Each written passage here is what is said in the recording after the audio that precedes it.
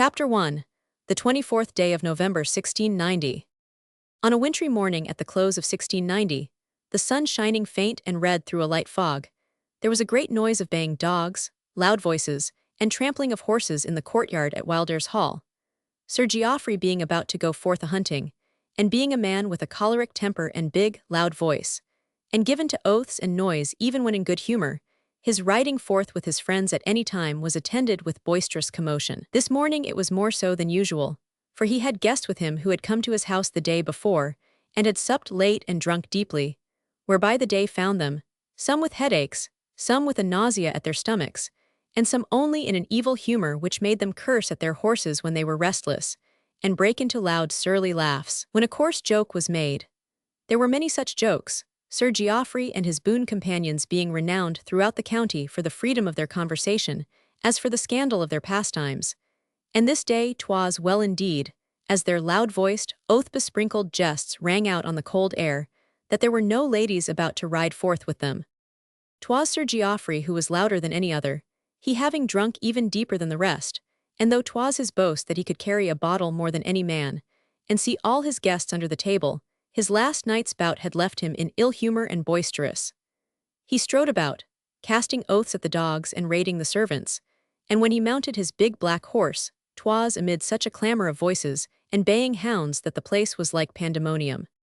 He was a large man of florid good looks, black eyes, and full habit of body, and had been much renowned in his youth for his great strength, which was indeed almost that of a giant, and for his deeds of prowess in the saddle and at the table when the bottle went round.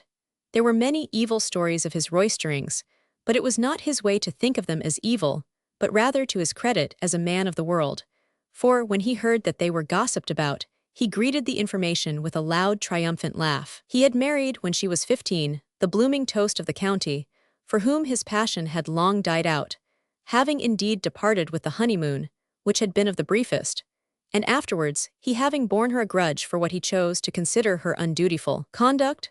This grudge was founded on the fact that, though she had presented him each year since their marriage with a child, after 9 years had passed none had yet been sons, and as he was bitterly at odds with his next of kin, he considered each of his offspring an ill turn done him.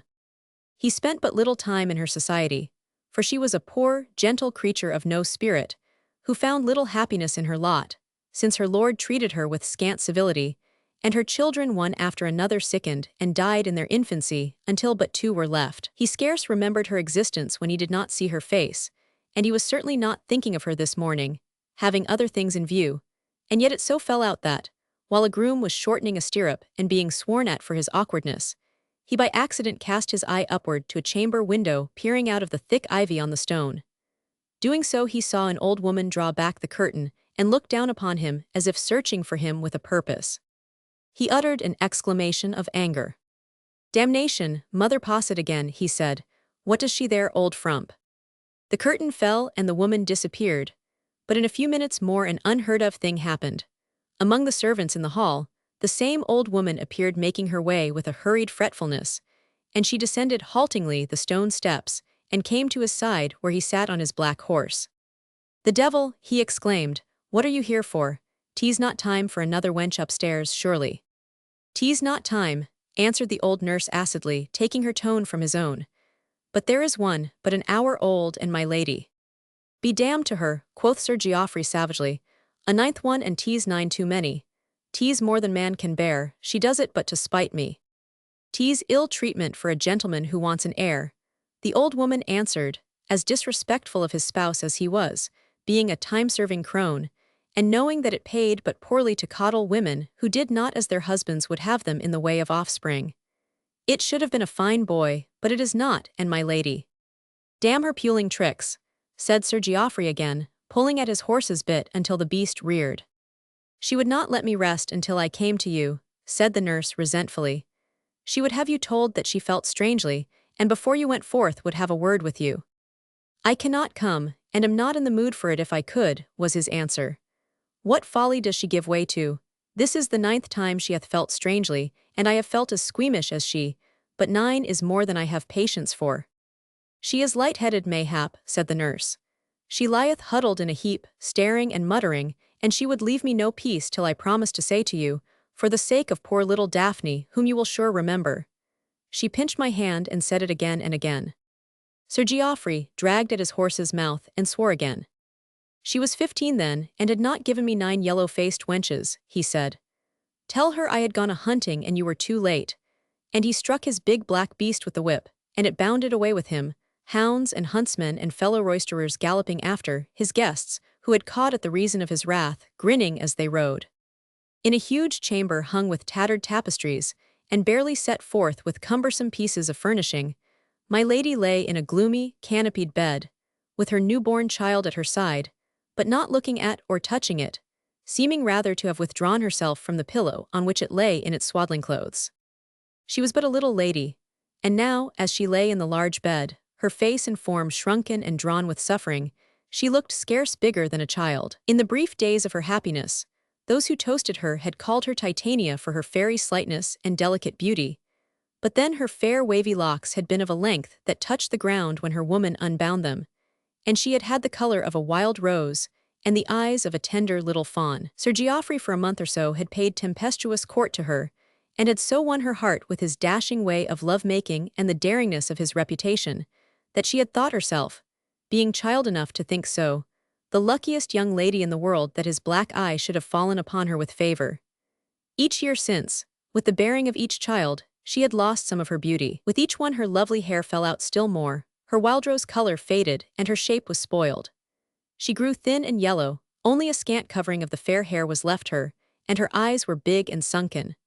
Her marriage having displeased her family, and Sir Geoffrey having a distaste for the ceremonies of visiting and entertainment, save where his own cronies were concerned, she had no friends, and grew lonelier and lonelier as the sad years went by. She being so without hope and her life so dreary, her children were neither strong nor beautiful, and died quickly, each one bringing her only the anguish of birth and death. This wintry morning her ninth lay slumbering by her side. The noise of baying dogs and boisterous men had died away with the last sound of the horses' hoofs. The little light which came into the room through the ivied window was a faint yellowish red. She was cold, because the fire in the chimney was but a scant, failing one. She was alone, and she knew that the time had come for her death. This she knew full well. She was alone because, being so disrespected and deserted by her lord, and being of a timid and gentle nature, she could not command her insufficient retinue of servants, and none served her as was their duty. The old woman Sir Geoffrey had dubbed Mother Posset had been her sole attendant at such times as these for the past 5 years, because she would come to her for a less fee than a better woman, and Sir Geoffrey had sworn he would not pay for wenches being brought into the world. She was a slovenly, guzzling old crone, who drank caudle from morning till night, and demanded good living as a support during the performance of her trying duties.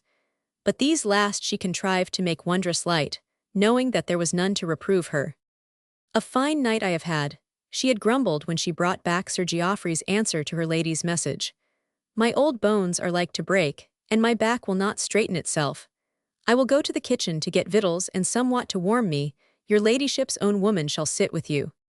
Her ladyship's own woman was also the sole attendant of the 2 little girls, Barbara and Anne, whose nursery was in another wing of the house, and my lady knew full well she would not come if she were told, and that there would be no message sent to her.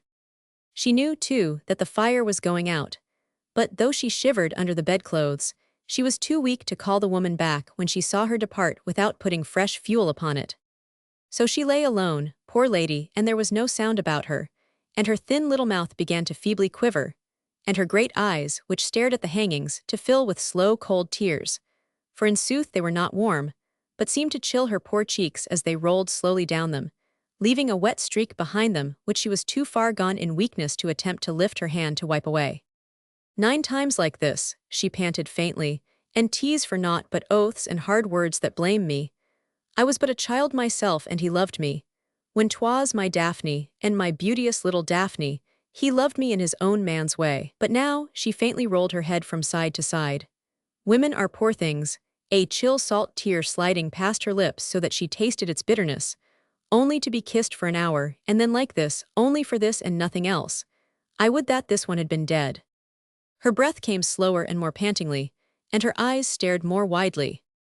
I was but a child, she whispered, A child as this will be, if she lives 15 years. Despite her weakness, and it was great and woefully increasing with each panting breath, she slowly labored to turn herself towards the pillow on which her offspring lay. And this done, she lay staring at the child and gasping, her thin chest rising and falling convulsively. Ah, how she panted, and how she stared, the glaze of death stealing slowly over her wide-opened eyes. And yet, dimming as they were, they saw in the sleeping infant a strange and troublous thing. Though it was but a few hours old, 'twas not as red and crumple-visaged as newborn infants usually are. Its little head was covered with thick black silk, and its small features were of singular definiteness. She dragged herself nearer to gaze. "She looks not like the others," she said. "They had no beauty and are safe. She will be like Geoffrey and like me." The dying fire fell lower with a shuddering sound. "If she is beautiful and has but her father and no mother," she whispered, the words dragged forth slowly, "only evil can come to her. From her first hour, she will know not else, poor heart, poor heart." There was a rattling in her throat as she breathed, but in her glazing eyes a gleam like passion leaped, and gasping, she dragged nearer. "'Tis not fair," she cried. If I could lay my hand upon thy mouth, and stop thy breathing, thou poor thing, 'twould be fairer, but I have no strength." She gathered all her dying will and brought her hand up to the infant's mouth. A wild look was on her poor, small face. She panted and fell forward on its breast, the rattle in her throat growing louder.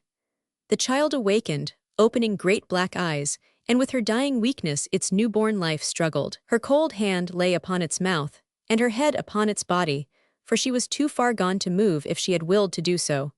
But the tiny creature's strength was marvelous. It gasped, it fought, its little limbs struggled beneath her, it writhed until the cold hand fell away, and then, its baby mouth set free, it fell a-shrieking. Its cries were not like those of a newborn thing, but fierce and shrill, and even held the sound of infant passion. 'Twas not a thing to let its life go easily, 'twas of those born to do battle. Its lusty screaming pierced her ear perhaps. She drew a long, slow breath, and then another, and another still. The last one trembled and stopped short, and the last cinder fell dead from the fire. When the nurse came bustling and fretting back, the chamber was cold as the grave's self. There were only dead embers on the hearth, the newborn child's cries filled all the desolate air, and my lady was lying stone dead, her poor head resting on her offspring's feet, the while her open glazed eyes seemed to stare at it, as if in asking fate some awful question. Chapter 2, in which Sir Geoffrey encounters his offspring. In a remote wing of the house, in barren, ill-kept rooms, the poor infants of the dead lady had struggled through their brief lives, and given them up, one after the other. Sir Geoffrey had not wished to see them, nor had he done so, but upon the rarest occasions, and then nearly always by some untoward accident. The 6 who had died, even their mother had scarcely wept for. Her weeping had been that they should have been fated to come into the world, and when they went out of it she knew she need not mourn their going as untimely. The 2 who had not perished, she had regarded sadly day by day, seeing they had no beauty, and that their faces promised none. Naught but great beauty would have excused their existence in their father's eyes, as beauty might have helped them to good matches, which would have rid him of them. But 'twas the sad ill fortune of the children Anne and Barbara to have been treated by nature in a way but niggardly. They were pale young misses, with insignificant faces and snub noses, resembling an aunt who died a spinster, as they themselves seemed most likely to. Sir Geoffrey could not bear the sight of them, and they fled at the sound of his footsteps, if it so happened that by chance they heard it, huddling together in corners, and slinking behind doors or anything big enough to hide them. They had no playthings and no companions and no pleasures, but such as the innocent invention of childhood contrives for itself. After their mother's death, a youth desolate and strange indeed lay before them. A spinster who was a poor relation was the only person of respectable breeding who ever came near them. To save herself from genteel starvation, she had offered herself for the place of governess to them, though she was fitted for the position neither by education nor character. Mistress Margery Wimple was a poor, dull creature, having no wilful harm in her, but endowed with neither dignity nor wit. She lived in fear of Sir Geoffrey, and in fear of the servants, who knew full well that she was an humble dependent, and treated her as one. She hid away with her pupils in the bare schoolroom in the west wing, and taught them to spell and write and work samplers. She herself knew no more. The child who had cost her mother her life had no happier prospect than her sisters. Her father felt her more an intruder than they had been. he being of the mind that to house and feed and clothe, howsoever poorly, these three burdens on him was a drain scarcely to be borne. His wife had been a toast and not a fortune, and his estate not being great, he possessed no more than his drinking, roistering, and gambling made full demands upon. The child was baptized Clorinda, and bred, so to speak, from her first hour, in the garret and the servants' hall. Once only did her father behold her during her infancy, which event was a mere accident, as he had expressed no wish to see her, and only came upon her in the nurse's arms some weeks after her mother's death. 'Twas quite by chance. The woman, who was young and buxom, had begun an intrigue with a groom, and having a mind to see him, was crossing the stable-yard, carrying her charge with her, when Sir Geoffrey came by to visit a horse. The woman came plump upon him, entering a stable as he came out of it.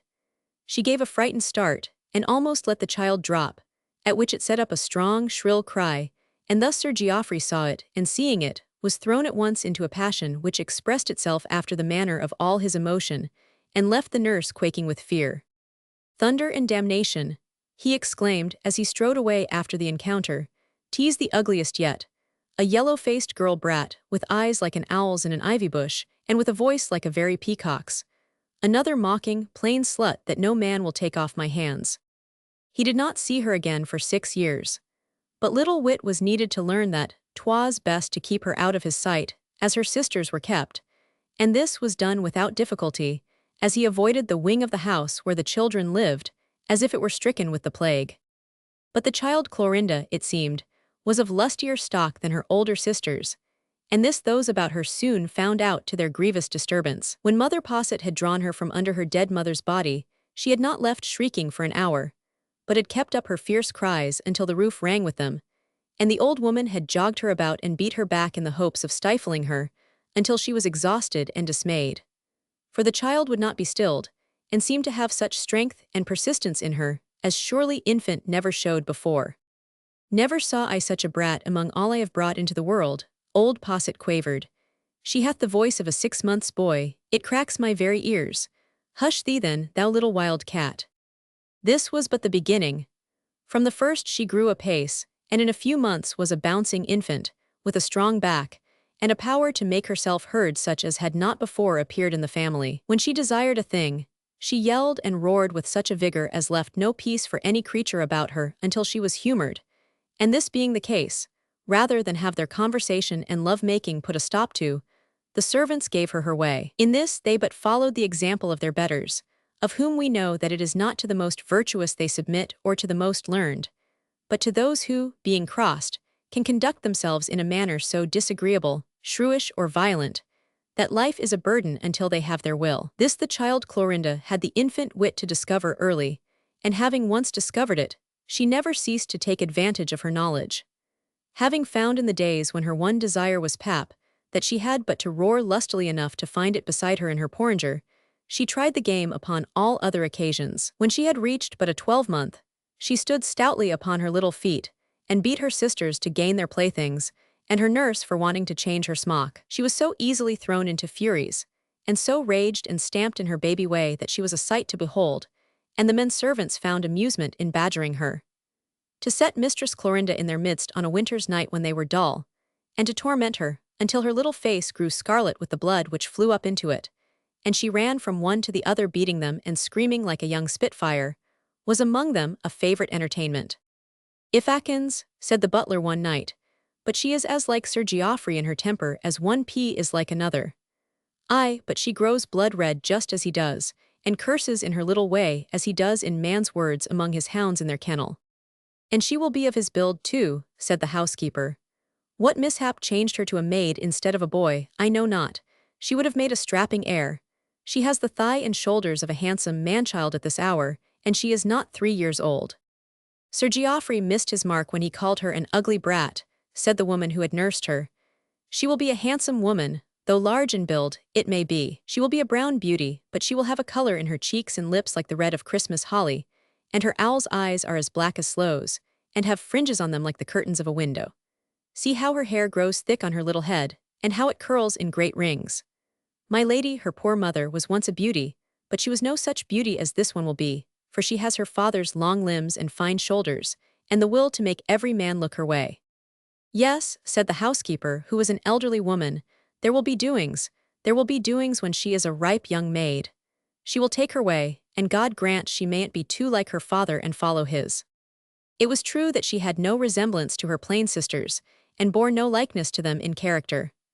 The two elder children, Anne and Barbara, were too meek-spirited to be troublesome, but during Clorinda's infancy, Mistress Marjorie Wimple watched her rapid growth with fear and qualms. She dare not reprove the servants who were ruining her by their treatment, and whose manners were forming her own. Sir Geoffrey's servants were no more moral than their master, and being brought up as she was among them, their young mistress became strangely familiar with many sights and sounds it is not the fortune of most young misses of breeding to see and hear. The cooks and kitchen wenches were flighty with the grooms and men-servants, and little Mistress Clorinda, having a passion for horses and dogs, spent many an hour in the stables with the women, who, for reasons of their own, were pleased enough to take her there as an excuse for seeking amusement. For themselves, she played in the kennels and among the horses' heels, and learned to use oaths as roundly as any Giles or Tom, whose work was to wield the curry-comb. It was indeed a curious thing to hear her red baby mouth pour forth curses and unseemly words, as she would at anyone who crossed her. Her temper and hot-headedness carried all before them, and the grooms and stable-boys found great sport in the language my young lady used in her innocent furies. But balk her in a whim, and she would pour forth the eloquence of a fishwife, or a lady of easy virtue in a pothouse quarrel. There was no human creature near her who had mind or heart enough to see the awfulness of her condition, or to strive to teach her to check her passions. And in the midst of these perilous surroundings, the little virago grew handsomer and of finer carriage every hour, as if on the rank diet that fed her she throve and flourished. There came a day at last when she had reached 6 years old, when by a trick of chance, a turn was given to the wheel of her fate. She had not reached 3 when a groom first set her on a horse's back and led her about the stable-yard, and she had so delighted in her exalted position, and had so shouted for pleasure, and clutched her steed's rein and clucked at him, that her audience had looked on with roars of laughter. From that time, she would be put up every day, and as time went on showed such unchildish courage and spirit that she furnished to her servant companions a new pastime. Soon she would not be held on, but riding astride like a boy, would sit up as straight as a man and swear at her horse, beating him with her heels and little fists if his pace did not suit her. She knew no fear, and would have used a whip so readily that the men did not dare to trust her with one, and knew they must not mount her on a steed too mettlesome. By the time she passed her 6th birthday, she could ride as well as a grown man, and was as familiar with her father's horses as he himself, though he knew nothing of the matter, it being always contrived that she should be out of sight when he visited his hunters. It so chanced that the horse he rode the oftenest was her favorite, and many were the tempests of rage she fell into when she went to the stable to play with the animal and did not find him in his stall, because his master had ordered him out. At such times she would storm at the men in the stable-yard and call them ill names for their impudence in letting the beast go, which would cause them great merriment, as she knew nothing of who the man was who had balked her, since she was, in truth, not so much as conscious of her father's existence, never having seen or even heard more of him than his name, which she in no manner connected with herself. Could Sir Geoffrey himself but once see and hear her when she storms at us and him, because he dares to ride his own beast, one of the older men said once, in the midst of their laughter, I swear he would burst forth laughing and be taken with her impudent spirit, her temper is so like his own. She is his own flesh and blood, and as full of hellfire as he. Upon this morning which proved eventful to her, she had gone to the stables, as was her daily custom, and going into the stall where the big black horse was wont to stand, she found it empty. Her spirit rose hot within her in the moment. She clenched her fists, and began to stamp and swear in such a manner as it would be scarce fitting to record. Where is he now? She cried. He is my own horse and shall not be ridden. Who is the man who takes him? Who? 'Tis a fellow who hath no manners, said the man she stormed at, grinning and thrusting his tongue in his cheek. He says 'tis his beast, and not yours, and he will have him when he chooses. 'Tis not his, 'tis mine, shrieked Miss, her little face inflamed with passion. I will kill him, 'tis my horse, he shall be mine. For a while the men tormented her, to hear her rave and see her passion, for in truth the greater tempest she was in, the better she was worth beholding, having a color so rich, and eyes so great and black and flaming. At such times there was naught of the feminine in her, and indeed always she looked more like a handsome boy than a girl, her growth being for her age extraordinary. At length a lad who was a helper said to mock her, "The man hath him at the door before the great steps now. I saw him stand there waiting but a moment ago. The man hath gone in the house." She turned and ran to find him. The front part of the house she barely knew the outside of, as she was kept safely in the west wing and below stairs, and when taken out for the air was always led privately by a side way, never passing through the great hall, where her father might chance to encounter her. She knew best this side entrance, and made her way to it, meaning to search until she found the front. She got into the house, and her spirit being roused, marched boldly through corridors and into rooms she had never seen before, and being so mere a child, notwithstanding her strange willfulness and daring, the novelty of the things she saw so far distracted her mind from the cause of her anger that she stopped more than once to stare up at a portrait on a wall, or to take in her hand something she was curious concerning. When she at last reached the entrance hall, coming into it through a door she pushed open, using all her childish strength, she stood in the midst of it and gazed about her with a new curiosity and pleasure. It was a fine place, with antlers and arms and foxes' brushes hung upon the walls, and with carved panels of black oak, and oaken floor and furnishings. All in it was disorderly and showed rough usage, but once it had been a notable feature of the house, and well worth better care than had been bestowed upon it. She discovered on the walls many trophies that attracted her, but these she could not reach, and could only gaze and wonder at. But on an old oaken settle she found some things she could lay hands on, and forthwith seized and sat down upon the floor to play with them. One of them was a hunting crop, which she brandished grandly, until she was more taken with a powder flask which it so happened her father, Sir Geoffrey, had lain down but a few minutes before in passing through. He was going forth coursing, and had stepped into the dining hall to toss off a bumper of brandy. When he had helped himself from the buffet, and came back in haste, the first thing he clapped eyes on was his offspring pouring forth the powder from his flask upon the oaken floor. He had never seen her since that first occasion after the unfortunate incident of her birth, and beholding a child wasting his good powder at the moment, he most wanted it, and had no time to spare, and also not having had it recalled to his mind for years that he was a parent, except when he found himself forced reluctantly to pay for some small need. He beheld in the young offender only some impudent servant's brat, who had strayed into his domain, and applied itself at once to mischief. He sprang upon her, and seizing her by the arm, whirled her to her feet with no little violence, snatching the powder flask from her, and dealing her a sound box on the ear. "Blood and damnation on thee, thou impudent little baggage," he shouted. "I'll break thy neck for thee, little scurvy beast," and pulled the bell as he were like to break the wire. But he had reckoned falsely on what he dealt with. Miss uttered a shriek of rage which rang through the roof like a clarion.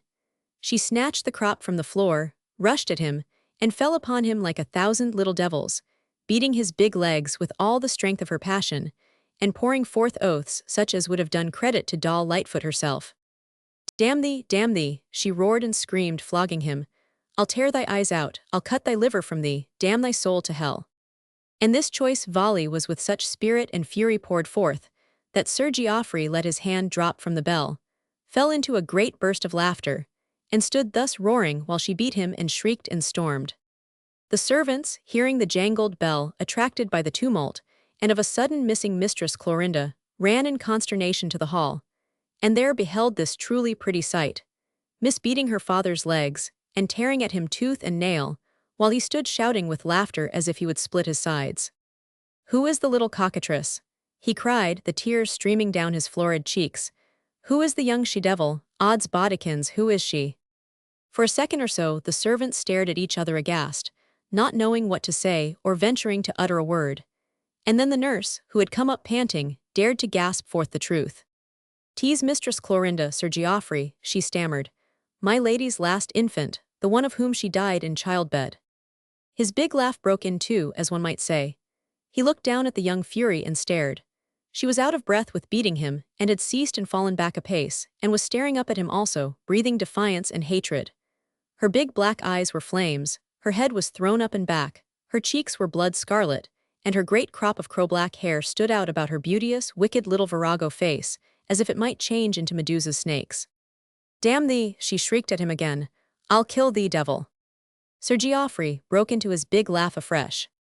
Clorinda do they call thee, wench? He said. Geoffrey thou shouldst have been but for thy mother's folly. A fiercer little devil for thy size I never saw, nor a handsomer one.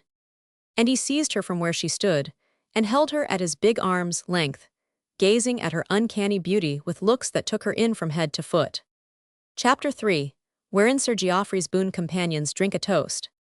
Her beauty of face, her fine body, her strength of limb, and great growth for her age, would have pleased him if she had possessed no other attraction. But the daring of her fury and her stableboy breeding so amused him, and suited his roistering tastes, that he took to her as the finest plaything in the world. He set her on the floor, forgetting his coursing, and would have made friends with her. But at first she would have none of him, and scowled at him in spite of all he did. The brandy by this time had mounted to his head, and put him in the mood for frolic, liquor oftenest making him gamesome. He felt as if he were playing with a young dog, or marking the spirit of a little fighting cock. He ordered the servants back to their kitchen, who stole away, the women amazed, and the men concealing grins which burst forth into guffaws of laughter when they came into their hall below. Tease as we said, they chuckled. He had but to see her beauty and find her a bigger devil than he, and 'twas done. The mettle of her damning and flogging him, never was there a finer sight. She feared him no more than if he had been a spaniel, and he roaring and laughing till he was like to burst. Dost know who I am? Sir Geoffrey was asking the child, grinning himself as he stood before her, where she sat on the oaken settle on which he had lifted her. No, quoth little mistress, her black brows drawn down, her handsome owl's eyes verily seeming to look him through and through in search of somewhat. For in sooth, her rage abating before his jovial humor, the big burly laugher attracted her attention, though she was not disposed to show him that she leaned towards any favor or yielding. I am thy dad, he said. 'Twas thy dad thou gavest such a trouncing, and thou hast an arm too, let's cast an eye on it. He took her wrist and pushed up her sleeve, but she dragged back. Will not be mauled, she cried. Get away from me. He shouted with laughter again. He had seen that the little arm was as white and hard as marble, and had such muscles as a great boy might have been a braggart about. By gad, he said, elated, what a wench of 6 years old, wilt have my crop and trounce thy dad again. He picked up the crop from the place where she had thrown it, and forthwith gave it in her hand. She took it, but was no more in the humor to beat him, and as she looked still frowning from him to the whip, the latter brought back to her mind the horse she had set out in search of. Where is my horse? She said, and 'twas in the tone of an imperial demand. Where is he? Thy horse, he echoed. Which is thy horse then? Rake is my horse, she answered, the big black one. The man took him again, and she ripped out a few more oaths and unchaste expressions, threatening what she would do for the man in question, the which delighted him more than ever. Rake is my horse, she ended. None else shall ride him. None else, cried he. Thou canst not ride him, baggage. She looked at him with scornful majesty. Where is he? She demanded. And the next instant, hearing the beast's restless feet grinding into the gravel outside as he fretted at having been kept waiting so long, she remembered what the stable-boy had said of having seen her favorite standing before the door, and struggling and dropping from the settle, she ran to look out. Whereupon, having done so, she shouted in triumph. He is here, she said. I see him, and went pell-mell down the stone steps to his side. Sir Geoffrey followed her in haste. 'Twould not have been to his humor now to have her brains kicked out. Hey, he called as he hurried. Keep away from his heels, thou little devil. But she had run to the big beast's head with another shout, and caught him round his foreleg, laughing, and Rake bent his head down and nosed her in a fumbling caress, on which, the bridle coming within her reach, she seized it and held his head that she might pat him, to which familiarity the beast was plainly well accustomed. He is my horse, quoth she grandly when her father reached her. He will not let Giles play so. Sir Geoffrey gazed and swelled with pleasure in her. Would have said 'twas a lie if I had not seen it, he said to himself. 'Tease no girl this, I swear. I thought 'twas my horse, he said to her, but 'tease plain enough he is thine. Put me up, said his newfound offspring. Hast rid him before? Sir Geoffrey asked with some lingering misgiving. Tell thy dad if thou hast rid him. She gave him a look askance under her long fringed lids, a surly yet half slyly relenting look, because she wanted to get her way of him, and had the cunning wit and shrewdness of a child witch. Aye, quoth she, put me up, dad. He was not a man of quick mind. his brain having been too many years bemuddled with drink, but he had a rough instinct which showed him all the wondrous shrewdness of her casting that last word at him to wheedle him, even though she looked sullen in the saying it. It made him roar again for very exultation. "Put me up, Dad," he cried. "That will I, and see what thou wilt do." He lifted her, she springing as he set his hands beneath her arms, and flinging her legs over astride across the saddle when she reached it. She was all fire and excitement, and caught the reins like an old huntsman, and with such a grasp as was amazing. She sat up with a straight, strong back, her whole face glowing and sparkling with exultant joy. Rake seemed to answer to her excited little laugh almost as much as to her hand. It seemed to wake his spirit and put him in good humor. He started off with her down the avenue at a light, spirited trot, while she, clinging with her little legs and sitting firm and fearless, made him change into canter and gallop, having actually learned all his paces like a lesson, and knowing his mouth as did his groom, who was her familiar and slave. Had she been of the build ordinary with children of her age, she could not have stayed upon his back, but she sat him like a child jockey, and Sir Geoffrey, watching and following her, clapped his hands boisterously and hallooed for joy. "Lord, Lord," he said, "there's not a man in the shire has such another little devil and Rake, her horse, grinning, and she to ride him so. I love thee, wench, hang me if I do not." She made him play with her and with Rake for a good hour, and then took him back to the stables, and there ordered him about finely among the dogs and horses, perceiving that somehow this great man she had got hold of was a creature who was in power and could be made use of. When they returned to the house, he had her to eat her midday meal with him, when she called for ale and drank it, and did good trencher duty, making him the while roar with laughter at her impudent child talk. "Never have I so split my sides since I was 20, he said. "It makes me young again to roar so. She shall not leave my sight, since by chance I have found her. 'Tis too good a joke to lose, when times are dull, as they get to be as a man's years go on." He sent for her woman, and laid strange new commands on her. "Where hath she hitherto been kept?" he asked. "In the west wing, where are the nurseries, and where Mistress Wimple abides with Mistress Barbara and Mistress Anne." The woman answered, with a frightened curtsy. "Henceforth she shall live in this part of the house where I do," he said. "Make ready the chambers that were my Lady S., and prepare to stay there with her." From that hour the child's fate was sealed. He made himself her playfellow, and romped with and indulged her, until she became fonder of him than of any groom or stable-boy she had been companions with before. But indeed, she had never been given to bestowing much affection on those around her, seeming to feel herself too high a personage to show softness. The ones she showed most favor to were those who served her best, and even to them it was always favor she showed, not tenderness.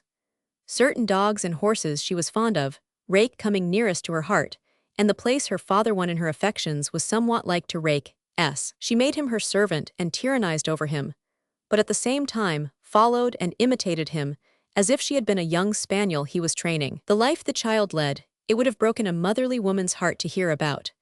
But there was no good woman near her, her mother's relatives, and even Sir Geoffrey's own, having cut themselves off early from them, Wildairs Hall and its master being no great credit to those having the misfortune to be connected with them. The neighbouring gentry had gradually ceased to visit the family some time before her ladyship's death, and since then the only guests who frequented the place were a circle of hunting, drinking, and guzzling boon companions of Sir Geoffrey's own, who joined him in all his carousals and debaucheries.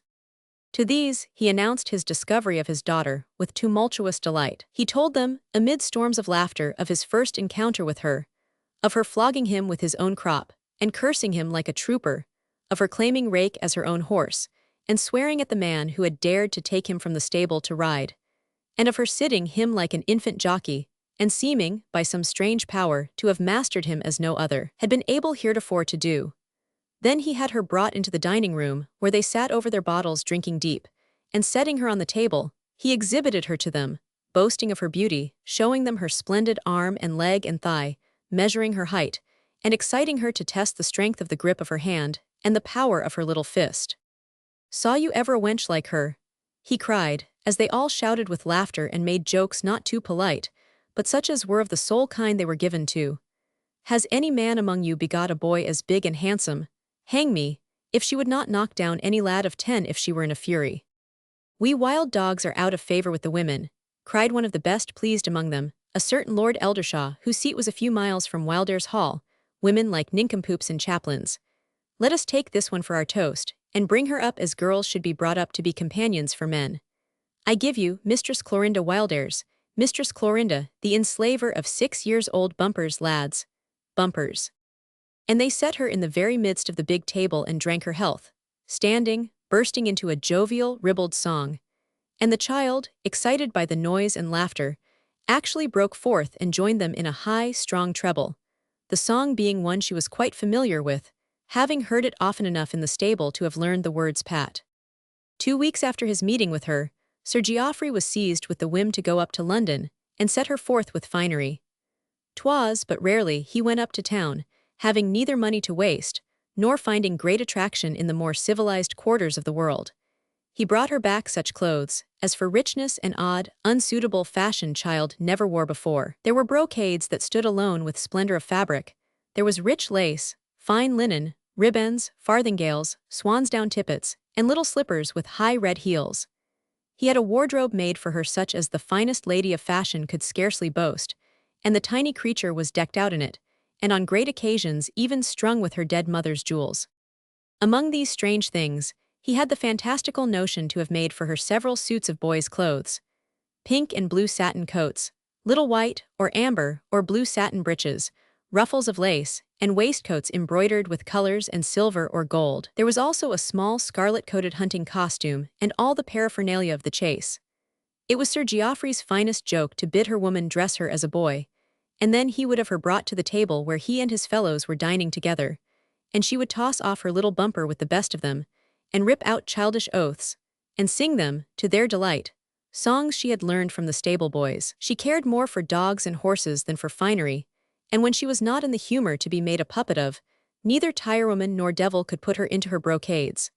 But she liked the excitement of the dining-room, and, as time went on, would be dressed in her flowered petticoats in a passion of eagerness to go and show herself, and coquette in her lace and gewgaws with men old enough to be her father and loose enough to find her premature airs and graces a fine joke indeed. She ruled them all with her temper and her shrewish will.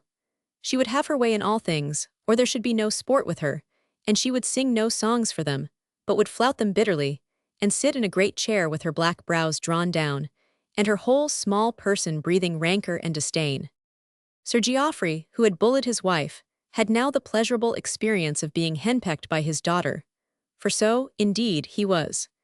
Miss ruled him with a rod of iron, and wielded her weapon with such skill that before a year had elapsed he obeyed her, as the servants below stairs had done in her infancy. She had no fear of his great oaths, for she possessed a strangely varied stock of her own upon which she could always draw, and her voice being more shrill than his, if not of such bigness, her ear-piercing shrieks and indomitable perseverance always proved too much for him. In the end, it must be admitted likewise that her violence of temper and power of will were somewhat beyond his own, notwithstanding her tender years and his reputation. In fact, he found himself obliged to observe this, and finally made something of a merit and joke of it. "There is no managing of the little shrew," he would say. "Neither man nor devil can bend or break her. If I smashed every bone in her carcass, she would die shrieking hell at me in defiance." If one admits the truth, it must be owned that if she had not had bestowed upon her by nature gifts of beauty and vivacity so extraordinary, and had been cursed with 1,000th part of the vixenishness she displayed every day of her life, he would have broken every bone in her carcass without a scruple or a qualm. But her beauty seemed but to grow with every hour that passed, and it was by exceeding good fortune exactly the fashion of beauty which he admired the most. When she attained her 10th year, she was as tall as a fine boy of 12, and of such a shape and carriage as young Diana herself might have envied. Her limbs were long, and most divinely molded, and of a strength that caused admiration and amazement in all beholders. Her father taught her to follow him in the hunting field, and when she appeared upon her horse, clad in her little breeches and top boots and scarlet coat, child though she was, she set the field on fire. She learned full early how to coquette and roll her fine eyes, but it is also true that she was not much of a languisher, as all her ogling was of a destructive or proudly attacking kind. It was her habit to leave others to languish, and herself to lead them with disdainful vivacity to doing so. She was the talk, and it must be admitted the scandal, of the county by the day she was 15. The part wherein she lived was a boisterous hunting shire where there were wide ditches and high hedges to leap, and rough hills and moors to gallop over, and within the region neither polite life nor polite education were much thought of. But even in the worst portions of it, there were occasional virtuous matrons who shook their heads with much gravity and wonder over the beautiful Mistress Clorinda. Chapter 4. Lord Twemlow's chaplain visits his patron's kinsman, and Mistress Clorinda shines on her birthday night. Uncivilized and almost savage as her girlish life was, and unregulated by any outward training as was her mind, there were none who came in contact with her who could be blind to a certain strong, clear wit and unconquerableness of purpose, for which she was remarkable. She ever knew full well what she desired to gain or to avoid, and once having fixed her mind upon any object, she showed an adroitness and brilliancy of resource, a control of herself and others, the which there was no circumventing. She never made a blunder because she could not control the expression of her emotions, and when she gave way to a passion, 'twas because she chose to do so, having naught to lose, and in the midst of all their riotous jesting with her the boon companions of Sir Geoffrey knew this. Had she a secret to keep, child though she is, said Eldershaw, there is none man or woman who could scare or surprise it from her, and 'tis a strange quality to note so early in a female creature. She spent her days with her father and his dissolute friends, treated half like a boy, half a fantastical queen, until she was 14. She hunted and coursed, shot birds, leaped hedges and ditches, reigned at the riotous feastings, and coquetted with these mature, and in some cases elderly, men, as if she looked forward to doing naught else all her life. But one day, after she had gone out hunting with her father, riding rake, who had been given to her, and wearing her scarlet coat, breeches, and top boots, one of the few remaining members of her mother's family sent his chaplain to remonstrate and advise her father to command her to forbear from appearing in such impudent attire. There was, indeed, a stirring scene when this message was delivered by its bearer. The chaplain was an awkward, timid creature, who had heard stories enough of Wildair's Hall and its master to undertake his mission with a quaking soul. To have refused to obey any behest of his patron would have cost him his living, and knowing this beyond a doubt, he was forced to gird up his loins and gather together all the little courage he could muster to beard the lion in his den. The first thing he beheld on entering the big hall was a beautiful tall youth wearing his own rich black hair and dressed in scarlet coat for hunting. He was playing with a dog, making it leap over his crop, and both laughing and swearing at its clumsiness. He glanced at the chaplain with a laughing, brilliant eye, returning the poor man's humble bow with a slight nod, as he plainly hearkened to what he said as he explained his errand. "I come from my Lord Twemlow, who is your master's kinsman," the chaplain faltered. "I am bidden to see and speak to him if it be possible, and his lordship much desires that Sir Geoffrey will allow it to be so. My Lord Twemlow." The beautiful youth left his playing with the dog, and came forward with all the air of the young master of the house. "My Lord Twemlow sends you," he said. "'Tis long since his lordship favoured us with messages. Where is Sir Geoffrey Lovett?" "In the dining hall," answered the servant. "He went there but a moment past, mistress." The chaplain gave such a start as made him drop his shovel hat. Mistress! And this was she, this fine young creature who was tall and grandly enough built, and knit to seem a radiant being even when clad in masculine attire. He picked up his hat, and bowed so low that it almost swept the floor in his obeisance. He was not used to female beauty, which deigned to cast great smiling eyes upon him, for at my Lord Twemlow's table he sat so far below the salt that women looked not his way. This beauty looked at him, as if she was amused at the thought of something in her own mind. He wondered tremblingly if she guessed what he came for, and knew how her father would receive it. "Come with me," she said. "I will take you to him. He would not see you if I did not. He does not love his lordship tenderly enough." She led the way, holding her head jauntily and high, while he cast down his eyes, lest his gaze should be led to wander in a way unseemly in one of his cloth. Such a foot and such. He felt it more becoming and safer to lift his eyes to the ceiling and keep them there, which gave him somewhat the aspect of one praying. Sir Geoffrey stood at the buffet with a flagon of ale in his hand, taking his stirrup cup. At the sight of a stranger, and one attired in the garb of a chaplain, he scowled surprisedly. "What's this?" quoth he. "What dost want, Clo? I have no leisure for a sermon." Mistress Clorinda went to the buffet and filled a tankard for herself, and carried it back to the table, on the edge of which she half sat, with one leg bent, one foot resting on the floor. Time thou wilt have to take, Dad, she said, with an arch grin, showing 2 rows of gleaming pearls. This gentleman is my Lord Twemlow's chaplain, whom he sends to exhort you, requesting you to have the civility to hear him.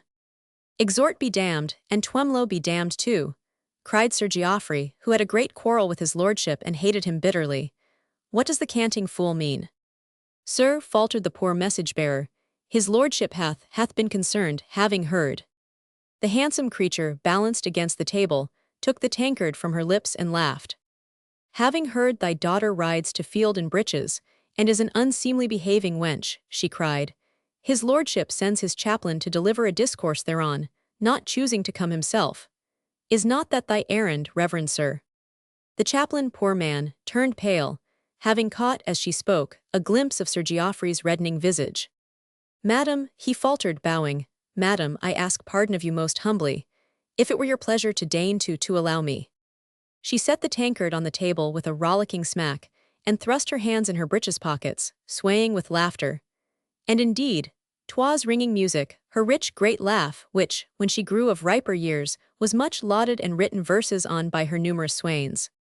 If 'twere my pleasure to go away and allow you to speak, free from the awkwardness of a young lady's presence, she said. But 'tis not, as it happens, and if I stay here I shall be a protection. In truth he required one. Sir Geoffrey broke into a torrent of blasphemy. He damned both kinsman and chaplain, and raged at the impudence of both in daring to approach him, swearing to horsewhip my lord if they ever met, and to have the chaplain kicked out of the house, and beyond the park gates themselves. But Mistress Clorinda chose to make it her whim to take it in better humour, and as a joke with a fine point to it. She laughed at her father's storming, and while the chaplain quailed before it with pallid countenance and fairly hangdog look, she seemed to find it but a cause for outbursts of merriment. Hold thy tongue a bit, Dad, she cried, when he had reached his loudest, and let his reverence tell us what his message is. We have not even heard it. Want not to hear it, shouted Sir Geoffrey. Dost think I'll stand his impudence, not I. What was your message? Demanded the young lady of the chaplain. You cannot return without delivering it. Tell it to me, I choose it shall be told. The chaplain clutched and fumbled with his hat, pale, and dropping his eyes upon the floor, for very fear. Pluck up thy courage, man, said Clorinda. I will uphold thee, the message. Your pardon, madam, 'twas this, the chaplain faltered. My lord commanded me to warn your honoured father, that if he did not beg you to leave off wearing breeches, said Mistress Clorinda, slapping her knee. The chaplain blushed with modesty, though he was a man of sallow countenance. No gentleman, he went on, going more lamely at each word, notwithstanding your great beauty, no gentleman would marry me, the young lady ended for him, with merciful good humour. For if a young lady be permitted to bear herself in such a manner as will cause her to be held lightly, she can make no match that will not be a dishonour to her family. And may do worse, quoth Mistress Clo, and laughed until the room rang. Sir Geoffrey's rage was such as made him like to burst, but she restrained him when he would have flung his tankard at the chaplain's head, and amid his storm of curses bundled the poor man out of the room, picking up his hat which in his hurry and fright he let fall, and thrusting it into his hand. Tell his lordship, she said, laughing still as she spoke the final words, that I say he is right, and I will see to it that no disgrace befalls him. Forsooth, Dad, she said, returning, perhaps the old son of something unmannerly, is not so great a fool. As for me, I mean to make a fine marriage and be a great lady, and I know of none hereabouts to suit me but the old Earl of Dunstanwold, and 'tis said he rates at all but modest women, and in faith he might not find breeches mannerly. I will not hunt in them again. She did not, though once or twice when she was in a wild mood, and her father entertained at dinner those of his companions whom she was the most inclined to. She swaggered in among them in her daintiest suits of male attire, and caused their wine-shot eyes to gloat over her boyish maiden charms and jaunty airs and graces. On the night of her 15th birthday, Sir Geoffrey gave a great dinner to his boon companions and hers. She had herself commanded that there should be no ladies at the feast, for she chose to announce that she should appear at no more such, having the wit to see that she was too tall a young lady for childish follies, and that she had now arrived at an age when her market must be made. I shall have women enough henceforth to be dull with, she said. Thou art but a poor matchmaker, Dad, or wouldst have thought of it for me. but not once has it come into thy pate that I have no mother to angle in my cause and teach me how to cast sheep's eyes at bachelors. Long-tailed petticoats from this time for me, and hoops and patches, and ogling over fans. Until at last, if I play my cards well, some great lord will look my way and be taken by my shape and my manners. With thy shape, Clo, God knows every man will, laughed Sir Geoffrey, but I fear me not with thy manners. Thou hast the manners of a baggage, and they are second nature to thee. They are what I was born with, answered Mistress Clorinda. They came from him that begot me, and he has not since improved them. But now, making a great sweeping curtsy, her impudent bright beauty almost dazzling his eyes, now, after my birth night, they will be bettered, but this one night I will have my last fling. When the men trooped into the black oak wainscoted dining hall on the eventful night, they found their audacious young hostess awaiting them in greater and more daring beauty than they had ever before beheld. She wore knee breeches of white satin, a pink satin coat embroidered with silver roses, white silk stockings, and shoes with great buckles of brilliants, revealing a leg so round and strong and delicately molded, and a foot so arched and slender as surely never before, they swore one and all, woman had had to display. She met them standing jauntily astride upon the hearth, her back to the fire, and she greeted each one as he came with some pretty impudence. Her hair was tied back and powdered, her black eyes were like lodestars, drawing all men, and her color was that of a ripe pomegranate. She had a fine, haughty little Roman nose, a mouth like a scarlet bow, a wonderful long throat, and round cleft chin. A dazzling mien indeed she possessed, and ready enough she was to shine before them. Sir Geoffrey was now elderly, having been a man of 40 when united to his conjugal companion. Most of his friends were of his own age, so that it had not been with unripe youth Mistress Clorinda had been in the habit of consorting.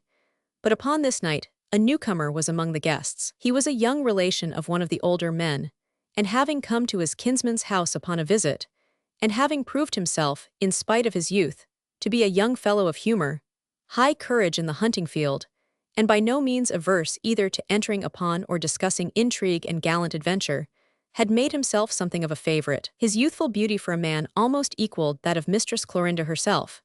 He had an elegant, fine shape, of great strength and vigor. His countenance was delicately ruddy and handsomely featured. His curling fair hair flowed loose upon his shoulders, and though masculine in mold, his ankle was as slender and his buckled shoe as arched as her own. He was, it is true, 24 years of age and a man, while she was but 15 and a woman, but being so tall and built with such unusual vigor of symmetry, she was a beauteous match for him, and both being attired in fashionable masculine habit, these two pretty young fellows standing smiling saucily at each other were a charming, though singular, spectacle. This young man was already well known in the modish world of town for his beauty and adventurous spirit. He was indeed already a beau and conqueror of female hearts. It was suspected that he cherished a private ambition to set the modes in beauties, and embroidered waistcoats himself in time, and be as renowned abroad, and as much the town talk as certain other celebrated beaux had been before him. The art of ogling tenderly and of uttering soft nothings he had learned during his first season in town, and as he had a great melting blue eye, the figure of an Adonis, and a white and shapely hand for a ring, he was well equipped for conquest. He had darted many an inflaming glance at Mistress Clorinda before the first meats were removed. Even in London, he had heard a vague rumor of this handsome young woman, bred among her father's dogs, horses, and boon companions, and ripening into a beauty likely to make town faces pale. He had almost fallen into the spleen on hearing that she had left her boy's clothes, and vowed she would wear them no more, as above all things he had desired to see how she carried them, and what charms they revealed. On hearing from his host and kinsman that she had said that on her birthnight she would bid them farewell forever by donning them for the last time, he was consumed with eagerness to obtain an invitation. This his kinsman besought for him, and behold, the first glance the beauty shot at him pierced his inflammable bosom like a dart. Never before had it been his fortune to behold female charms so dazzling and eyes of such luster and young majesty. The lovely baggage had a saucy way of standing with her white jeweled hands in her pockets like a pretty fop, and throwing up her little head like a modish beauty who was of royal blood. And these two tricks alone, he felt, might have set on fire the heart of a man years older and colder than himself. If she had been of the order of soft-natured charmers, they would have fallen into each other's eyes before the wine was changed. But this Mistress Clorinda was not. She did not fear to meet the full battery of his enamored glances, but she did not choose to return them. She played her part of the pretty young fellow who was a high-spirited beauty, with more of wit and fire than she had ever played it before. The rollicking hunting squires, who had been her playfellows so long, devoured her with their delighted glances, and roared with laughter at her sallies. Their jokes and flatteries were not of the most seemly, but she had not been bred to seemliness and modesty, and was no more ignorant than if she had been, in sooth, some gay young springald of a lad. To her, it was part of the entertainment that upon this last night they conducted themselves as beseemed her boyish masquerading. Though country-bred, she had lived among companions who were men of the world, and lived without restraints, and she had so far learned from them that at 15 years old she was as worldly and as familiar with the devices of intrigue as she would be at 40. So far she had not been pushed to practicing them, her singular life having thrown her among few of her own age, and those had chanced to be of a sort she disdainfully counted as country bumpkins. But the young gallant introduced tonight into the world she lived in was no bumpkin, and was a dandy of the town. His name was Sir John Hodgson, and he had just come into his title and a pretty property. His hands were as white and bejeweled as her own, his habit was of the latest fashionable cut, and his fair flowing locks scattered a delicate French perfume she did not even know the name of. But though she observed all these attractions and found them powerful, young Sir John remarked, with a slight sinking qualm, that her great eye did not fall before his amorous glances, but met them with high smiling readiness, and her color never blanched or heightened, wit for all their masterly skillfulness. But he had sworn to himself that he would approach close enough to her to fire off some fine speech before the night was ended, and he endeavored to bear himself with at least an outward air of patience until he beheld his opportunity. When the last dish was removed and bottles and bumpers stood upon the board, she sprang up on her chair and stood before them all, smiling down the long table with eyes like flashing jewels. Her hands were thrust in her pockets, with her pretty young fop's air, and she drew herself to her full comely height, her beauteous lithe limbs and slender feet set smartly together. 20 pairs of masculine eyes were turned upon her beauty, but none so ardently as the young ones across the table. "Look your last on my fine shape," she proclaimed in her high, rich voice. "You will see but little of the lower part of it when it is hid in farthingales and petticoats. Look your last before I go to don my fine lady's furbelows." And when they filled their glasses and lifted them and shouted admiring jests to her, she broke into one of her stable-boy songs, and sang it in the voice of a skylark. No man among them was used to showing her the courtesies of polite breeding. She had been too long a boy to them for that to have entered any mind, and when she finished her song, sprang down, and made for the door, Sir John beheld his long-looked-for chance, and was there before her to open it with a great bow, made with his hand upon his heart and his fair locks falling. "You rob us of the rapture of beholding great beauties, madam," he said in a low, impassioned voice. "But there should be indeed but one happy man whose bliss it is to gaze upon such perfections." "I am 15 years old tonight," she answered, "and as yet I have not set eyes upon him." "How do you know that, madam?" he said, bowing lower still. She laughed her great rich laugh. "Forsooth, I do not know," she retorted. "He may be here this very night among this company, and as it might be so, I go to don my modesty." And she bestowed on him a parting shot in the shape of one of her prettiest young fop waves of the hand, and was gone from him. When the door closed behind her, and Sir John Hodgson returned to the table, for a while a sort of dullness fell upon the party.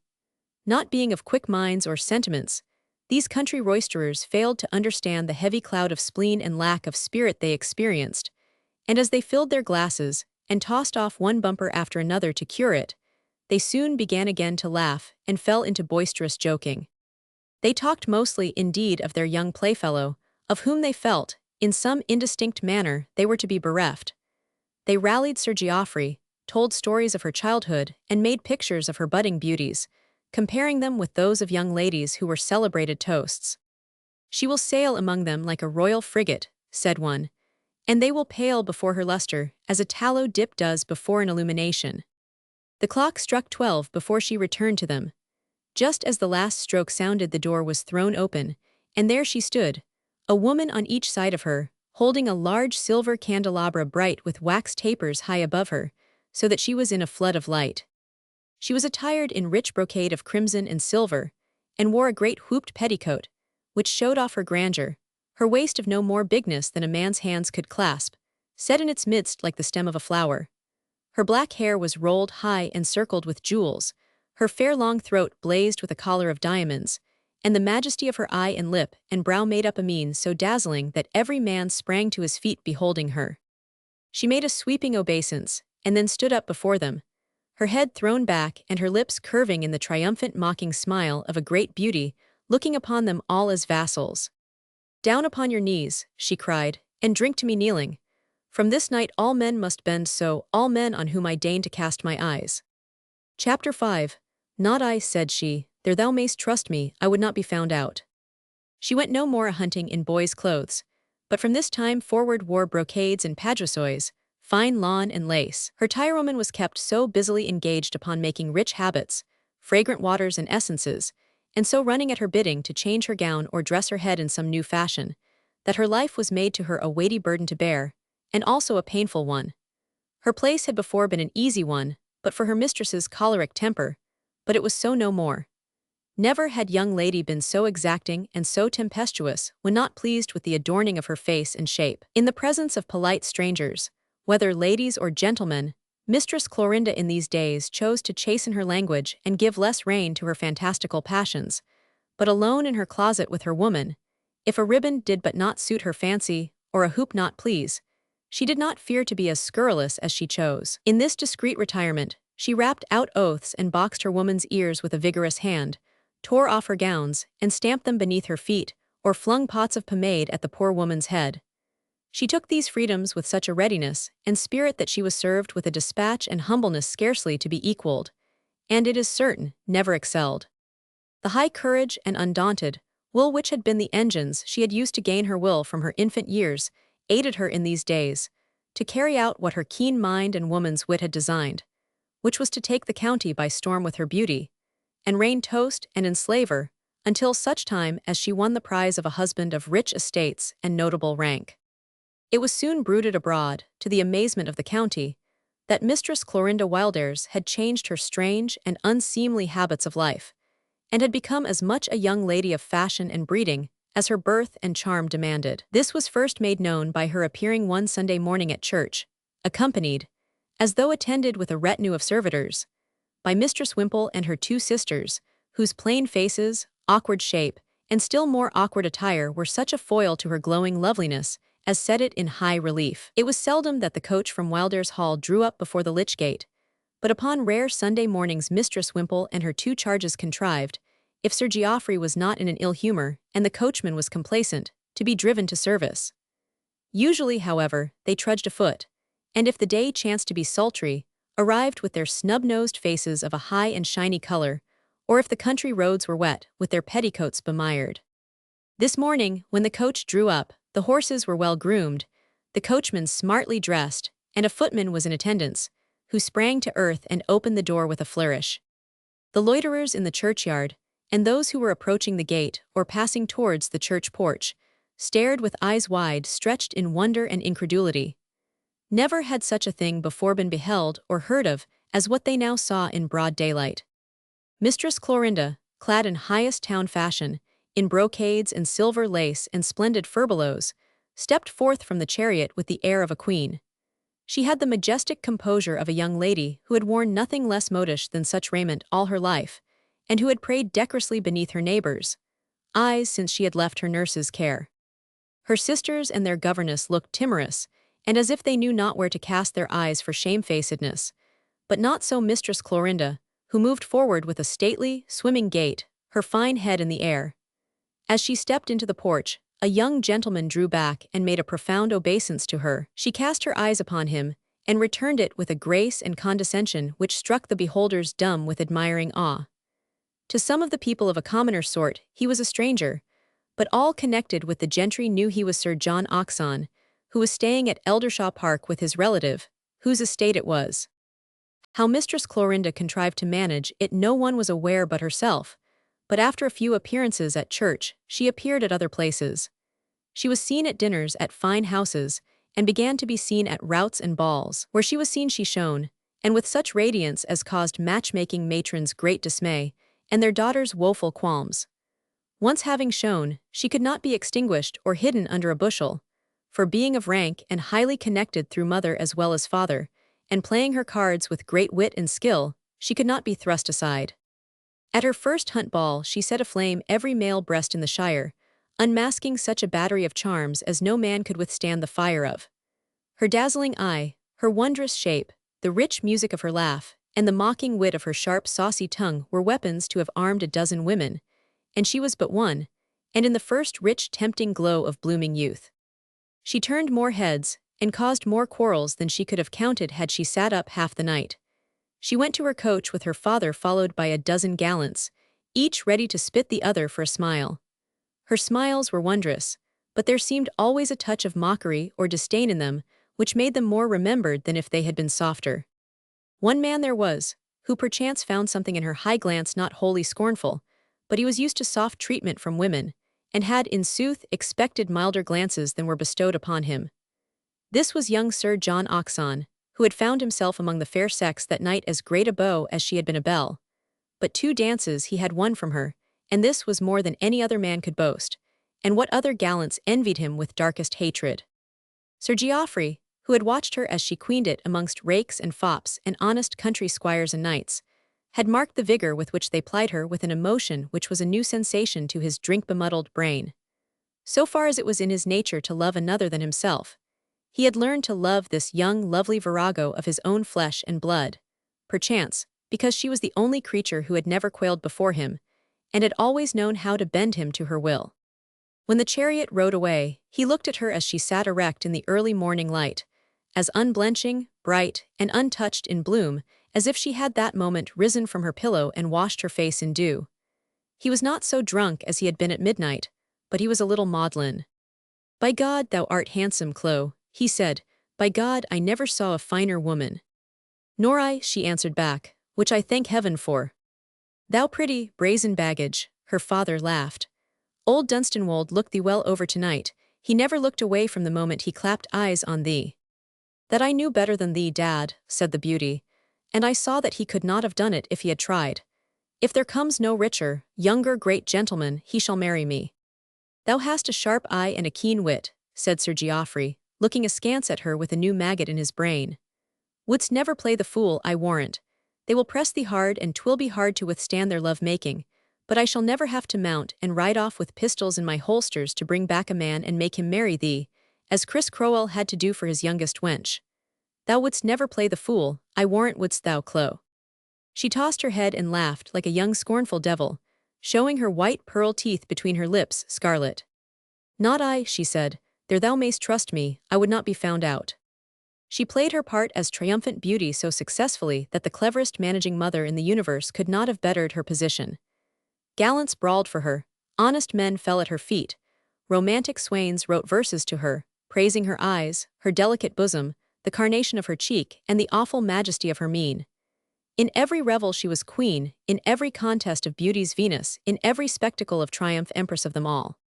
The Earl of Dunstanwold, who had the oldest name and the richest estates in his own county and the 6 adjoining ones, who, having made a love-match in his prime, and lost wife and heir but a year after his nuptials, had been the despair of every maid and mother who knew him, because he would not be melted to a marriageable mood. After the hunt ball this morning nobleman, who was by this time of ripe years, had appeared in the world again as he had not done for many years. Before many months had elapsed, it was known that his admiration of the new beauty was confessed, and it was believed that he but waited further knowledge of her to advance to the point of laying his title and estates at her feet. But though, 2 years before, the entire county would have rated low indeed the wit and foresight of the man, who had even hinted the possibility of such honor and good fortune being in prospect for the young lady, so great was Mistress Clorinda's brilliant and noble beauty, and with such majesty she bore herself in these times, that there were even those who doubted whether she would think my lord a rich enough prize for her, and if, when he fell upon his knees, she would deign to become his countess, feeling that she had such splendid wares to dispose of as might be bartered for a duke, when she went to town and to court. During the length of more than one man's lifetime after, the reign of Mistress Clorinda Wildairs was a memory recalled over the bottle at the dining table among men, some of whom had but heard their fathers vaunt her beauties. It seemed as if in her person there was not a single flaw, or indeed a charm, which had not reached the highest point of beauty. For shape she might have vied with young Diana, mounted side by side with her upon a pedestal. Her raven locks were of a length and luxuriance to clothe her as a garment. Her great eye commanded and flashed as Juno's might have done in the goddess's divinest moments of lovely pride, and though it was said none ever saw it languish, each man who adored her was maddened by the secret belief that Venus' self could not so melt in love as she if she would stoop to loving, as each one prayed she might himself. Her hands and feet, her neck, the slimness of her waist, her mantling crimson and ivory white, her little ear, her scarlet lip, the pearls between them and her long white throat, were perfection each and all, and catalogued with oaths of rapture. She hath such beauties, one admirer said, that a man must toast them all and cannot drink to her as to a single woman, and she hath so many that to slight none her servant must go from the table reeling. There was but one thing connected with her which was not a weapon to her hand, and this was that she was not a fortune. Sir Geoffrey had drunk and rioted until he had but little left. He had cut his timber and let his estate go to rack, having indeed no money to keep it up. The great hall, which had once been a fine old place, was almost a ruin. Its carved oak and noble rooms and galleries were all of its past splendors that remained. All had been sold that could be sold, and all the outcome had been spent. The county, indeed, wondered where Mistress Clorinda's fine clothes came from, and knew full well why she was not taken to court to kneel to the queen. That she was waiting for this to make her match, the envious were quite sure, and did not hesitate to whisper pretty loudly. The name of one man of rank and fortune after another was spoken of as that of a suitor to her hand, but in some way it was discovered that she refused them all. It was also known that they continued to worship her, and that at any moment she could call even the best among them back. It seemed that, while all the men were enamored of her, there was not one who could cure himself of his passion, however hopeless it might be. Her wit was as great as her beauty, and she had a spirit before which no man could stand if she chose to be disdainful. To some she was so, and had the whim to flout them with great brilliancy. Encounters with her were always remembered, and if heard by those not concerned, were considered worthy both of recollection and of being repeated to the world. She had a tongue so nimble and a wit so full of fire. Young Sir John Oxon's visit to his relative at Eldershaw being at an end, he returned to town, and remaining there through a few weeks of fashionable gaiety, won new reputations as a triumpher over the female heart. He made some renowned conquests and set the mode in some new essences and sword knots. But even these triumphs appeared to pall upon him shortly, since he deserted the town and returned again to the country, where, on this occasion, he did not stay with his relative, but with Sir Geoffrey himself, who had taken a boisterous fancy to him. It had been much marked since the altered life of Mistress Clorinda that she, who had previously defied all rules laid down on behavior for young ladies, and had been thought to do so because she knew none of them, now proved that her wild fashion had been but wilfulness, since it was seen that she must have observed and marked manners with the best. There seemed no decorum she did not know how to observe with the most natural grace. It was, indeed, all grace and majesty, there being no suggestion of the prude about her, but rather the manner of a young lady having been born with pride and stateliness, and most carefully bred. This was the result of her wondrous wit, the highness of her talents, and the strength of her will, which was of such power that she could carry out without fail anything she chose to undertake. There are some women who have beauty, and some who have wit or vigor of understanding, but she possessed all three, and with them such courage and strength of nerve as would have well equipped a man. Quick as her wit was, and ready as were her brilliant quips and sallies, there was no levity in her demeanor, and she kept Mistress Marjorie Wimple in discreet attendance upon her, as if she had been the daughter of a Spanish hidalgo, never to be approached except in the presence of her duenna. Poor Mistress Marjorie, finding her old fears removed, was overpowered with new ones. She had no lawlessness or hoyden manners to contend with, but instead a haughtiness so high and demands so great that her powers could scarcely satisfy the one or her spirit stand up before the other. It is as if one were lady-in-waiting to her Majesty's self. She used to whimper when she was alone and dare do so. Surely the Queen has not such a will and such a temper. She will have me toil to look worthy of her in my habit, and bear myself like a duchess in dignity. Alack, I have practiced my obeisance by the hour to perfect it, so that I may escape her wrath. And I must know how to look, and when and where to sit, and with what air of being near at hand, while I must see nothing. And I must drag my failing limbs hither and thither with genteel ease while I ache from head to foot, being neither young nor strong. The poor lady was so overawed by, and yet so admired, her charge, that it was piteous to behold. "She is an arrant fool," quoth Mistress Clorinda to her father. "A nice duenna she would be, forsooth, if she were with a woman who needed watching. She could be hoodwinked as it pleased me a dozen times a day. It is I who am her guard, not she mine. But a beauty must drag some spy about with her, it seems, and she I can make to obey me like a spaniel. We can afford no better, and she is well born, and since I bought her the purple paduasoy and the new lappets she has looked well enough to serve." "Dunstanwold need not fear for thee now," said Sir Geoffrey. "Thou art a clever and foreseeing wench, Chloe." "Dunstanwold nor any man," she answered. "There will be no gossip of me. It is Anne and Barbara thou must look to, Dad, lest their plain faces lead them to show soft hearts. My face is my fortune." When Sir John Oxon paid his visit to Sir Geoffrey, the days of Mistress Marjorie were filled with carking care. The night before he arrived, Mistress Clorinda called her to her closet, and laid upon her commands in her own high way. She was under her woman's hands, and while her great mantle of black hair fell over the back of her chair and lay on the floor, her tirewoman passing the brush over it, lock by lock, she was at her greatest beauty. Either she had been angered or pleased, for her cheek wore a bloom even deeper and richer than usual, and there was a spark like a diamond under the fringe of her lashes. At her first timorous glance at her, Mistress Marjorie thought she must have been angered, the spark so burned in her eyes, and so evident was the light but quick heave of her bosom. But the next moment it seemed as if she must be in a pleasant humor, for a little smile deepened the dimples in the corner of her bowed, full lips. But quickly she looked up and resumed her stately air.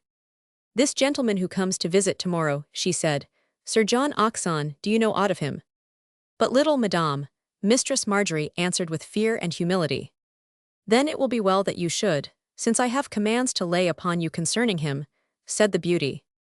"You do me honor," said the poor gentlewoman. Mistress Clorinda looked her straight in the face. "He is a gentleman from town, the kinsman of Lord Eldershaw," she said. "He is a handsome man, concerning whom many women have been fools. He chooses to allow it to be said that he is a conqueror of female hearts and virtue, even among women of fashion and rank. If this be said in the town, what may not be said in the country? He shall wear no such graces here. He chooses to pay his court to me. He is my father's guest and a man of fashion. Let him make as many fine speeches as he has the will to. I will listen or not as I choose. I am used to words. But see that we are not left alone." The tirewoman pricked up her ears. Clorinda saw her in the glass. "Attend to thy business, if thou dost not want a box o' the ear," she said in a tone which made the woman start. "You would not be left alone with the gentleman, madam," faltered Mistress Marjorie. "If he comes to boast of conquests," said Mistress Clorinda, looking at her straight again and drawing down her black brows, "I will play as cleverly as he. He cannot boast greatly of one whom he never makes his court to, but in the presence of a kinswoman of ripe years. Understand that this is to be your task." "I will remember, madam," answered Mistress Marjorie. "I will bear myself as you command." "That is well," said Mistress Clorinda. "I will keep you no more, you may go." Chapter 6. Relating how Mistress Anne discovered a miniature. The good gentlewoman took her leave gladly. She had spent a life in timid fears of such things and persons as were not formed by nature to excite them, but never had she experienced such humble terrors as those with which Mistress Clorinda inspired her. Never did she approach her without inward tremor, and never did she receive permission to depart from her presence without relief. And yet her beauty and wit and spirit had no admirer regarding them with more of wondering awe. In the bare west wing of the house, comfortless though the neglect of its master had made it, there was one corner where she was unafraid. Her first charges, Mistress Barbara and Mistress Anne, were young ladies of gentle spirit. Their sister had said of them that their spirit was as poor as their looks. It could not be said of them by anyone that they had any pretension to beauty, but that which Mistress Clorinda rated at as poor spirit was the one element of comfort in their poor dependent kinswoman's life. They gave her no ill words, they indulged in no fantastical whims and vapors, and they did not even seem to expect other entertainment than to walk the country roads, to play with their little lapdog Cupid, wind silks for their needlework, and please themselves with their embroidery frames. To them their sister appeared a goddess whom it would be presumptuous to approach in any frame of mind quite ordinary. Her beauty must be heightened by rich adornments, while their plain looks were left without the poorest aid. It seemed but fitting that what there was to spend must be spent on her.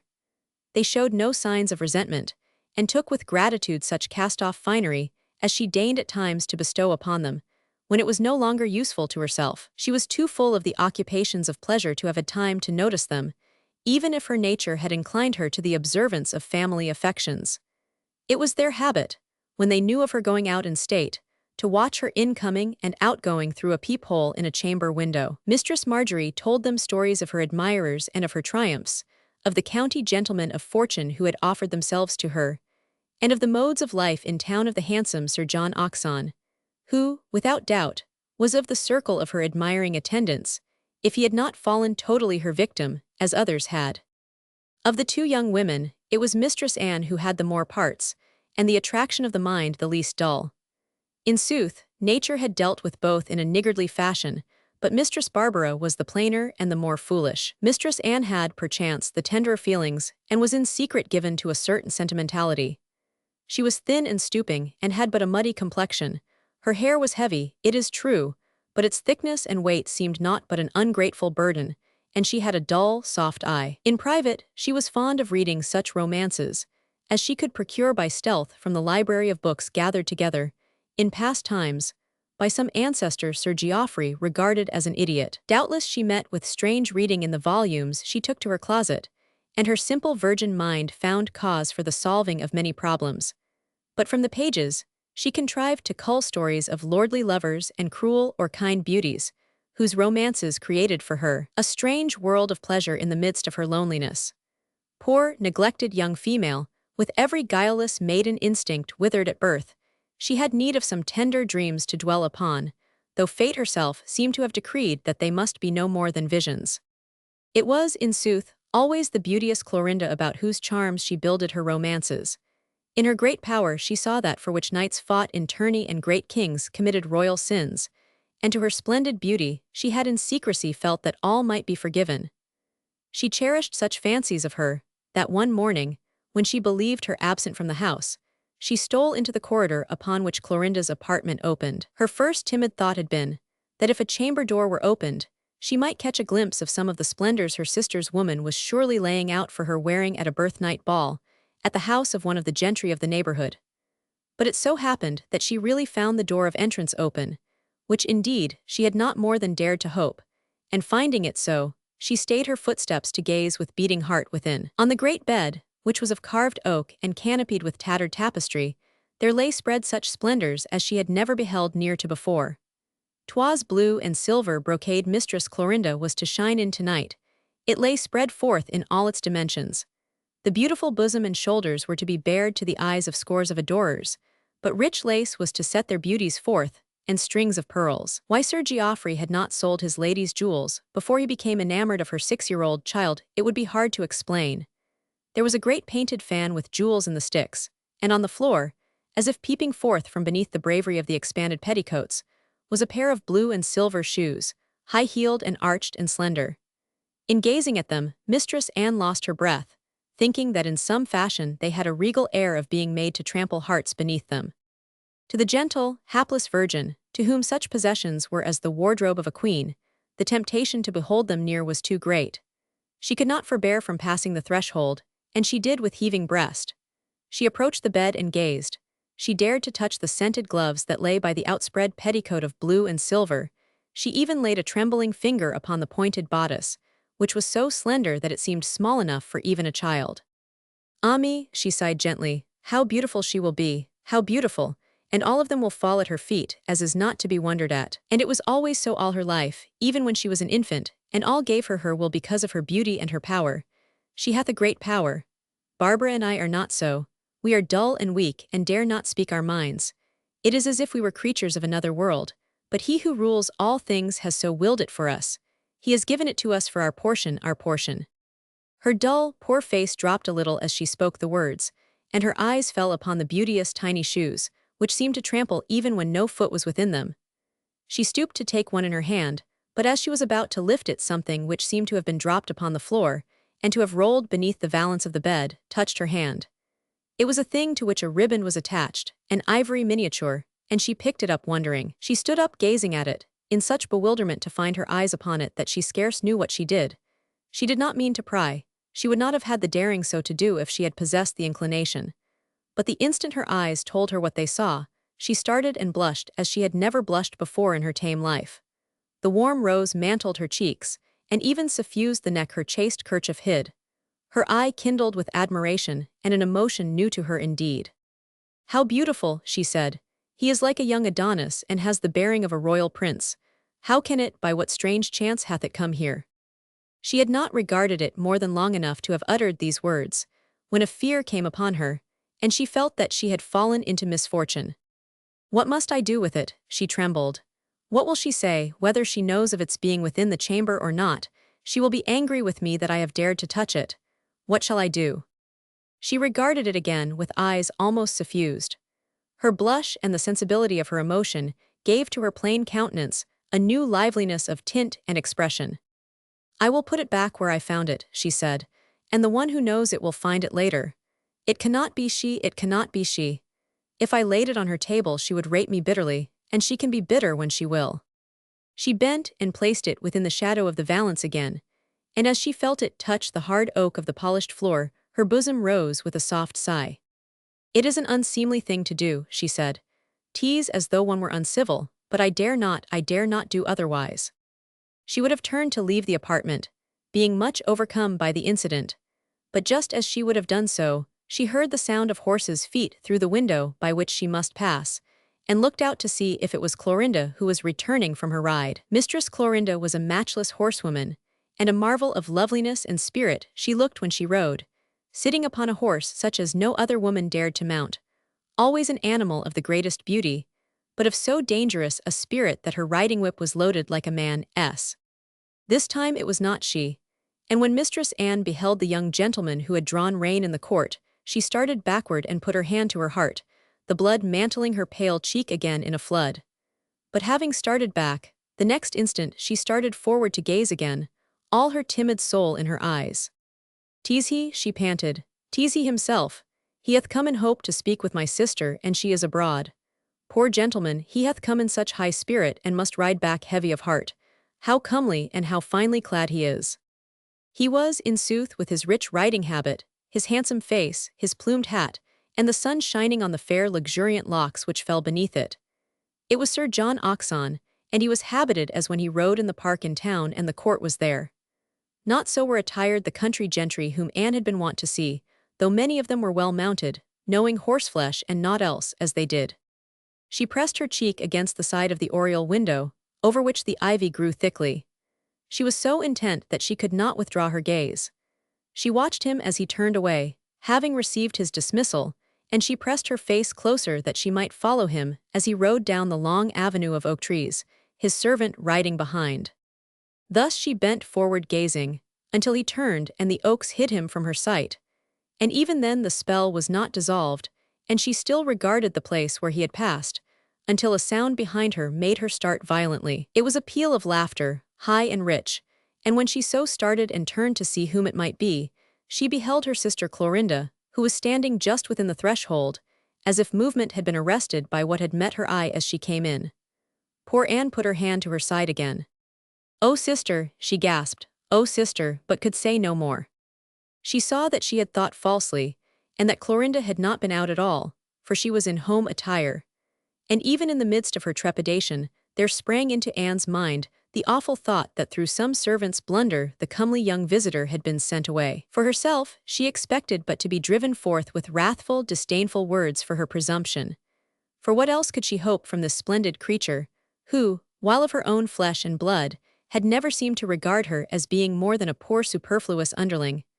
But strangely enough, there was no anger in Clorinda's eyes. She but laughed, as though what she had seen had made her merry. "You hear, Anne," she said, and looking with light-mindedness after gallant gentlemen, "Mistress Marjorie should see to this and watch more closely, or we shall have unseemly stories told. You, sister, with your modest face and bashfulness, I had not thought it of you." Suddenly she crossed the room to where her sister stood drooping, and seized her by the shoulder, so that she could look her well in the face. "What," she said, with a mocking not quite harsh, "what is this? Does a glance at a fine gallant, even taken from behind an oriel window, make such change indeed? I never before saw this look, nor this color, forsooth. It hath improved thee wondrously, Anne, wondrously. Sister, faltered Anne, I so desired to see your birthnight ball gown, of which Mistress Marjorie hath much spoken. I so desired, I thought it would not matter if, the door being open and it spread forth upon the bed, I stole a look at it. And then I was tempted and came in.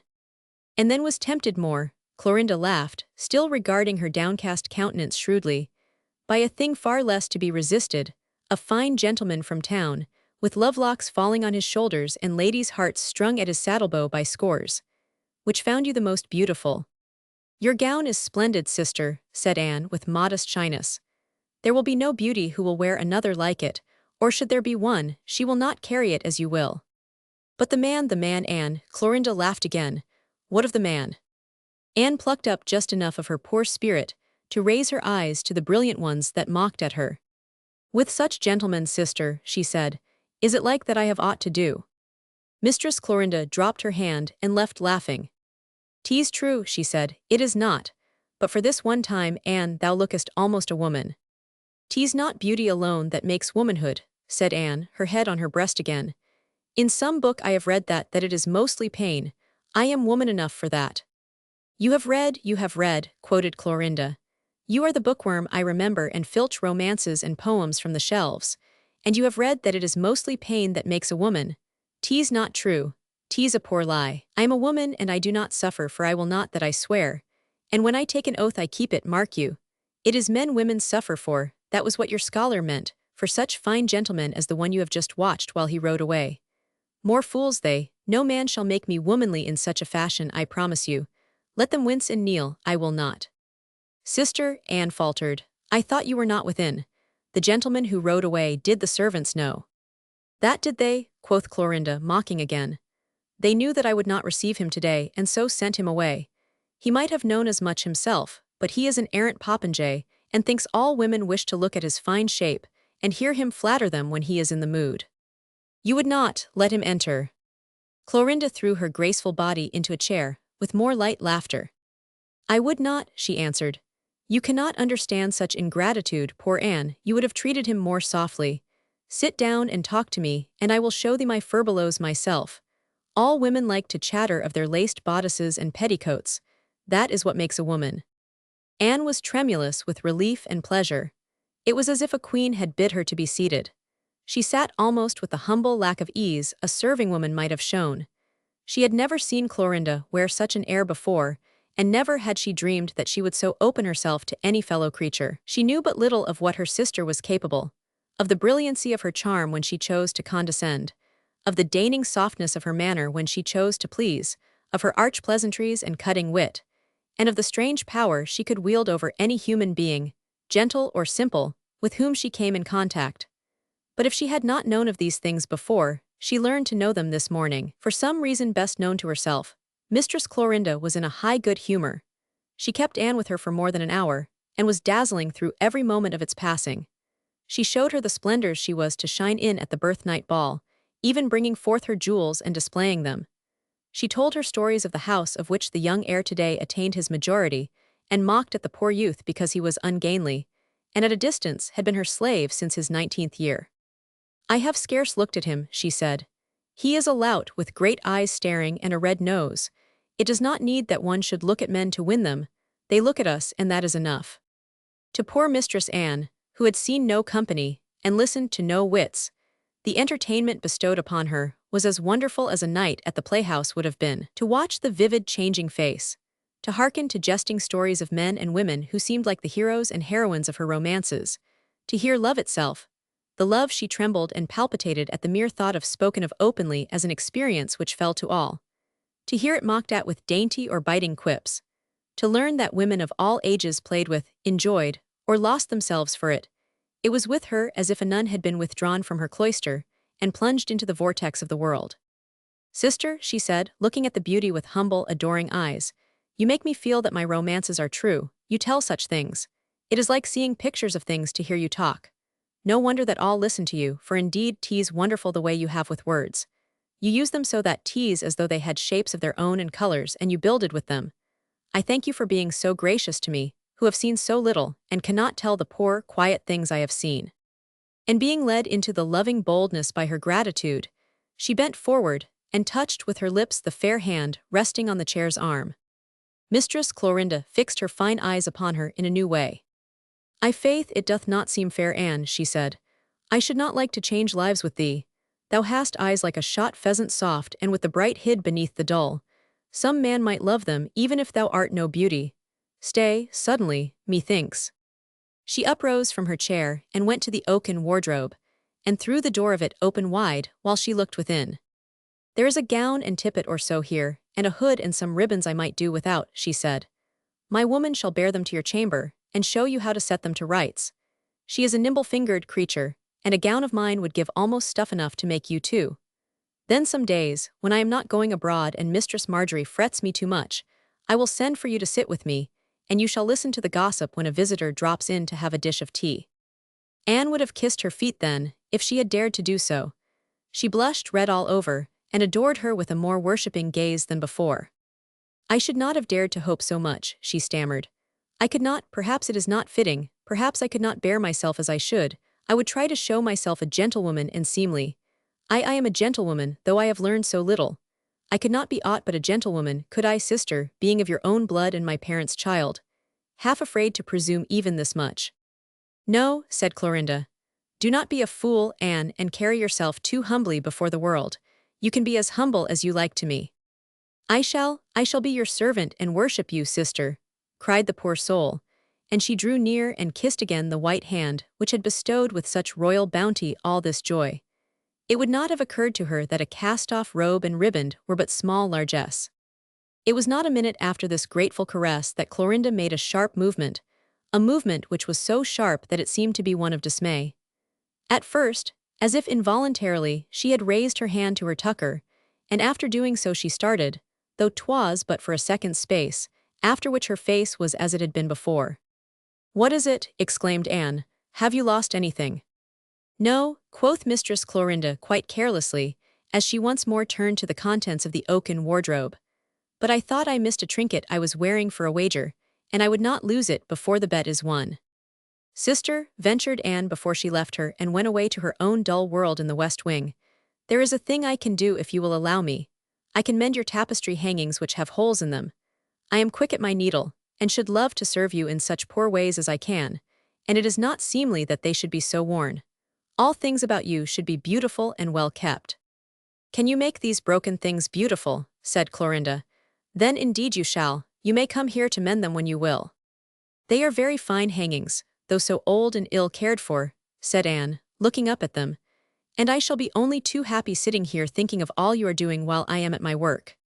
"Thinking of all I am doing," laughed Mistress Clorinda. "That would give you such wondrous things to dream of, Anne, that you would have no time for your needle, and my hangings would stay as they are." "I can think and darn also," said Mistress Anne, "so I will come." Chapter 7. 'Twas the face of Sir John Hodgson the moon shone upon. From that time henceforward into the young woman's dull life, there came a little change. It did not seem a little change to her, but a great one, though to others it would have seemed slight indeed. She was an affectionate, housewifely creature, who would have made the best of wives and mothers if it had been so ordained by fortune, and something of her natural instincts found outlet in the furtive service she paid her sister, who became the empress of her soul. She darned and patched the tattered hangings with a wonderful neatness, and the hours she spent at work in the chamber were to her almost as sacred as hours spent at religious duty, or as those nuns and novices give to embroidering altar cloths. There was a brightness in the room that seemed in no other in the house, and the lingering essences in the air of it were as incense to her. In secrecy, she even busied herself with keeping things in better order than Rebecca, Mistress Clorinda's woman, had ever had time to do before. She also contrived to get into her own hands some duties that were Rebecca's own. She could mend lace cleverly and arrange ribbon knots with taste, and even change the fashion of a gown. The hard-worked tirewoman was but too glad to be relieved, and kept her secret well, being praised many times for the set or fashion of a thing into which she had not so much as set a needle. Being a shrewd baggage, she was wise enough always to relate to Anne the story of her mistress's pleasure, having the wit to read in her delight that she would be encouraged to fresh effort. At times it so befell that, when Anne went into the bedchamber, she found the beauty there, who, if she chanced to be in the humor, would detain her in her presence for a space and bewitch her over again. In sooth, it seemed that she took a pleasure in showing her female adorer how wondrously full of all fascinations she could be. At such times, Anne's plain face would almost bloom with excitement, and her shot pheasant's eyes would glow as if beholding a goddess. She neither saw nor heard more of the miniature on the riband. It used to make her tremble at times to fancy that by some strange chance it might still be under the bed, and that the handsome face smiled, and the blue eyes gazed in the very apartment where she herself sat, and her sister was robed and disrobed in all her beauty. She used all her modest skill in fitting to her own shape, and refurnishing the cast-off bits of finery bestowed upon her. It was all set to rights long before Clorinda recalled to mind that she had promised that Anne should sometimes see her chance visitors take their dish of tea with her. But one day, for some cause, she did remember and sent for her. Anne ran to her bedchamber and donned her remodeled gown with shaking hands. She laughed a little hysterically as she did it, seeing her plain, snub-nosed face in the glass. She tried to dress her head in a fashion new to her, and knew she did it ill and untidily, but had no time to change it. If she had had some red she would have put it on, but such vanities were not in her chamber or Barbara's. So she rubbed her cheeks hard and even pinched them, so that in the end they looked as if they were badly rouged. It seemed to her that her nose grew red too, and indeed 'twas no wonder, for her hands and feet were like ice. She must be ashamed of me, the humble creature said to herself. And if she is ashamed, she will be angered and send me away and be friends no more. She did not deceive herself, poor thing, and imagine she had the chance of being regarded with any great lenience if she appeared ill. Mistress Clorinda begged that you would come quickly, said Rebecca, knocking at the door. So she caught her handkerchief, which was scented, as all her garments were, with dried rose leaves from the garden, which she had conserved herself, and went down to the chintz parlor trembling. It was a great room with white panels, and flowered coverings to the furniture. There were a number of ladies and gentlemen standing talking and laughing loudly together. The men outnumbered the women, and most of them stood in a circle about Mistress Clorinda, who sat upright in a great flowered chair, smiling with her mocking, stately air, as if she defied them to dare to speak what they felt. Anne came in like a mouse.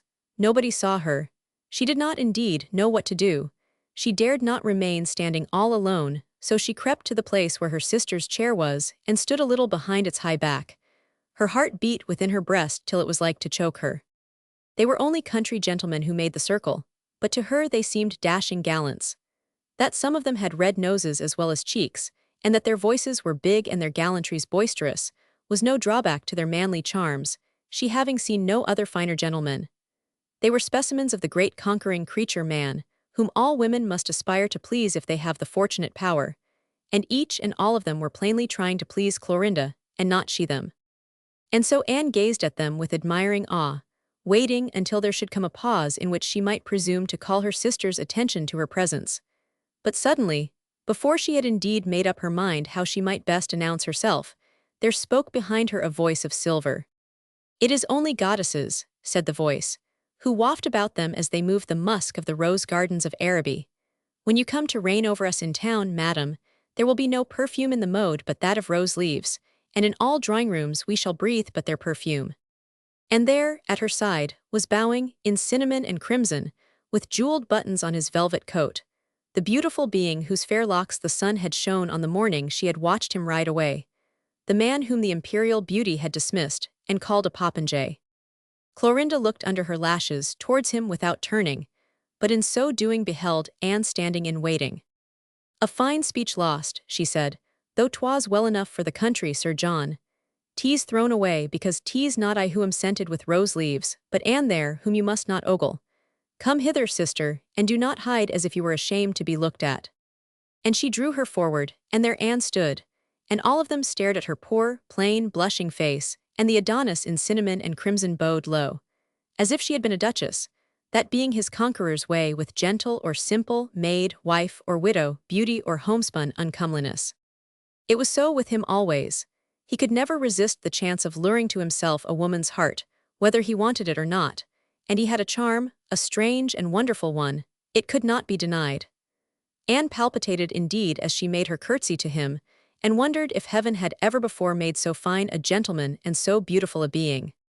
She went but seldom to this room again, and when she went she stood always in the background, far more in fear that someone would address her than that she should meet with neglect. She was used to neglect, and to being regarded as a nonentity, and aught else discomfited her. All her pleasure was to hear what was said, though 'twas not always of the finest wit, and to watch Clorinda play the queen among her admirers and her slaves. She would not have dared to speak of Sir John Hodgson frequently. Indeed, she let fall his name but rarely. But she learned a curious wit in contriving to hear all things concerning him. It was her habit cunningly to lead Mistress Marjorie to talking about him and relating long histories of his conquests and his grace. Mistress Wimple knew many of them, having, for a staid and prudent matron, a lively interest in his ways. It seemed, truly, if one must believe her long-winded stories, that no duchess under 70 had escaped weeping for him and losing rest, and that ladies of all ranks had committed follies for his sake. Mistress Anne, having led her to this fruitful subject, would sit and listen, bending over her embroidery frame with strange emotions, causing her virgin breast to ache with their swelling. She would lie awake at night thinking in the dark, with her heart beating. Surely, surely there was no other man on earth who was so fitted to Clorinda, and to whom it was so suited that this empress should give her charms. Surely no woman, however beautiful or proud, could dismiss his suit when he pressed it. And then, poor woman, her imagination strove to paint the splendor of their mutual love, though of such love she knew so little. But it must in sooth be bliss and rapture, and perchance, was her humble thought, she might see it from afar and hear of it. And when they went to court, and Clorinda had a great mansion in town, and many servants who needed a housewife's eye upon their doings to restrain them from wastefulness and riot, might it not chance to be that if she served well now, and had the courage to plead with her then, she might be permitted to serve her there, living quite apart in some quiet corner of the house. And then her wild thoughts would go so far that she would dream, reddening at her own boldness, of a child who might be born to them, a lordly infant son and heir, whose eyes might be blue and winning and his hair in great fair locks, and whom she might nurse and tend and be a slave to and love and love and love, and who might end by knowing she was his tender servant, always to be counted on, and might look at her with that wooing, laughing glance and even love her too. The night Clorinda laid her commands upon Mistress Wimple concerning the coming of Sir John Hodgson, that matron, after receiving them, hurried to her other charges, flurried and full of talk, and poured forth her wonder and admiration at length. "She is a wondrous lady," she said, "she is indeed. It is not alone her beauty, but her spirit and her wit. Mark you how she sees all things and lets none pass, and can lay a plan as prudent as any lady old enough to be twice her mother. She knows all the ways of the world of fashion, and will guard herself against gossip in such a way that none can gainsay her high virtue. Her spirit is too great to allow that she may even seem to be as the town ladies. She will not have it. Sir John will not find his court easy to pay. She will not allow that he shall be able to say to anyone that he has seen her alone a moment. Thus, she says, he cannot boast.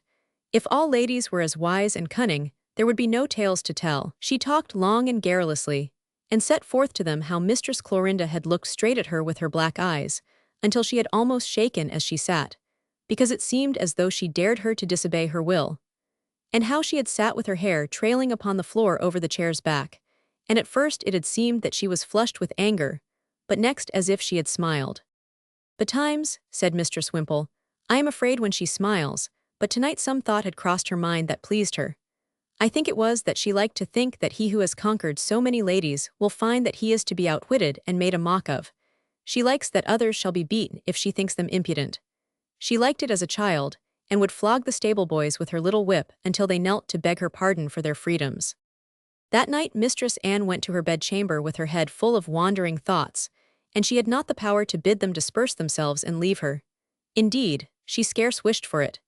She was thinking of Clorinda, and wondering sadly that she was of so high a pride that she could bear herself as though there were no human weakness in her breast, not even the womanly weakness of a heart. How could it be possible that she could treat with disdain this gallant gentleman, if he loved her, as he surely must? Herself, she had been sure that she had seen an ardent flame in his blue eyes, even that first day when he had bowed to her with that air of grace, as he spoke of the fragrance of the rose leaves he had thought wafted from her robe.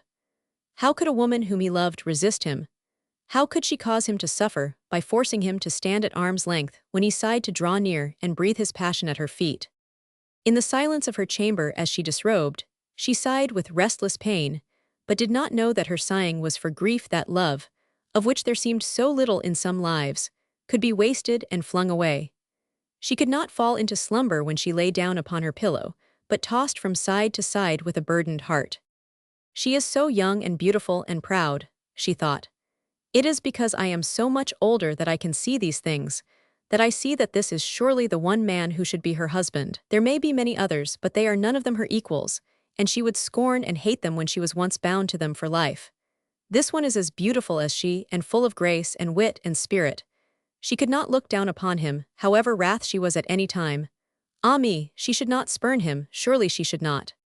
She was so restless and ill at ease that she could not lie upon her bed, but rose therefrom, as she often did in her wakeful hours, and went to her lattice, gently opening it to look out upon the night, and calm herself by sitting with her face uplifted to the stars, which from her childhood she had fancied looked down upon her kindly, and as if they would give her comfort. Tonight there were no stars. There should have been a moon 3/4 full, but in the evening clouds had drifted across the sky and closed over all heavily, so that no moonlight was to be seen, save when a rare sudden gust made a ragged rent, for a moment, in the blackness. She did not sit this time, but knelt, clad in her nightrail as she was. All was sunk into the profoundest silence of the night. By this time, the entire household had been long enough abed to be plunged in sleep. She alone was waking, and being of that simple mind which, like a child's, must ever bear its trouble to a protecting strength, she looked up at the darkness of the cloudy sky, and prayed for the better fortune of the man, who had indeed not remembered her existence after the moment he had made her his obeisance. She was too plain and sober a creature to be remembered. Perchance, she murmured, he is at this moment also looking at the clouds from his window, because he cannot sleep for thinking that in 2 days he will be beneath her father's roof and will see her loveliness, and he must needs be contriving within his mind what he will say, if she do but look as if she might regard him with favor, which I pray she will. From the path below, that moment there rose a slight sound, so slight a one that for a moment she thought she must have been deceived in believing it had fallen upon her ear. All was still after it for full 2 minutes, and had she heard no more she would have surely forgotten she had heard aught, or would have believed herself but the victim of fancy. But after the long pause the same sound came again, though this time it was slighter, yet, despite its slightness, it seemed to her to be the crushing of the earth and stone beneath a cautious foot. It was a foot so cautious that it was surely stealthy and scarce dared to advance at all. And then all was still again. She was for a moment overcome with fears, not being of a courageous temper, and having heard, but of late, of a bold gypsy vagabond who, with a companion, had broken into the lower rooms of a house of the neighborhood, and being surprised by its owner, had only been overcome and captured after a desperate fight, in which shots were exchanged, and one of the hurriedly awakened servants killed. So she leaned forward to hearken further, wondering what she should do to best alarm the house, and as she bent so, she heard the sound again and a smothered oath, and with her straining eyes saw that surely upon the path there stood a dark-draped figure. She rose with great care to her feet, and stood a moment shaking and clinging to the window-ledge, while she bethought her of what servants she could wake first, and how she could reach her father's room. Her poor heart beat in her side, and her breath came quickly. The soundlessness of the night was broken by one of the strange sudden gusts of wind which tossed the trees, and tore at the clouds as they hurried. She heard the footsteps again, as if it feared its own sound the less when the wind might cover it. A faint pale gleam showed between 2 dark clouds behind which the moon had been hidden. It grew brighter, and a jagged rent was torn, so that the moon herself for a second or so shone out dazzling bright before the clouds rushed over her again and shut her in. It was at this very instant Mistress Anne heard the footsteps once more, and saw full well a figure in dark cloak and hat, which stepped quickly into the shade of a great tree. But more she saw, and clapped her hand upon her mouth to stifle the cry that would have otherwise risen in spite of her, that notwithstanding his fair locks were thrust out of sight beneath his hat, and he looked strange and almost uncomely, it was the face of Sir John Hodgson. The moon, bursting through the jagged clouds, had shone upon. Chapter 8. Two meet in the deserted rose garden, and the old Earl of Dunstanwold is made a happy man. It was not until 3 days later, instead of 2, that Sir John Hodgson rode into the courtyard with his servant behind him. He had been detained on his journey, but looked as if his impatience had not caused him to suffer, for he wore his finest air of spirit and beauty, and when he was alone with Sir Geoffrey, made his compliments to the absent ladies, and inquired of their health with his best town grace. Mistress Clorinda did not appear until the dining hour, when she swept into the room like a queen, followed by her sister, Anne, and Mistress Wimple. this being the first occasion of Mistress Anne's dining, as it were, in state with her family. The honor had so alarmed her that she looked pale, and so ugly that Sir Geoffrey scowled at sight of her, and swore under his breath to Clorinda that she should have been allowed to come. "I know my own affairs the best, by your leave, sir," answered Clorinda as low and with a grand flash of her eye. "She hath been drilled well." This she had indeed, and so had Mistress Wimple, and throughout Sir John Oxon's stay they were called upon to see that they played well their parts. 2 weeks he stayed and then rode gaily back to town, and when Clorinda made her sweeping curtsy to the ground to him, upon the threshold of the flowered room in which he bade her farewell, both Anne and Mistress Wimple curtsied a step behind her. "Now that he has gone, and you have shown me that you can attend me as I wish," she said, turning to them as the sound of his horse's hoofs died away, "it will not trouble me should he choose some day to come again. He has not carried with him much that he can boast of." In truth, it seemed to the outer world that she had held him well in hand. If he had come as a sighing lover, the whole county knew she had shown him but small favor. She had invited companies to the house on several occasions, and all could see how she bore herself towards him. She carried herself with a certain proud courtesy as becoming the daughter of his host, but her wit did not spare him, and sometimes when it was more than in common cutting, he was seen to wince though he held himself gallantly. There were one or two who thought they now, and then had seen his blue eyes fall upon her when he believed none were looking, and rest there burningly for a moment. But 'twas never for more than an instant, when he would rouse himself with a start and turn away. She had been for a month or two less given to passionate outbreaks, having indeed decided that it was to her interest as a young lady and a future great one to curb herself. Her tirewoman, Rebecca, had begun to dare to breathe more freely when she was engaged about her person, and had in truth spoken of her pleasanter fortune among her fellows in the servants' hall.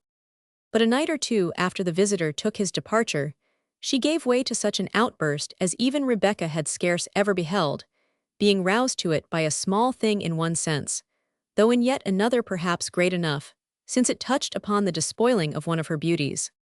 She was at her toilet table being prepared for the night, and her long hair brushed and dressed before retiring.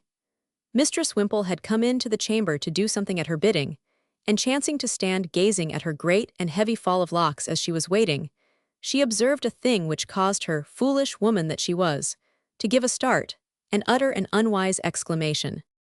"Madam," she gasped, "madam." "What then?" quoth Mistress Clorinda angrily. "You bring my heart to my throat." "Your hair," stammered Wimple, losing all her small wit, "your beauteous hair, a lock is gone, madam." Clorinda started to her feet, and flung the great black mass over her white shoulder, that she might see it in the glass. "Gone," she cried, "where, how, what mean you, ah?" Her voice rose to a sound that was well nigh a scream. She saw the rifled spot, a place where a great lock had been severed jaggedly, and it must have been 5 feet long. She turned and sprang upon her woman, her beautiful face distorted with fury, and her eyes like flames of fire. She seized her by each shoulder and boxed her ears until her head spun round and bells rang within it. "'Twas you," she shrieked. "'Twas you, she devil beast, slut that you are. 'Twas when you used your scissors to the new head you made for me. You set it on my hair that you might set a loop, and in your sluttish way you snipped a lock by accident and hid it from me." She beat her till her own black hair flew about her like the mane of a fury, and having used her hands till they were tired, she took her brush from the table and beat her with that, till the room echoed with the blows on the stout shoulders. "Mistress, 'twas not so," cried the poor thing, sobbing and struggling. "'Twas not so, madam." "Madam, you will kill the woman," wept Mistress Wimple. "I beseech you, 'tis not seemly, I beseech." Mistress Clorinda flung her woman from her, and threw the brush at Mistress Wimple, crying at her, with the lordly rage she had been wont to shriek with when she wore breeches. "Damnation to thy seemliness," she cried, "and to thee too. Get thee gone from me, both get thee gone from my sight." And both women fled weeping, and sobbing, and gasping from the room incontinently. She was shrewish and sullen with her woman for days after, and it was the poor creature's labor to keep from her sight, when she dressed her head, the place from whence the lock had been taken. In the servants' hall the woman vowed that it was not she who had cut it, that she had had no accident, though it was true she had used the scissors about her head, yet it was but in snipping a ribbon, and she had not touched a hair. "If she were another lady," she said, "I should swear some gallant had robbed her of it, but forsooth she does not allow them to come near enough for such sport, and with 5 feet of hair wound up in coronals, how could a man unwind a lock, even if 'twas permitted him to stand at her very side? 2 years passed, and the beauty had no greater fields to conquer than those she found in the country, since her father, Sir Geoffrey, had not the money to take her to town. He becoming more and more involved, and so fallen into debt that it was even whispered that at times it went hard with him to keep even the poor household he had. Mistress Clorinda's fortunes the gentry of the neighborhood discussed with growing interest and curiosity what was like to become of her great gifts and powers in the end, if she could never show them to the great world, and have the chance to carry her splendid wares to the fashionable market, where there were men of quality and wealth who would be like to bid for them. She had not chosen to accept any of those who had offered themselves so far, and it was believed that for some reason she had held off my Lord of Dunstanwold in his suit. 'Twas evident that he admired her greatly, and why he had not already made her his countess was a sort of mystery, which was productive of many discussions, and bore much talking over. Some said that, with all her beauty and his admiration, he was wary and waited, and some were pleased to say that the reason he waited was because the young lady herself contrived that he should, it being her desire to make an open conquest of Sir John Oxon, and show him to the world as her slave, before she made up her mind to make even a much greater match. Some hinted that for all her disdainfulness and haughty pride she would marry Sir John if he asked her, but that he being as brilliant a beau as she a beauty, he was too fond of his pleasures, and his gay town life to give them up even to a goddess who had no fortune. His own had not been a great one, and he had squandered it magnificently, his extravagances being renowned in the world of fashion, and having indeed founded for him his reputation. It was, however, still his way to accept frequent hospitalities from his kinsman Eldershaw, and Sir Geoffrey was always rejoiced enough to secure him as his companion for a few days, when he could lure him from the dissipation of the town. At such times, it never failed that Mistress Wimple and poor Anne kept their guard. Clorinda never allowed them to relax their vigilance, and Mistress Wimple ceased to feel afraid, and became accustomed to her duties, but Anne never did so. She looked always her palest and ugliest when Sir John was in the house, and she would glance with sad wonder and timid adoration from him to Clorinda. But sometimes when she looked at Sir John her plain face would grow crimson, and once or twice he caught her at the folly, and when she dropped her eyes overwhelmed with shame, he faintly smiled to himself, seeing in her a new though humble conquest. There came a day when in the hunting field there passed from mouth to mouth a rumor, and Sir Geoffrey, hearing it, came pounding over on his big black horse to his daughter, and told it to her in great spirits. "He is a sly dog, John Oxon," he said, a broad grin on his rubicund face. "This very week he comes to us, and he and I are cronies, yet he has blabbed nothing of what is being buzzed about by all the world. He has learned how to keep a closed mouth," said Mistress Clorinda, without asking a question. "But 'tis marriage he is so mum about, bless ye," said Sir Geoffrey. "And that is not a thing to be hid long. He is to be shortly married, they say. My lady, his mother, has found him a great fortune in a new beauty but just come to town. She hath great estates in the West Indies, as well as a fine fortune in England, and all the world is besieging her. But Jack hath come and bode sighing before her, and writ some verses, and borne her off from them all. 'Tis time," said Clorinda, "that he should marry some woman who can pay his debts and keep him out of the sponging house, for to that he will come if he does not play his cards with skill." Sir Geoffrey looked at her askance, and rubbed his red chin. "I wish thou hadst liked him, Clo," he said, "and ye had both had fortunes to match. I love the fellow, and you would have made a handsome pair." Mistress Clorinda laughed, sitting straight in her saddle, her fine eyes unblenching, though the sun struck them. "We had fortunes to match," she said. "I was a beggar and he was a spendthrift. Here comes Lord Dunstanwold." And as the gentleman rode near, it seemed to his dazzled eyes that the sun so shone down upon her, because she was a goddess and drew it from the heavens. In the west wing of the hall, 'twas talked of between Mistress Wimple and her charges, that a rumor of Sir John Oxon's marriage was afloat. "Yet can I not believe it," said Mistress Marjorie, "for if ever a gentleman was deep in love, though he bitterly strove to hide it, 'twas Sir John, and with Mistress Clorinda." "But she," faltered Anne, looking pale and even agitated, "she was always disdainful to him, and held him at arm's length. I wished she would have treated him more kindly." "'Tis not her way to treat men kindly," said Mistress Wimple. But whether the rumor was true or false, and there were those who bestowed no credit upon it, and said it was mere town talk, and that the same things had been bruited abroad before it. So chanced that Sir John paid no visit to his relative or to Sir Geoffrey for several months. 'Twas heard once that he had gone to France, and at the French court was making as great a figure as he had made at the English one. But of this even his kinsman Lord Eldershaw could speak no more certainly than he could of the first matter. The suit of my Lord of Dunstanwold, if suit it was, during these months appeared to advance somewhat. All orders of surmises were made concerning it, that Mistress Clorinda had privately quarrelled with Sir John, and sent him packing, that he had tired of his love-making, as 'twas well known he had done many times before, and having squandered his possessions and finding himself in open straits, must needs patch up his fortunes in a hurry with the first heiress whose estate suited him. But 'twas the women who said these things. The men swore that no man could tire of or desert such spirit and beauty, and that if Sir John Hodgson stayed away, 'twas because he had been commanded to do so, it never having been Mistress Clorinda's intention to do more than play with him a while, she having been witty against him always for a fop, and meaning herself to accept no man as a husband who could not give her both rank and wealth. We know her, said the old boon companions of her childhood, as they talked of her over their bottles. She knew her price and would bargain for it when she was not 8 years old, and would give us songs and kisses but when she was paid for them with sweet things and knickknacks from the toy shops. She will marry no man who cannot make her at least a countess, and she would take him but because there was not a duke at hand. We know her and her beauty's ways. But they did not know her, none knew her save herself.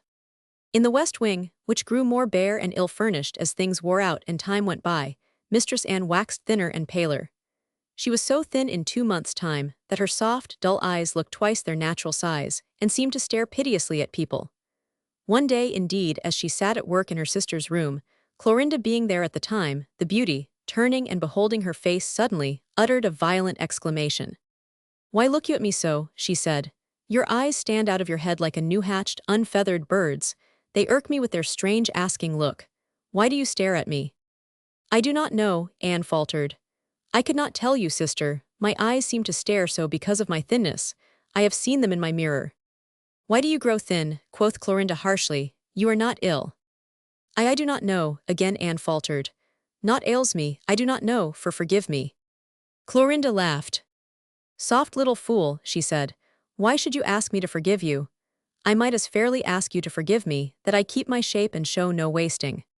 Anne rose from her chair, and hurried to her sister's side, sinking upon her knees there to kiss her hand. "Sister," she said, "one could never dream that you could need pardon. I love you so, that all you do, it seems to me must be right, whatsoever it might be." Clorinda drew her fair hands away and clasped them on the top of her head, proudly, as if she crowned herself thereby, her great and splendid eyes setting themselves upon her sister's face. "All that I do," she said slowly, and with the steadfast high arrogance of an empress' self, "all that I do is right for me. I make it so by doing it. Do you think that I am conquered by the laws that other women crouch and whine before, because they dare not break them, though they long to do so? I am my own law and the law of some others." It was by this time the first month of the summer, and tonight there was again a birth-night ball, at which the beauty was to dazzle all eyes. But 'twas of greater import than the one she had graced previously, it being to celebrate the majority of the heir to an old name and estate, who had been orphaned early, and was highly connected, counting, indeed, among the members of his family the Duke of Osmond, who was one of the richest and most envied nobles in Great Britain, his dukedom being of the oldest, his numerous estates the most splendid and beautiful, and the long history of his family full of heroic deeds. This nobleman was also a distant kinsman to the Earl of Dunstanwold, and at this ball, for the first time for months, Sir John Hodgson appeared again. He did not arrive on the gay scene until an hour somewhat late, but there was one who had seen him early, though no human soul had known of the event. In the rambling, ill-cared-for grounds of Wildairs Hall there was an old rose garden, which had once been the pride and pleasure of some lady of the house, though this had been long ago. And now it was but a lonely wilderness where roses only grew because the dead Lady Wildairs had loved them, and Barbara and Anne had tended them, and with their own hands planted and pruned during their childhood and young maiden days. But of late years even they had seemed to have forgotten it, having become discouraged, perchance, having no gardeners to do the rougher work, and the weeds and brambles so running riot. There were high hedges and winding paths overgrown and run wild. the stronger rose bushes grew in tangled masses, flinging forth their rich blooms among the weeds. Such as were more delicate, struggling to live among them, became more frail and scant-blossoming season by season. A careless foot would have trodden them beneath it, as their branches grew long and trailed in the grass. But for many months no foot had trodden there at all, and it was a beauteous place deserted. In the center was an ancient broken sundial, which was in these days in the midst of a sort of thicket, where a bold tangle of the finest red roses clambered, and, defying neglect, flaunted their rich color in the sun. And though the place had been so long forgotten, and it was not the custom for it to be visited, about this garlanded broken sundial the grass was a little trodden, and on the morning of the young heir's coming of age someone stood there in the glowing sunlight as if waiting. This was no less than Mistress Clorinda herself. She was clad in a mourning gown of white, which seemed to make of her more than ever a tall, transcendent creature, less a woman than a conquering goddess.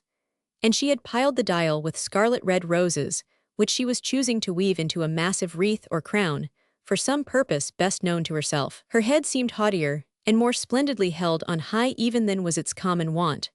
But upon these roses, her lustrous eyes were downcast and were curiously smiling, as also was her ripe, arching lip, whose scarlet the blossoms vied with but poorly. It was a smile like this, perhaps, which Mistress Wimple feared and trembled before, for 'twas not a tender smile nor a melting one. If she was waiting, she did not wait long, nor, to be sure, would she have long waited if she had been kept by any daring laggard. This was not her way. 'Twas not a laggard who came soon, stepping hurriedly with light feet upon the grass, as though he feared the sound which might be made if he had trodden upon the gravel. It was Sir John Hodgson who came towards her in his riding costume. He came and stood before her on the other side of the dial, and made her a bow so low that a quick eye might have thought 'twas almost mocking. His feather, sweeping the ground, caught a fallen rose which clung to it. His beauty, when he stood upright, seemed to defy the very morning self and all the morning world.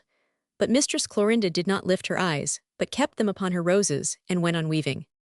"Why did you choose to come?" she asked. "Why did you choose to keep the tryst in answer to my message?" He replied to her. At this she lifted her great shining eyes, and fixed them full upon him.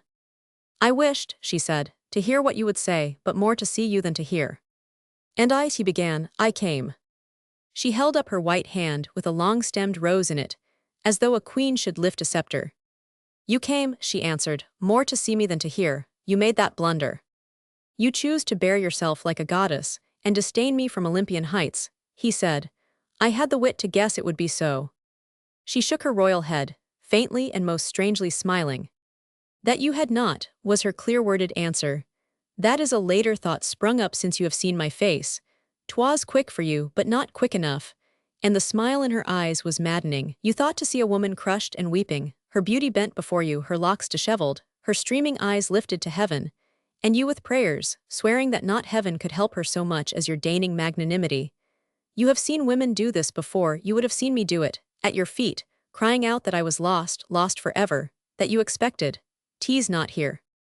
Debauched as his youth was, and free from all touch of heart or conscience, for from his earliest boyhood he had been the pupil of rakes and fashionable villains, well as he thought he knew all women and their ways, betraying or betrayed, this creature taught him a new thing, a new mood in woman, a new power which came upon him like a thunderbolt.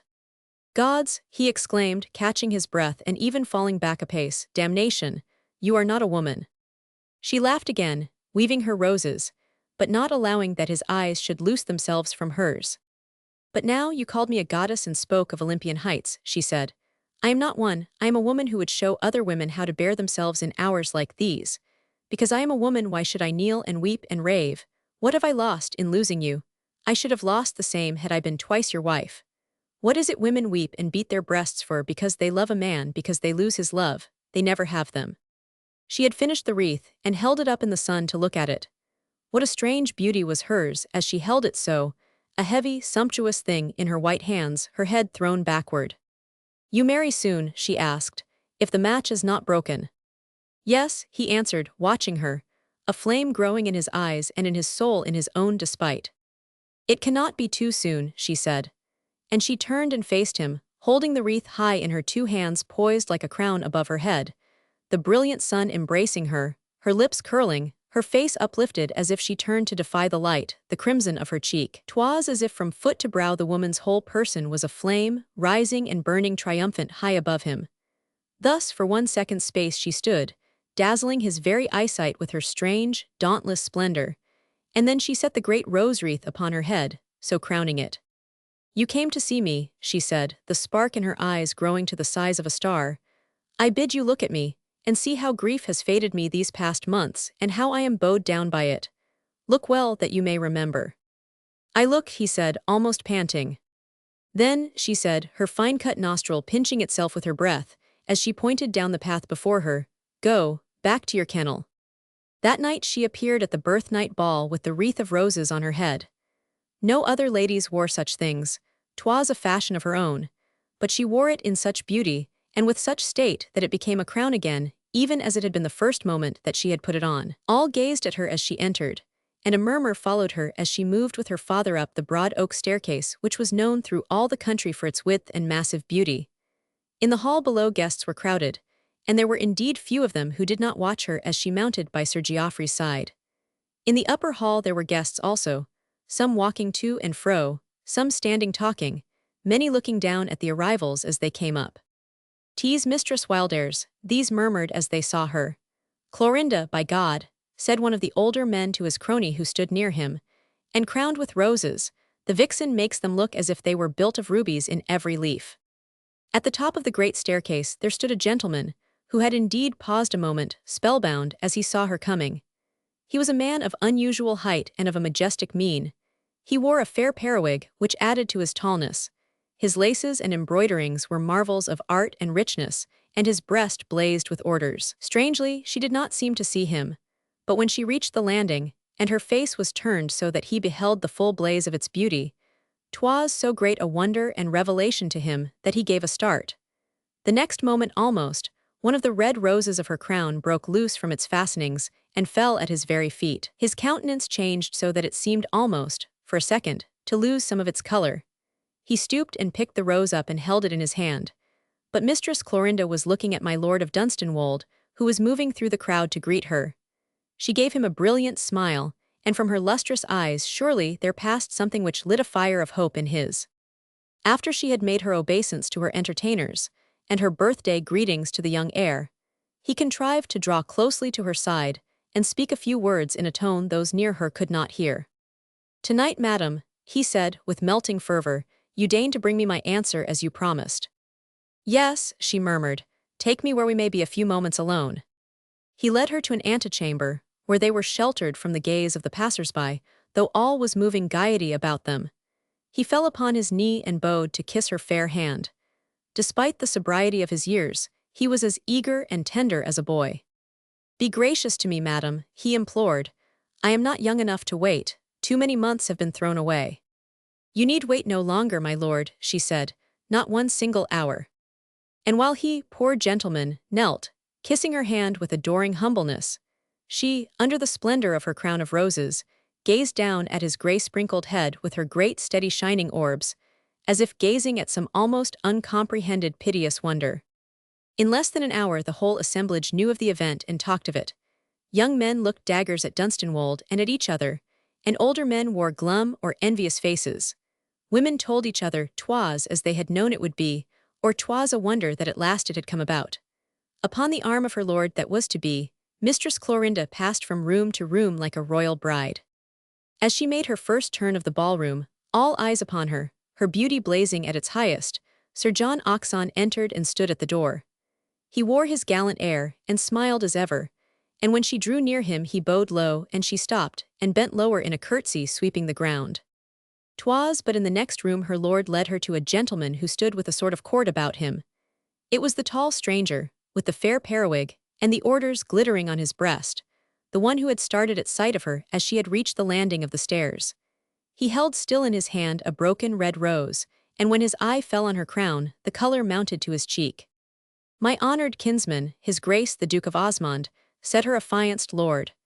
"Your grace, it is this lady who is to do me the great honor of becoming my Lady Dunstanwold." And as the deep, tawny brown eye of the man bending before her flashed into her own, for the first time in her life Mistress Clorinda's lids fell, and as she swept her curtsy of stately obeisance, her heart struck like a hammer against her side. Chapter 9. I give to him the thing he craves with all his soul, myself.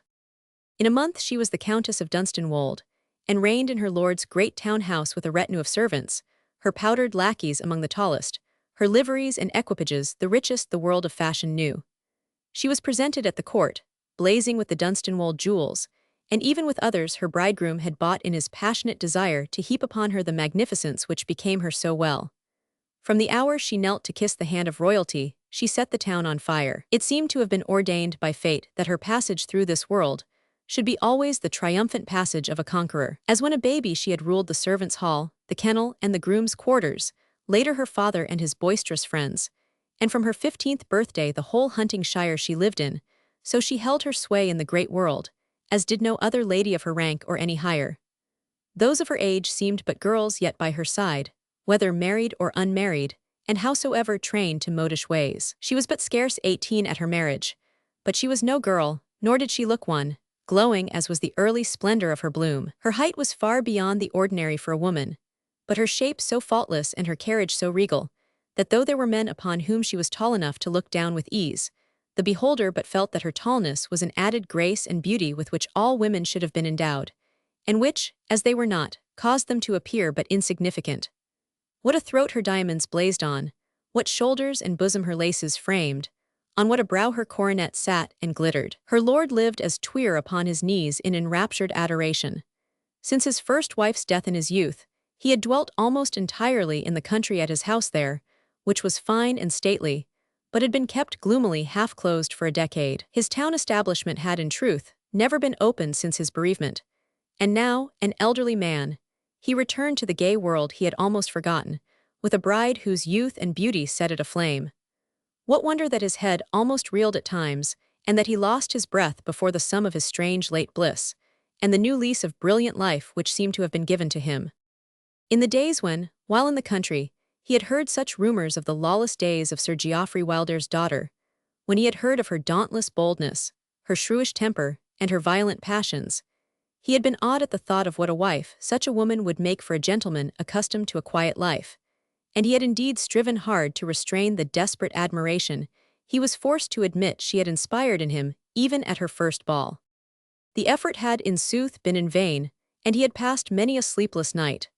And when, as time went on, he beheld her again and again, and saw with his own eyes, as well as heard from others, of the great change which seemed to have taken place in her manners and character, he began devoutly to thank heaven for the alteration, as for a merciful boon vouchsafed to him. He had been wise enough to know that even a stronger man than himself could never conquer or rule her, and when she seemed to begin to rule herself and bear herself as befitted her birth and beauty, he had dared to allow himself to dream of what perchance might be if he had great good fortune. In these days of her union with him, he was, indeed, almost humbly amazed at the grace and kindness she showed him every hour they passed in each other's company. He knew that there were men, younger and handsomer than himself, who, being wedded to beauties far less triumphant than she, found that their wives had but little time to spare them from the world, which knelt at their feet, and that in some fashion, themselves seemed to fall into the background. But 'twas not so with this woman, powerful and worshipped though she might be. She bore herself with the high dignity of her rank, but rendered to him the gracious respect and deference due both to his position and his merit. She stood by his side and not before him, and her smiles and wit were bestowed upon him as generously as to others. If she had once been a vixen, she was surely so no longer, for he never heard a sharp or harsh word pass her lips, though it is true her manner was always somewhat imperial, and her lacqueys and waiting women stood in greatest awe of her. There was that in her presence, and in her eye before which all commoner or weaker creatures quailed. The men of the world who flocked to pay their court to her, and the popinjays who followed them, all knew this look, and a tone in her rich voice which could cut like a knife when she chose that it should do so. But to my Lord of Dunstanwold, she was all that a worshipped lady could be. Your ladyship has made of me a happier man than I ever dared to dream of being, even when I was but 30, he would say to her, with reverent devotion. I know not what I have done to deserve this late summer which hath been given me. When I consented to be your wife, she answered once, I swore to myself that I would make one for you. And she crossed the hearth to where he sat. She was attired in all her splendor for a court ball, and starred with jewels, bent over his chair and placed a kiss upon his grizzled hair. Upon the night before her wedding with him, her sister, Mistress Anne, had stolen to her chamber at a late hour. When she had knocked upon the door and had been commanded to enter, she had come in, and closing the door behind her, had stood leaning against it, looking before her, with her eyes wide with agitation and her poor face almost gray. All the tapers for which places could be found had been gathered together, and the room was a blaze of light. In the midst of it, before her mirror, Clorinda stood attired in her bridal splendor of white satin and flowing rich lace, a diamond crescent on her head, sparks of light flaming from every point of her raiment. When she caught sight of Anne's reflection in the glass before her, she turned and stood staring at her in wonder. "What, nay, what is this?" she cried. "What do you come for? On my soul you come for something, or you have gone mad." Anne started forward, trembling, her hands clasped upon her breast, and fell at her feet with sobs. "Yes, yes," she gasped. "I came for something to speak to pray you. Sister Clorinda, have patience with me till my courage comes again." And she clutched her robe. Something which came nigh to being a shudder passed through Mistress Clorinda's frame, but it was gone in a second, and she touched Anne, though not ungently, with her foot, withdrawing her robe. "Do not stain it with your tears," she said. "'Twould be a bad omen." Anne buried her face in her hands, and knelt so before her. "'Tis not too late," she said. "'Tis not too late yet." "For what?" Clorinda asked. "For what, I pray you tell me if you can find your wits. You go beyond my patience with your folly." "Too late to stop," said Anne, "to draw back and repent." "What?" commanded Clorinda. "What then should I repent me?" "This marriage," trembled Mistress Anne, taking her poor hands from her face to wring them. "It should not be." "Fool," quoth Clorinda, "get up and cease your groveling. Did you come to tell me it was not too late to draw back and refuse to be the Countess of Dunstanwold?" And she laughed bitterly. "But it should not be, it must not," Anne panted. I know, sister, I know." Clorinda bent deliberately and laid her strong, jeweled hand on her shoulder with a grasp like a vice. There was no hurry in her movement or in her air, but by sheer, slow strength, she forced her head backward so that the terrified woman was staring in her face. "Look at me," she said. "I would see you well and be squarely looked at, that my eyes may keep you from going mad. You have pondered over this marriage until you have a frenzy. Women who live alone are sometimes so, and your brain was always weak. What is it that you know? Look in my eyes and tell me." It seemed as if her gaze stabbed through Anne's eyes to the very center of her brain. Anne tried to bear it, and shrunk and withered. She would have fallen upon the floor at her feet, a helpless, sobbing heap, but the white hand would not let her go.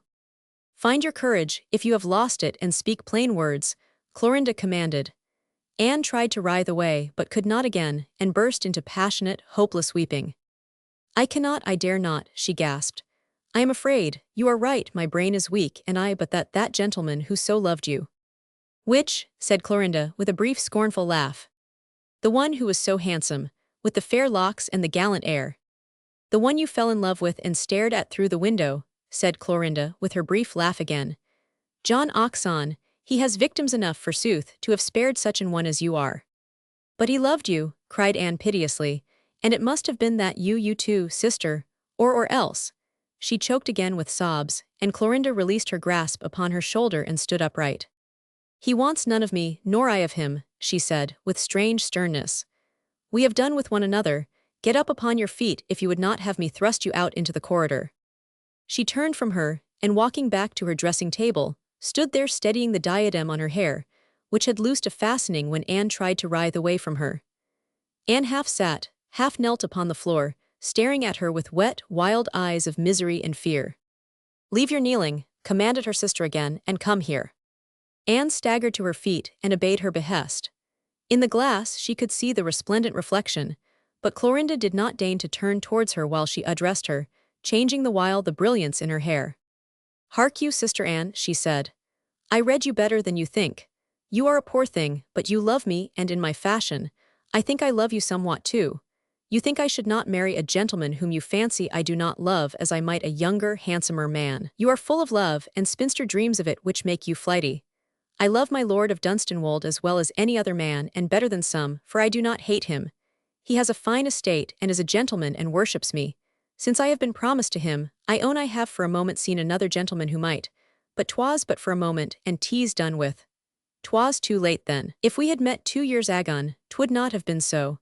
My Lord Dunstanwold gives to me wealth, and rank, and life at court. I give to him the thing he craves with all his soul myself.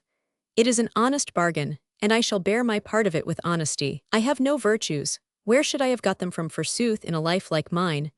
I mean I have no women's virtues, but I have one that is sometimes, not always, a man's. 'Tis that I am not a coward and a trickster, and keep my word when 'tis given. You fear that I shall lead my lord a bitter life of it. 'Twill not be so. He shall live smoothly and not suffer from me. What he has paid for he shall honestly have. I will not cheat him as weaker women do their husbands, for he pays, poor gentleman, he pays." And then, still looking at the glass, she pointed to the doorway through which her sister had come, and in obedience to her gesture of command, Mistress Anne stole silently away. Chapter 10. Yes, I have marked him. Through the brilliant, happy year succeeding to his marriage, my Lord of Dunstanwold lived like a man who dreams a blissful dream, and knows it is one. "I feel," he said to his lady, "as if 'twere too great rapture to last, and yet what end could come, unless you cease to be kind to me? And in truth, I feel that you are too noble above all other women to change, unless I were more unworthy than I could ever be since you are mine." Both in the town and in the country, which last place heard many things of his condition and estate through rumor, he was the man most wondered at and envied of his time, envied because of his strange happiness, wondered at because having, when long past youth, borne off this arrogant beauty from all other aspirants, she showed no arrogance to him, and was as perfect a wife as could have been some woman without gifts whom he had lifted from low estate and endowed with rank and fortune. She seemed both to respect himself and her position as his lady and spouse. Her manner of reigning in his household was among his many delights the greatest. It was a great house, and an old one, built long before by a Dunstanwold whose lavish feasts and riotous banquets had been the notable feature of his life. It was curiously rambling in its structure. The rooms of entertainment were large and splendid, the halls and staircases stately. Below stairs there was space for an army of servants to be disposed of, and its network of cellars and wine vaults was so beyond all need that more than one long arched stone passage was shut up as being without use, and but letting cold, damp air into corridors leading to the servants' quarters. It was, indeed, my Lady Dunstanwold who had ordered the closing of this part, when it had been her pleasure to be shown her domain by her housekeeper, the which had greatly awed and impressed her household as signifying that, exalted lady as she was, her wit was practical as well as brilliant, and that her eyes being open to her surroundings, she meant not that her lacqueys should rob her and her scullions filch, thinking that she was so high that she was ignorant of common things and blind. "You will be well housed and fed and paid your dues," she said to them, "but the first man or woman who does a task ill or dishonestly will be turned from his place that hour. I deal justice, not mercy." "Such a mistress they have never had before," said my lord when she related this to him. "Nay, they have never dreamed of such a lady, one who can be at once so severe and so kind, but there is none other such, my dearest one. They will fear and worship you." She gave him one of her sweet, splendid smiles. It was the sweetness she at rare times gave her splendid smile which was her marvelous power. "I would not be too grand a lady to be a good housewife," she said. "I may not order your dinners, my dear lord, or sweep your corridors, but they shall know I rule your household and would rule it well." "You are a goddess," he cried, kneeling to her enraptured, "and you have given yourself to a poor mortal man who can but worship you." "You give me all I have," she said, "and you love me nobly, and I am grateful." Her assemblies were the most brilliant in the town, and the most to be desired entrance to. Wits and beauties planned and intrigued that they might be bidden to her house. Beaux and fine ladies fell into the spleen if she neglected them. Her lord's kinsman the Duke of Osmond, who had been present when she first knelt to royalty, had scarce removed his eyes from her so long as he could gaze. He went to Dunstanwold afterwards, and congratulated him with stately courtesy upon his great good fortune and happiness, speaking almost with fire of her beauty and majesty, and thanking his kinsman that through him such perfections had been given to their name and house. From that time, at all special assemblies given by his kinsman he was present, the observed of all observers. He was a man of whom 'twas said that he was the most magnificent gentleman in Europe, that there was none to compare with him in the combination of gifts given both by nature and fortune. His beauty both of feature and carriage was of the greatest, his mind was of the highest, and his education far beyond that of the age he lived in. It was not the fashion of the day that men of his rank should devote themselves to the cultivation of their intellects, instead of to a life of pleasure. But this he had done from his earliest youth, and now, in his perfect though early maturity, he had no equal in polished knowledge and charm of bearing. He was the patron of literature and art. Men of genius were not kept waiting in his antechamber, but were received by him with courtesy and honor. At the court 'twas well known, there was no man who stood so near the throne in favor, and that there was no union so exalted that he might not have made his suit, as rather that of a superior than an equal. The queen both loved and honored him, and condescended to avow as much with gracious frankness. She knew no other man, she deigned to say, who was so worthy of honor and affection, and that he had not married must be because there was no woman who could meet him on ground that was equal. If there were no scandals about him, and there were none, 'twas not because he was cold of heart or imagination. No man or woman could look into his deep eye and not know that when love came to him, 'twould be a burning passion, and an evil fate if it went ill instead of happily.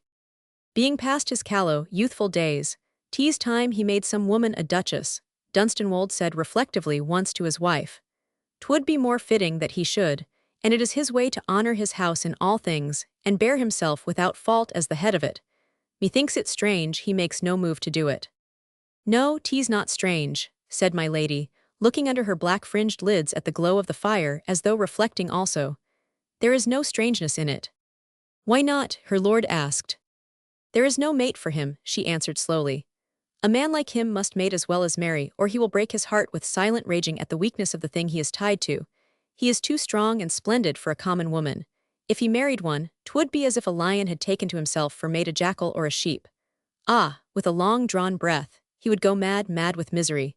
And her hands, which lay upon her knee, wrung themselves hard together, though none could see it. He should have a goddess, were they not so rare, said Dunstanwold, gently smiling. He should hold a bitter grudge against me, that I, his unworthy kinsman, have been given the only one. Yes, he should have a goddess, said my lady slowly again, and there are but women, not but women. You have marked him well, said her lord, admiring her wisdom. Methinks that you, though you have spoken to him but little, and have but of late become his kinswoman, have marked and read him better than the rest of us. Yes, I have marked him, was her answer. He is a man to mark, and I have a keen eye. She rose up as she spoke and stood before the fire, lifted by some strong feeling to her fullest height, and towering there, splendid in the shadow, for 'twas by twilight they talked. He is a man, she said. He is a man. Nay, he is as God meant man should be. And if men were so, there would be women great enough for them to mate with and to give the world men like them. And but that she stood in the shadow, her lord would have seen the crimson torrent rush up her cheek and brow, and overspread her long round throat itself. If none other had known of it, there was one man who knew that she had marked him, though she had borne herself towards him always with her stateliest grace. This man was his grace the Duke himself. From the hour that he had stood transfixed as he watched her come up the broad oak stair, from the moment that the red rose fell from her wreath at his feet, and he had stooped to lift it in his hand, he had seen her as no other man had seen her, and he had known that had he not come, but just too late, she would have been his own. Each time he had beheld her since that night, he had felt this burn more deeply in his soul. He was too high and fine in all his thoughts to say to himself that in her he saw for the first time the woman who was his peer. But this was very truth, or might have been, if fate had set her youth elsewhere, and a lady who was noble and her own mother had trained and guarded her. When he saw her at the court surrounded, as she ever was, by a court of her own, when he saw her reigning in her lord's house, receiving and doing gracious honor to his guests and hers, when she passed him in her coach, drawing every eye by the majesty of her presence, as she drove through the town, he felt a deep pang, which was all the greater that his honor bade him conquer it. He had no ignoble thought of her, he would have scorned to sully his soul with any light passion. To him, she was the woman who might have been his beloved wife and duchess, who would have upheld with him the honor and traditions of his house, whose strength and power and beauty would have been handed down to his children, who so would have been born endowed with gifts befitting the state to which heaven had called them. It was of this he thought when he saw her, and of not less like to do her honor. And as he had marked her so, he saw in her eyes, despite her dignity and grace, she had marked him.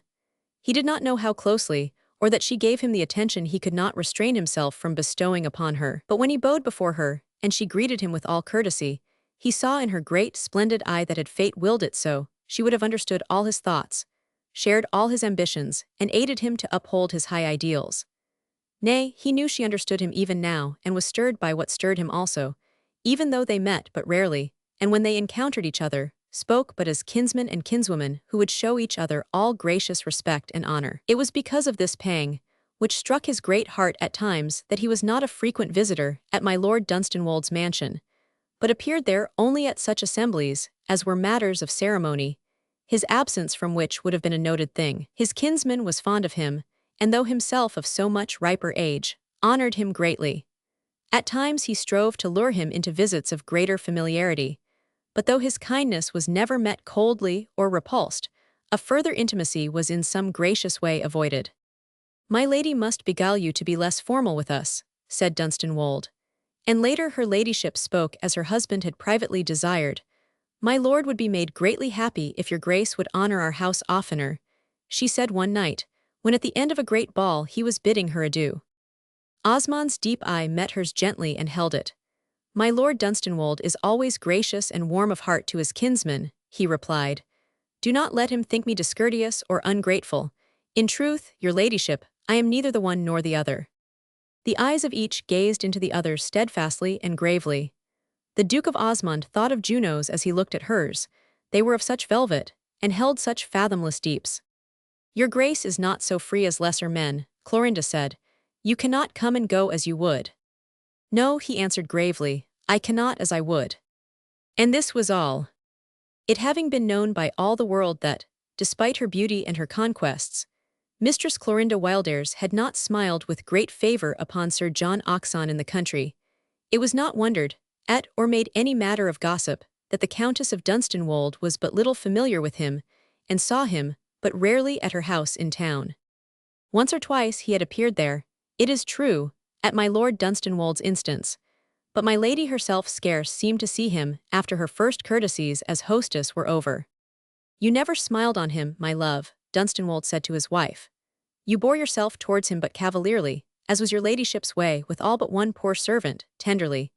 But he was one of the many who followed in your train, and if these gay young fellows stay away, 'twill be said that I keep them at a distance because I am afraid of their youth and gallantry. I would not have it fancied that I was so ungrateful as to presume upon your goodness and not leave to you your freedom." "Nor would I, my lord," she answered. "But he will not come often, I do not love him well enough." His marriage with the heiress who had wealth in the West Indies was broken off, or rather, 'twas said had come to naught. All the town knew it, and wondered and talked, because it had been believed at first that the young lady was much enamored of him, and that he would soon lead her to the altar, the which his creditors had greatly rejoiced over, as promising them some hope that her fortune would pay their bills of which they had been in despair. Later, however, gossip said that the heiress had not been so tender as was thought, that, indeed, she had been found to be in love with another man, and that even had she not, she had heard such stories of Sir John as promised but little nuptial happiness for any woman that took him to husband. When my Lord Dunstanwolde brought his bride to town, and she soared at once to splendid triumph and renown, inflaming every heart, and setting every tongue at work, clamouring her praises, Sir John Oxon saw her from afar in all the scenes of brilliant fashion she frequented and reigned queen of. 'Twas from afar, it might be said. He saw her only, though he was often near her, because she bore herself as if she did not observe him, or as though he were a thing which did not exist. The first time that she deigned to address him was upon an occasion when she found herself standing so near him at an assembly that in the crowd she brushed him with her robe. His blue eyes were fixed burningly upon her, and as she brushed him, he drew in a hard breath, which she hearing, turned slowly and let her own eyes fall upon his face. "You did not marry," she said. "No, I did not marry," he answered in a low, bitter voice. "'Twas your ladyship who did that." She faintly, slowly smiled. "I should not have been like to do otherwise," she said. "'Tis an honourable condition. I would advise you to enter it." Chapter 11, wherein a noble life comes to an end. When the Earl and his Countess went to their house in the country, there fell to Mistress Anne a great and curious piece of good fortune. In her wildest dreams, she had never dared to hope that such a thing might be. My Lady Dunstanwolde, on her first visit home, bore her sister back with her to the manor, and there established her. She gave her a suite of rooms and a waiting woman of her own, and even provided her with a suitable wardrobe. This last she had chosen herself with a taste and fitness which only such wit as her own could have devised. "They are not great rooms I give thee, Anne," she said, "but quiet and small ones, which you can make homelike in such ways as I know your taste lies. My lord has aided me to choose romances for your shelves, he knowing more of books than I do. And I shall not dress thee out like a peacock with gay colours and great farthingales. They would frighten thee, poor woman, and be a burden with their weight. I have chosen such things as are not too splendid, but will suit thy pale face and shot partridge eyes." Anne stood in the middle of her room and looked about at its comforts, wondering. "Sister," she said, "why are you so good to me? What have I done to serve you? Why is it Anne instead of Barbara you are so gracious to?" "Perchance because I am a vain woman, and would be worshipped as you worship me." "But you are always worshipped," Anne faltered. "Ay, by men," said Clorinda, mocking, "but not by women. And it may be that my pride is so high that I must be worshipped by a woman too. You would always love me, Sister Anne. If you saw me break the law, if you saw me stab the man I hated to the heart, you would think it must be pardon to me." She laughed, and yet her voice was such that Anne lost her breath and caught at it again. I should love you, sister," she cried. "Even then I could not but love you. I should know you could not strike so an innocent creature, and that to be so hated he must have been worthy of hate. You are not like other women, Sister Clorinda, but you could not be base, for you have a great heart." Clorinda put her hand to her side and laughed again, but with less mocking in her laughter. "What do you know of my heart, Anne?" she said. "Till late I did not know it beat myself. My lord says 'tis a great one and noble, but I know 'tis his own that is so. Have I done honestly by him, Anne, as I told you I would? Have I been fair in my bargain, as fair as an honest man, and not a puling, slippery woman?" "You have been a great lady," Anne answered, her great dull, soft eyes filling with slow tears as she gazed at her. "He says that you have given to him a year of heaven, and that you seem to him like some archangel, for the lower angels seem not high enough to set beside you." "'Tis as I said, 'tis his heart that is noble," said Clorinda. "But I vowed it should be so. He paid, he paid." The country saw her lord's happiness as the town had done, and wondered at it no less. The manor was thrown open, and guests came down from town, great dinners and balls being given, at which all the country saw the mistress reign at her consort's side with such a grace as no lady ever had worn before. Sir Geoffrey, appearing at these assemblies, was so amazed that he forgot to muddle himself with drink, in gazing at his daughter and following her in all her movements. "Look at her," he said to his old boon companions and hers, who were as much awed as he. "Lord, who would think she was the strapping, handsome shrew that swore, and sang men's songs to us, and rode to the hunt in breeches?" He was awed at the thought of paying fatherly visits to her house, and would have kept away, but that she was kind to him, in the way he was best able to understand. "I am country-bred, and have not the manners of your town men, my lady," he said to her, as he sat with her alone on one of the first mornings he spent with her in her private apartment. "I am used to rap out an oath or an ill-mannered word when it comes to me. Dunstanwold has weaned you of hearing such things, and I am too old a dog to change." "Wouldst have thought I was too old to change," answered she, "but I was not. Did I not tell thee I would be a great lady? There is not a man or woman cannot learn who hath the wit." "Thou hadst it, Chloe," said Sir Geoffrey, gazing at her with a sort of slow wonder. "Thou hadst it, if thou hadst not." He paused and shook his head, and there was a rough emotion in his coarse face. "I was not the man to have made aught but a baggage of thee, Chloe. I taught thee not decent, and thou never heard or saw aught to teach thee. Damn me," almost with moisture in his eyes, "if I know what kept thee from going to ruin before thou wert 15. She sat and watched him steadily. "Nor I," quoth she in answer. "Nor I, but here thou seest me, dad, an earl's lady, sitting before thee." "'Twas thy wit," said he, still moved and fairly maudlin. "'Twas thy wit and thy devil's will." "Ay," she answered, "'twas they my wit and my devil's will." She rode to the hunt with him as she had been wont to do, but she wore the latest fashion in hunting habit and coat. And though 'twould not have been possible for her to sit her horse better than of old, or to take hedges and ditches with greater daring and spirit, yet in some way every man who rode with her felt that 'twas a great lady who led the field. The horse she rode was a fierce, beauteous devil of a beast which Sir Geoffrey himself would scarce have mounted even in his younger days. But she carried her loaded whip, and she sat upon the brute as if she scarcely felt its temper, and held it with a wrist of steel. My Lord Dunstanwold did not hunt this season. He had never been greatly fond of the sport, and at this time was a little ailing, but he would not let his lady give up her pleasure because he could not join it. Nay, he said, 'tis not for the queen of the hunting field to stay at home to nurse an old man's aches. My pride would not let it be so. Your father will attend you. Go and lead them all, my dear. In the field appeared Sir John Hodgson, who for a brief visit was at Eldershaw. He rode close to my lady, though she had naught to say to him after her first greetings of civility. He looked not as fresh and glowing with youth as had been his wont only a year ago. His reckless wildness of life and his town debaucheries had at last touched his bloom, perhaps. He had a haggard look at moments when his countenance was not lighted by excitement. 'Twas whispered that he was deep enough in debt to be greatly straitened, and that his marriage having come to naught his creditors were besetting him without mercy. This and more than this, no one knew so well as my Lady Dunstanwold, but of a certainty she had little pity for his evil case, if one might judge by her face, when in the course of the running he took a hedge behind her, and pressing his horse, came up by her side and spoke. "Clorinda," he began breathlessly, through set teeth. She could have left him, and not answered, but she chose to restrain the pace of her wild beast for a moment and look at him. "Your ladyship," she corrected his audacity, "or my Lady Dunstanwold." "There was a time," he said. "This morning," she said, "I found a letter in a casket in my closet. I do not know the mad villain who wrote it, I never knew him." "You did not," he cried with an oath, and then laughed scornfully. "The letter lies in ashes on the hearth," she said. "'Twas burned unopened. Do not ride so close, Sir John, and do not play the madman and the beast with the wife of my Lord Dunstanwold." "The wife," he answered. "My lord, 'tis a new game this, and well played by God." She did not so much as waver in her look, and her wide eyes smiled. "Quite new," she answered him, "quite new. And could I not have played it well and fairly, I would not have touched the cards. Keep your horse off, Sir John. Mine is restive and likes not another beast near him." And she touched the creature with her whip, and he was gone like a thunderbolt. The next day, being in her room, Anne saw her come from her dressing table with a sealed letter in her hand.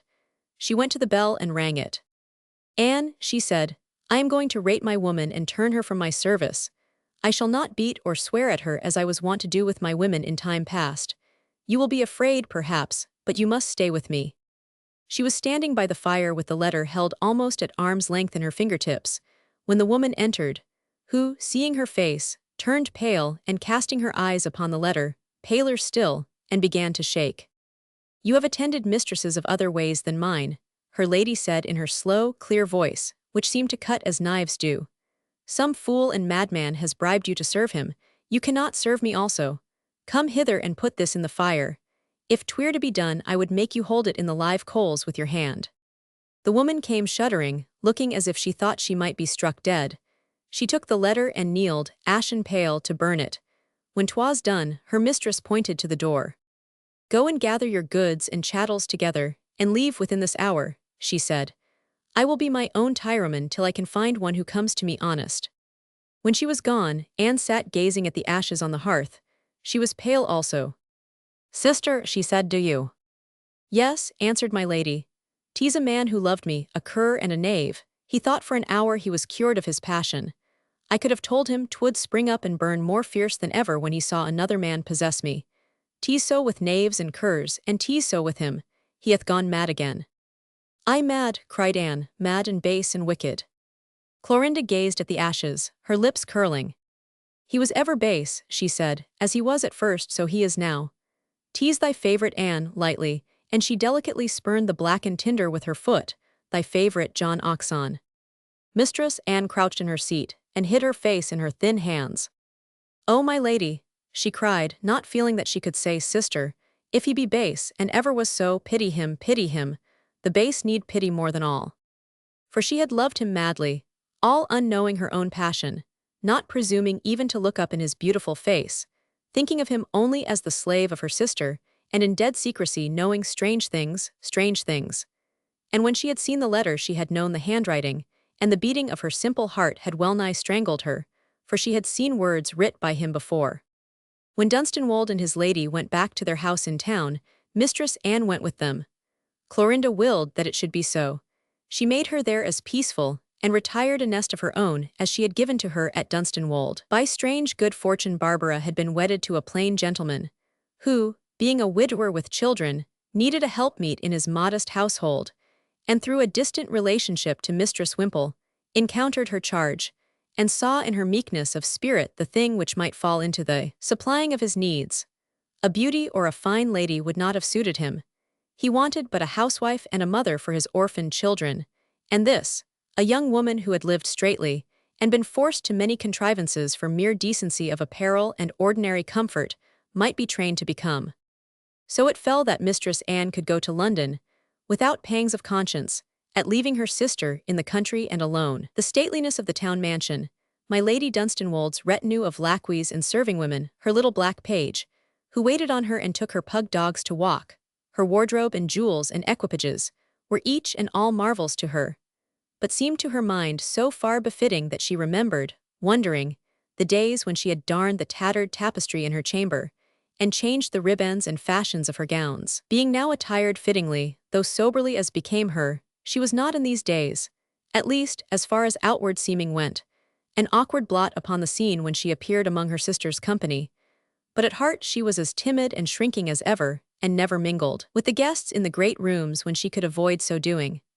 Once or twice she went forth with Clorinda in her coach and six, and saw the glittering world, while she drew back into her corner of the equipage, and gazed with all a country-bred woman's timorous admiration.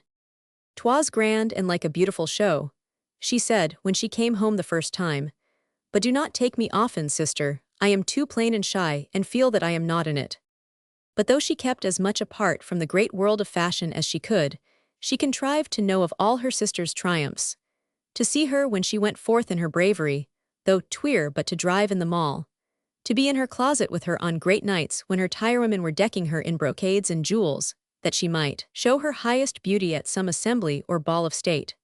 And at all these times, as also at all others, she knew that she but shared her own love and dazzled admiration with my Lord Dunstanwolde, whose tenderness, being so fed by his lady's unfailing graciousness of bearing and kindly looks and words, grew with every hour that passed. They held one night a splendid assembly, at which a member of the royal house was present. That night, Clorinda bade her sister appear. "Sometimes, I do not command it always, but sometimes you must show yourself to our guests. My lord will not be pleased else. He says it is not fitting that his wife's sister should remain unseen, as if we hid her away through ungraciousness. Your woman will prepare for you all things needful. I myself will see that your dress becomes you. I have commanded it already, and given much thought to its shape and color. I would have you very comely, Anne." And she kissed her lightly on her cheek, almost as gently as she sometimes kissed her lord's grey hair. In truth, though she was still a proud lady and stately in her ways, there had come upon her some strange subtle change Anne could not understand. On the day on which the assembly was held, Mistress Anne's woman brought to her a beautiful robe. 'Twas flowered satin of the sheen and softness of a dove's breast, and the lace adorning it was like a spider's web for gossamer fineness. The robe was sweetly fashioned, fitting her shape wondrously, and when she was attired in it at night, a little color came into her cheeks to see herself so far beyond all comeliness she had ever known before. When she found herself in the midst of the dazzling scene in the rooms of entertainment, she was glad when at last she could feel herself lost among the crowd of guests. Her only pleasure in such scenes was to withdraw to some hidden corner and look on as at a pageant or a play. Tonight she placed herself in the shadow of a screen, from which retreat she could see Clorinda and Dunstanwolde as they received their guests. Thus she found enjoyment enough, for in truth, her love and almost abject passion of adoration for her sister had grown as his lordship's had, with every hour. For a season there had rested upon her a black shadow beneath which she wept and trembled, bewildered and lost, though even at its darkest the object of her humble love had been a star whose brightness was not dimmed, because it could not be so whatsoever passed before it. This cloud, however, being it seemed dispelled, the star had shone but more brilliant in its high place, and she the more passionately worshipped it. To sit apart and see her idol's radiance, to mark her as she reigned and seemed the more royal when she bent the knee to royalty itself, to see the shimmer of her jewels crowning her midnight hair and crashing the warm whiteness of her noble neck, to observe the admiration in all eyes as they dwelt upon her. This was, indeed, enough of happiness. "She is, as ever," she murmured, "not so much a woman as a proud, lovely goddess who has deigned to descend to earth, but my lord does not look like himself. He seems shrunk in the face and old, and his eyes have rings about them. I like not that. He is so kind a gentleman and so happy that his body should not fail him. I have marked that he has looked colorless for days, and Clorinda questioned him kindly on it, but he said he suffered not. 'Twas but a little later than she had thought this, that she remarked a gentleman step aside, and stand quite near without observing her. Feeling that she had no testimony to her fancifulness, she found herself thinking in a vague fashion that he, too, had come there because he chose to be unobserved.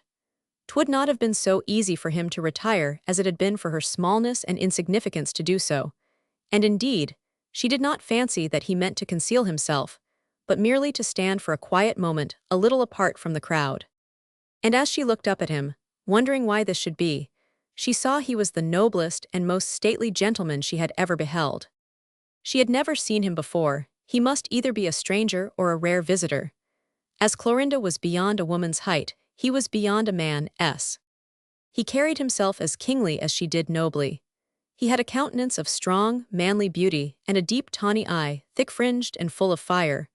Orders glittered upon his breast, and he wore a fair periwig, which became him wondrously, and seemed to make his eye more deep and burning by its contrast. Beside his strength and majesty of bearing, the stripling beauty of John Hodgson would have seemed slight and paltry, a thing for flippant women to trifle with. Mistress Anne looked at him with an admiration somewhat like reverence, and as she did so a sudden thought rose to her mind, and even as it rose, she marked what his gaze rested on, and how it dwelt upon it, and knew that he had stepped apart to stand and gaze as she did, only with a man's hid fervor, at her sister's self. 'Twas as if suddenly a strange secret had been told her. She read it in his face, because he thought himself unobserved, and for a space had cast his mask aside. He stood and gazed as a man who, starving at soul, fed himself through his eyes, having no hope of other sustenance, or as a man weary with long carrying of a burden, for a space laid it down for rest and to gather power to go on. She heard him draw a deep sigh almost stifled in its birth, and there was that in his face which she felt it was unseemly that a stranger like herself should behold, himself unknowing of her near presence. She gently rose from her corner, wondering if she could retire from her retreat without attracting his observation. But as she did so, chance caused him to withdraw himself a little farther within the shadow of the screen, and doing so, he beheld her. Then his face changed. The mask of noble calmness, for a moment fallen, resumed itself, and he bowed before her with the reverence of a courtly gentleman, undisturbed by the unexpectedness of his recognition of her neighborhood. "Madam," he said, "pardon my unconsciousness that you were near me, you would pass," and he made way for her. She curtsied, asking his pardon with her dull, soft eyes. "Sir," she answered, "I but retired here for a moment's rest from the throng and gaiety, to which I am unaccustomed. But chiefly I sat in retirement that I might watch my sister." "Your sister, madam," he said, as if the questioning echo were almost involuntary, and he bowed again in some apology. "My Lady Dunstanwold," she replied. "I take such pleasure in her loveliness and in all that pertains to her, it is a happiness to me to but look on." Whatsoever the thing was in her loving mood which touched him and found echo in his own, he was so far moved that he answered to her with something less of ceremoniousness, remembering also, in truth, that she was a lady he had heard of, and recalling her relationship and name. "It is then Mistress Anne Wildairs I am honored by having speech with," he said. "My Lady Dunstanwold has spoken of you in my presence. I am my lord's kinsman, the Duke of Osmond." Again bowing, and Anne curtsied low once more. Despite his greatness, she felt a kindness and grace in him which was not condescension, and which almost dispelled the timidity which, being part of her nature, so unduly beset her at all times when she addressed, or was addressed by a stranger. John Hodgson, bowing his bright curls, and seeming ever to mock with his smiles, had caused her to be overcome with shy awkwardness and blushes. But this man, who seemed as far above him in person and rank and mind as a god, is above a graceful painted puppet, even appeared to give of his own noble strength to her poor weakness. He bore himself towards her with a courtly respect such as no human being had ever shown to her before. He besought her again to be seated in her nook, and stood before her conversing with such delicate sympathy with her mood as seemed to raise her to the pedestal on which stood less humble women. All those who passed before them he knew and could speak easily of. The high deeds of those who were statesmen, or men honored at court or in the field, he was familiar with, and of those who were beauties or notable gentlewomen he had always something courtly to say. Her own worship of her sister she knew full well he understood, though he spoke of her but little. Well may you gaze at her, he said. So does all the world, and honors and adores. He proffered her at last his arm, and she, having strangely taken courage, let him lead her through the rooms and persuade her to some refreshment. Seeing her so wondrously emerge from her chrysalis, and under the protection of so distinguished a companion, all looked at her as she passed with curious amazement, and indeed Mistress Anne was all but overpowered by the reverence shown them as they made their way. As they came again into the apartment wherein the host and hostess received their guests, Anne felt her escort pause, and looked up at him to see the meaning of his sudden hesitation. He was gazing intently, not at Clorinda, but at the Earl of Dunstanwold. "Madam," he said, "pardon me that I seem to detain you, but I look at my kinsman. Madam," with a sudden fear in his voice, "he is ailing, he sways as he stands. Let us go to him, quickly he falls." And in sooth, at that very moment there arose a dismayed cry from the guests about them, and there was a surging movement. And as they pressed forward themselves through the throng, Anne saw Dunstanwold no more above the people, for he had indeed fallen and lay outstretched and deathly on the floor. 'Twas but a few seconds before she and Osmond were close enough to him to mark his fallen face and ghastly pallor, and a strange dew starting out upon his brow. But 'twas his wife who knelt beside his prostrate body, waving all else aside with a great majestic gesture of her arm. "Back, back," she cried. "Air, air and water, my lord, my dear lord." But he did not answer, or even stir, though she bent close to him and thrust her hand within his breast. And then the frightened guests beheld a strange but beautiful and loving thing, such as might have moved any heart to tenderness and wonder. This great beauty, this worshipped creature, put her arms beneath and about the helpless, awful body, for so its pallor and stillness indeed made it, and lifted it in their powerful whiteness as if it had been the body of a child, and so bore it to a couch near and laid it down, kneeling beside it. Anne and Osmond were beside her. Osmond pale himself, but gently calm and strong. He had dispatched for a physician the instant he saw the fall. "My lady," he said, bending over her, "permit me to approach. I have some knowledge of these seizures. Your pardon." He knelt also and took the moveless hand, feeling the pulse. He, too, thrust his hand within the breast and held it there, looking at the sunken face. "My dear lord," her ladyship was saying, as if to the prostrate man's ear alone, knowing that her tender voice must reach him if aught would, as indeed was truth. "Edward, my dear, dear lord." Osmond held his hand steadily over the heart. The guests shrunk back, stricken with terror. There was that in this corner of the splendid room, which turned faces pale. Osmond slowly withdrew his hand, and turning to the kneeling woman, with a pallor like that of marble, but with a noble tenderness and pity in his eyes. "My lady," he said, "you are a brave woman, your great courage must sustain you. The heart beats no more, a noble life is finished." The guests heard and drew still farther back, a woman or two faintly whimpering. A hurrying lackey parted the crowd, and so, way being made for him, the physician came quickly forward. Anne put her shaking hands up to cover her gaze. Osmond stood still, looking down. My Lady Dunstanwold knelt by the couch and hid her beautiful face upon the dead man's breast. Chapter 12, which treats of the obsequies of my Lord of Dunstanwold, of his lady's widowhood, and of her return to town. All that remained of my Lord Dunstanwold was borne back to his ancestral home, and there laid to rest in the ancient tomb in which his fathers slept. Many came from town to pay him respect, and the Duke of Osmond was, as was but fitting, among them. The Countess kept her own apartments, and none but her sister, Mistress Anne, beheld her. The night before the final ceremonies she spent sitting by her lord's coffin, and to Anne it seemed that her mood was a stranger one than ever woman had before been ruled by.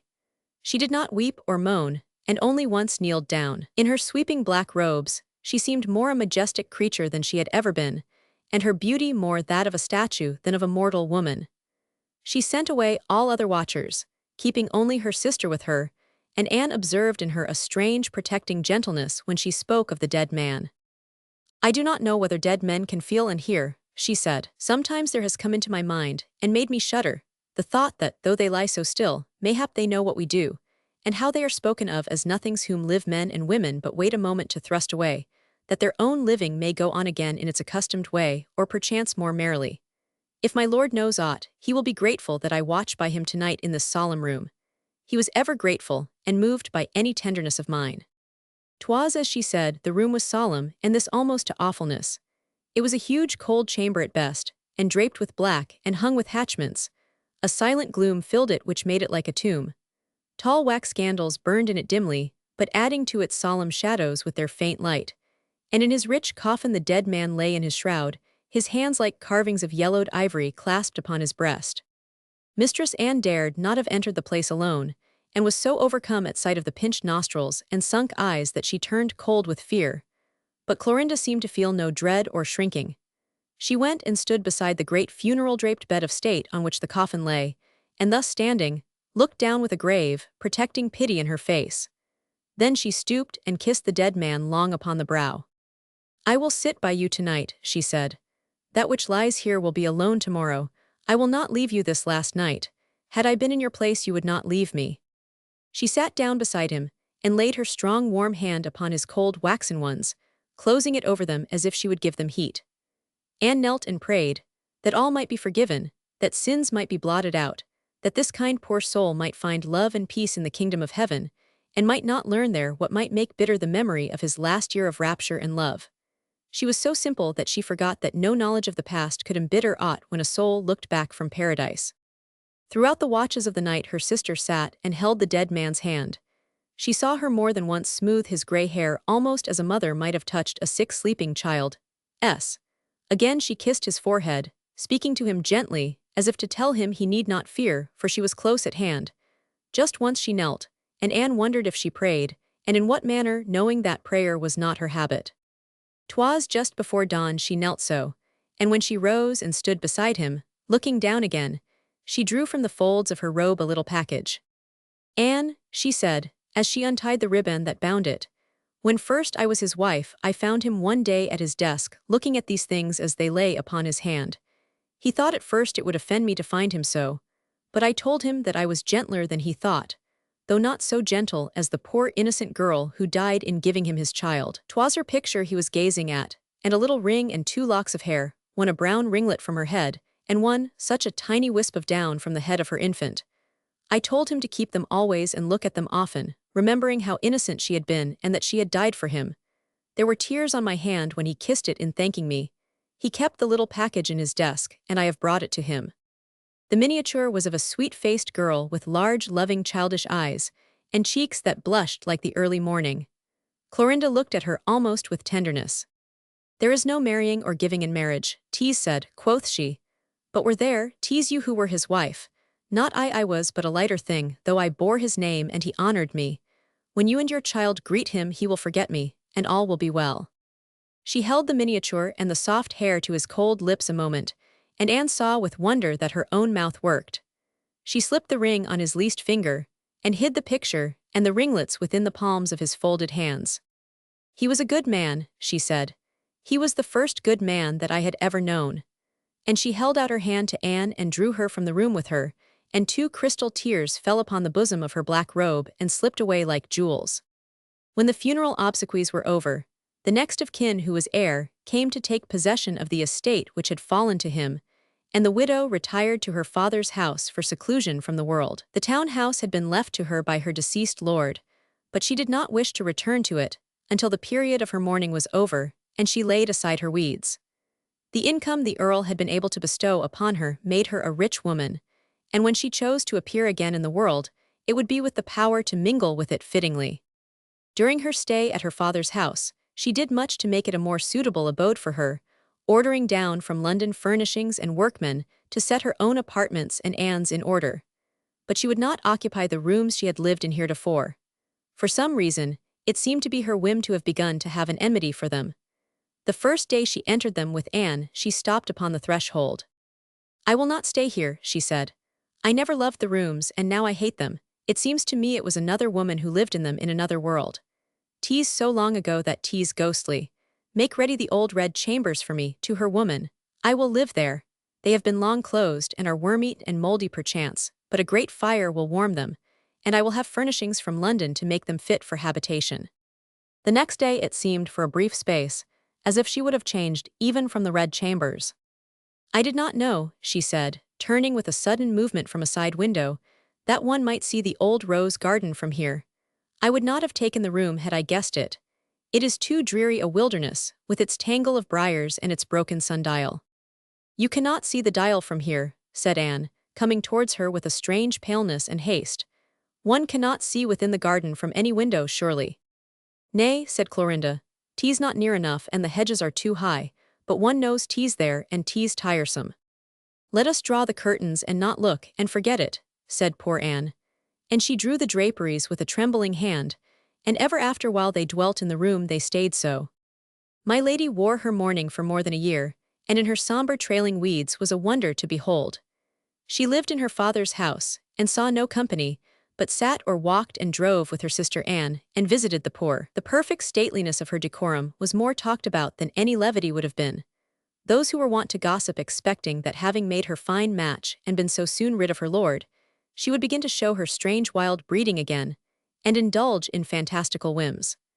That she should wear her mourning with unflinching dignity and withdraw from the world, as strictly as if she had been a lady of royal blood mourning her prince, was the unexpected thing, and so was talked of everywhere. At the end of the 18th month she sent one day for Anne, who, coming at her bidding, found her standing in her chamber surrounded by black robes and draperies piled upon the bed, and chairs and floor, their sombreness darkening the room like a cloud. But she stood in their midst in a trailing garment of pure white, and in her bosom was a bright red rose tied with a knot of scarlet riband, whose ends fell floating. Her woman was upon her knees before a coffer, in which she was laying the weeds as she folded them. Mistress Anne paused within the doorway, her eyes dazzled by the tall radiant shape and blot of scarlet color as if by the shining of the sun. She knew in that moment that all was changed, and that the world of darkness they had been living in for the past months was swept from existence. When her sister had worn her mourning weeds, she had seemed somehow almost pale.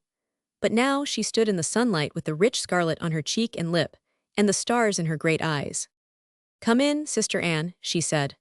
"I lay aside my weeds, and my woman is folding them away for me. Dost know of any poor creature newly left a widow whom some of them would be a help to? 'Tis a pity that so much sombreness should lie in chests when there are perhaps poor souls to whom it would be a godsend." Before the day was over, there was not a shred of black stuff left in sight, such as had not been sent out of the house to be distributed, being packed away in coffers in the garrets under the leads. "You will wear it no more, sister?" Anne asked once. "You will wear gay colors as if it had never been." "It is as if it had never been," Clorinda answered. "Ere now her lord is happy with her, and he is so happy that I am forgot. I had a fancy that perhaps at first well, if he had looked down on earth, remembering, he would have seen I was faithful in my honoring of him. But now I am sure." She stopped with a half-laugh. "'Twas but a fancy," she said. "Perchance he has known not since that night he fell at my feet, and even so, poor gentleman, he hath a happy fate. Yes, I will wear gay colors," flinging up her arms as if she dropped fetters and stretched her beauteous limbs for ease, "gay colors and roses and rich jewels and all things, all that will make me beautiful." The next day there came a chest from London, packed close with splendid raiment. When she drove out again in her chariot her servants' sad-colored liveries had been laid by, and she was attired in rich hues, amidst which she glowed like some flower new bloomed. Her house in town was thrown open again, and set in order for her coming. She made her journey back in state, Mistress Anne accompanying her in her traveling coach. As she passed over the highroad with her equipage and her retinue, or spent the night for rest at the best inns in the towns and villages, all seemed to know her name and state. "'Tis the young widow of the Earl of Dunstanwold," people said to each other. "She that is the great beauty, and of such a wit and spirit that she is scarce like a mere young lady. 'Twas said she wed him for his rank, but afterwards 'twas known she made him a happy gentleman, though she gave him no heir. She wore weeds for him beyond the accustomed time, and is but now issuing from her retirement." Mistress Anne felt as if she were attending some royal lady's progress. People so gazed at them and nudged each other, wondered and admired. "You do not mind that all eyes rest on you," she said to her sister. "You are accustomed to be gazed at." "I have been gazed at all my life," my lady answered. "I scarce take note of it." On their arrival at home, they met with fitting welcome and reverence. The doors of the town-house were thrown open wide, and in the hall the servants stood in line, the housekeeper at the head with her keys at her girdle, the little jet-black Negro page grinning beneath his turban with joy to see his lady again, he worshipping her as a sort of fetish, after the manner of his race. 'Twas his duty to take heed to the pet dogs, and he stood holding by their little silver chains a smart-faced pug and a pretty spaniel. His lady stopped a moment to pat them, and to speak to him a word of praise of their condition. And being so favored, he spoke also, rolling his eyes in his delight at finding somewhat to impart. "Yesterday, ladyship, when I took them out," he said, "a gentleman marked them, knowing whose they were. He asked me when my lady came again to town, and I answered him today. 'Twas the fair gentleman in his own hair." "'Twas Sir John Hodgson, your ladyship," said the lackey nearest to him. Her ladyship left caressing her spaniel and stood upright. Little Nero was frightened, fearing she was angered. She stood so straight and tall, but she said nothing and passed on. At the top of the staircase, she turned to Mistress Anne with a laugh. "Thy favourite again, Anne," she said. "He means to haunt me now we are alone. Tease thee comes after." Chapter 13, wherein a deadly war begins. The town and the world of fashion greeted her on her return with open arms. Those who looked on when she bent the knee to kiss the hand of royalty at the next drawing-room whispered among themselves that bereavement had not dimmed her charms, which were even more radiant than they had been at her presentation on her marriage, and that the mind of no man or woman could dwell on aught as mournful as widowhood in connection with her, or, indeed, could think of anything but her brilliant beauty. 'Twas as if from this time she was launched into a new life. Being rich, of high rank, and no longer an unmarried woman, her position had a dignity and freedom which there was no creature but might have envied. As the wife of Dunstanwold she had been the fashion, and adored by all who dared adore her. But as his widow she was surrounded and besieged. A fortune, a toast, a wit, and a beauty, she combined all the things either man or woman could desire to attach themselves to the train of. And had her air been less regal, and her wit less keen of edge, she would have been so beset by flatterers and toadies that life would have been burdensome. But this she would not have, and was swift enough to detect the man whose debts drove him to the expedient of daring to privately think of the usefulness of her fortune, or the woman who maneuvered to gain reputation or success by means of her position and power. "They would be about me like vultures if I were weak fool enough to let them," she said to Anne. "They cringe and grovel like spaniels, and flatter till 'tis like to make one sick. 'Tis always so with toadies. They have not the wit to see that their flattery is an insolence, since it supposes adulation so rare that one may be moved by it. The men with empty pockets would marry me, forsooth, and the women be dragged into company clinging to my petticoats. But they are learning. I do not shrink from giving them sharp lessons." This she did without mercy, and in time cleared herself of hangers-on, so that her banquets and assemblies were the most distinguished of the time, and the men who paid their court to her were of such place and fortune that their worship could but be disinterested.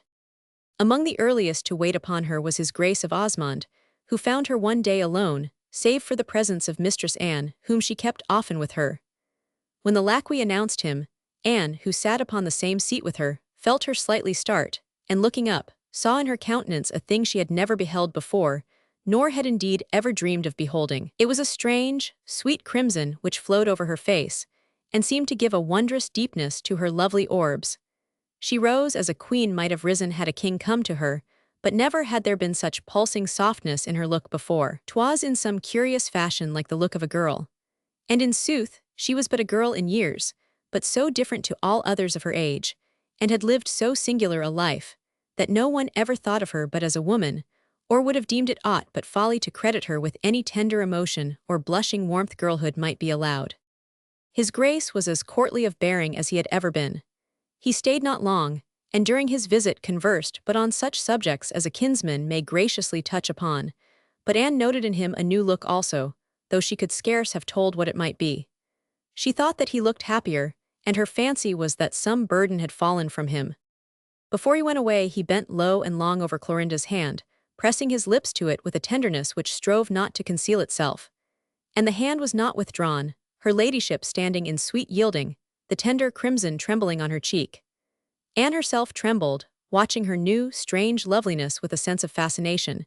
She could scarce withdraw her eyes, it seemed so as if the woman had been reborn. "Your Grace will come to us again," my lady said in a soft voice. "We are two lonely women," with her radiant compelling smile, "and need your kindly countenancing."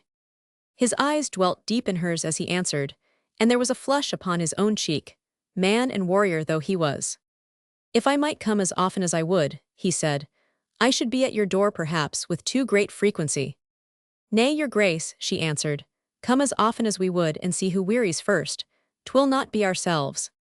He kissed her hand again, and this time 'twas passionately, and when he left her presence it was with a look of radiance on his noble face, and with the bearing of a king new crowned. For a few moments, space she stood where he had parted from her, looking as though listening to the sound of his step, as if she would not lose a footfall. Then she went to the window and stood among the flowers there, looking down into the street, and Anne saw that she watched his equipage. 'Twas early summer, and the sunshine flooded her from head to foot. The window and balcony were full of flowers, yellow jonquils and daffodils, white narcissus, and all things fragrant of the spring. The scent of them floated about her like an incense, and a straying zephyr blew great puffs of their sweetness back into the room. Anne felt it all about her, and remembered it until she was an aged woman. Clorinda's bosom rose high in an exultant, rapturous sigh. "'Tis the spring that comes," she murmured breathlessly. "Never hath it come to me before." Even as she said the words, at the very moment of her speaking, fate, a strange fate indeed, brought to her yet another visitor. The door was thrown open wide, and in he came, a lackey crying aloud his name. 'Twas Sir John Hodgson. Those of the world of fashion who were wont to gossip had bestowed upon them a fruitful subject for discussion over their tea-tables, in the future of the widowed Lady Dunstanwold. All the men being enamoured of her, 'twas not likely that she would long remain unmarried, her period of mourning being over. And accordingly, forthwith there was every day chosen for her a new husband by those who concerned themselves in her affairs, and they were many. One week 'twas a great general she was said to smile on. Again, a great beau and female conqueror, it being argued that, having made her first marriage for rank and wealth, and being a passionate and fantastic beauty, she would this time allow herself to be ruled by her caprice and wed for love. Again, a certain marquis was named, and after him, a young earl renowned for both beauty and wealth. But though each and all of those selected were known to have laid themselves at her feet, none of them seemed to have met with the favor they besought for. There were two men, however, who were more spoken of than all the rest, and whose court awakened a more lively interest. Indeed, 'twas an interest which was lively enough at times to become almost a matter of contention, for those who upheld the cause of the one man would not hear of the success of the other, the claims of each being considered of such different nature. These two men were the Duke of Osmond and Sir John Hodgson. 'Twas the soberer and more dignified who were sure his grace had but to proffer his suit to gain it, and their sole wonder lay in that he did not speak more quickly. But being a man of such noble mind, it may be that he would leave her to her freedom yet a few months, because, despite her stateliness, she is but young, and 'twould be like his honorableness to wish that she should see many men while she is free to choose, as she has never been before. For these days she is not a poor beauty as she was when she took Dunstanwold. The less serious, or less worldly, especially the sentimental spinsters and matrons and romantic young, who had heard and enjoyed the rumors of Mistress Clorinda Wildair's strange early days, were prone to build much upon a certain story of that time. Sir John Hodgson was her first love, they said. He went to her father's house a beautiful young man in his earliest bloom, and she had never encountered such an one before, having only known country dolts and her father's friends. 'Twas said they loved each other, but were both passionate and proud, and quarrelled bitterly. Sir John went to France to strive to forget her in gay living. He even obeyed his mother and paid court to another woman, and Mistress Clorinda, being of fierce haughtiness, revenged herself by marrying Lord Dunstanwold. But she has never deigned to forgive him. 'Twas also said, she is too haughty and of too high a temper to forgive easily that a man should seem to desert her for another woman's favor. Even when 'twas whispered that she favored him, she was disdainful, and sometimes flouted him bitterly, as was her way with all men. She was never gentle and had always a cutting wit. She will use him hardly before she relents, but if he sues patiently enough with such grace as he uses with other women, love will conquer her at last, for 'twas her first. She showed him no great favor, it was true, and yet it seemed she granted him more privilege than she had done during her lord's life, for he was persistent in his following her, and would come to her house whether of her will or of his own. Sometimes he came there when the Duke of Osmond was with her. This happened more than once, and then her ladyship's face, which was ever warmly beautiful when Osmond was near, would curiously change. It would grow pale and cold, but in her eyes would burn a strange light which one man knew was as the light in the eyes of a tigress lying chained, but crouching to leap. But it was not Osmond who felt this. He saw only that she changed color, and having heard the story of her girlhood, a little chill of doubt would fall upon his noble heart. It was not doubt of her, but of himself, and fear that his great passion made him blind. For he was the one man chivalrous enough to remember how young she was, and to see the cruelty of the fate which had given her unmothered childhood into the hands of a coarse rioter and debauchee, making her his plaything and his whim. And if in her first hours of bloom she had been thrown with youthful manhood and beauty, what more in the course of nature than that she should have learned to love? And being separated from her young lover by their mutual youthful faults of pride and passionateness of temper, what more natural than, being free again, and he suing with all his soul, that her heart should return to him, even though through a struggle with pride. In her lord's lifetime he had not seen Hodgson near her, and in those days when he had so struggled with his own surging love, and striven to bear himself nobly, he had kept away from her, knowing that his passion was too great and strong for any man to always hold at bay and make no sign, because at brief instants he trembled before the thought that in her eyes he had seen that which would have sprung to answer the same self in him if she had been a free woman. But now when, despite her coldness, which never melted to John Hodgson, she still turned pale and seemed to fall under a restraint on his coming, a man of sufficient high dignity to be splendidly modest where his own merit was concerned, might well feel that for this there must be a reason, and it might be a grave one.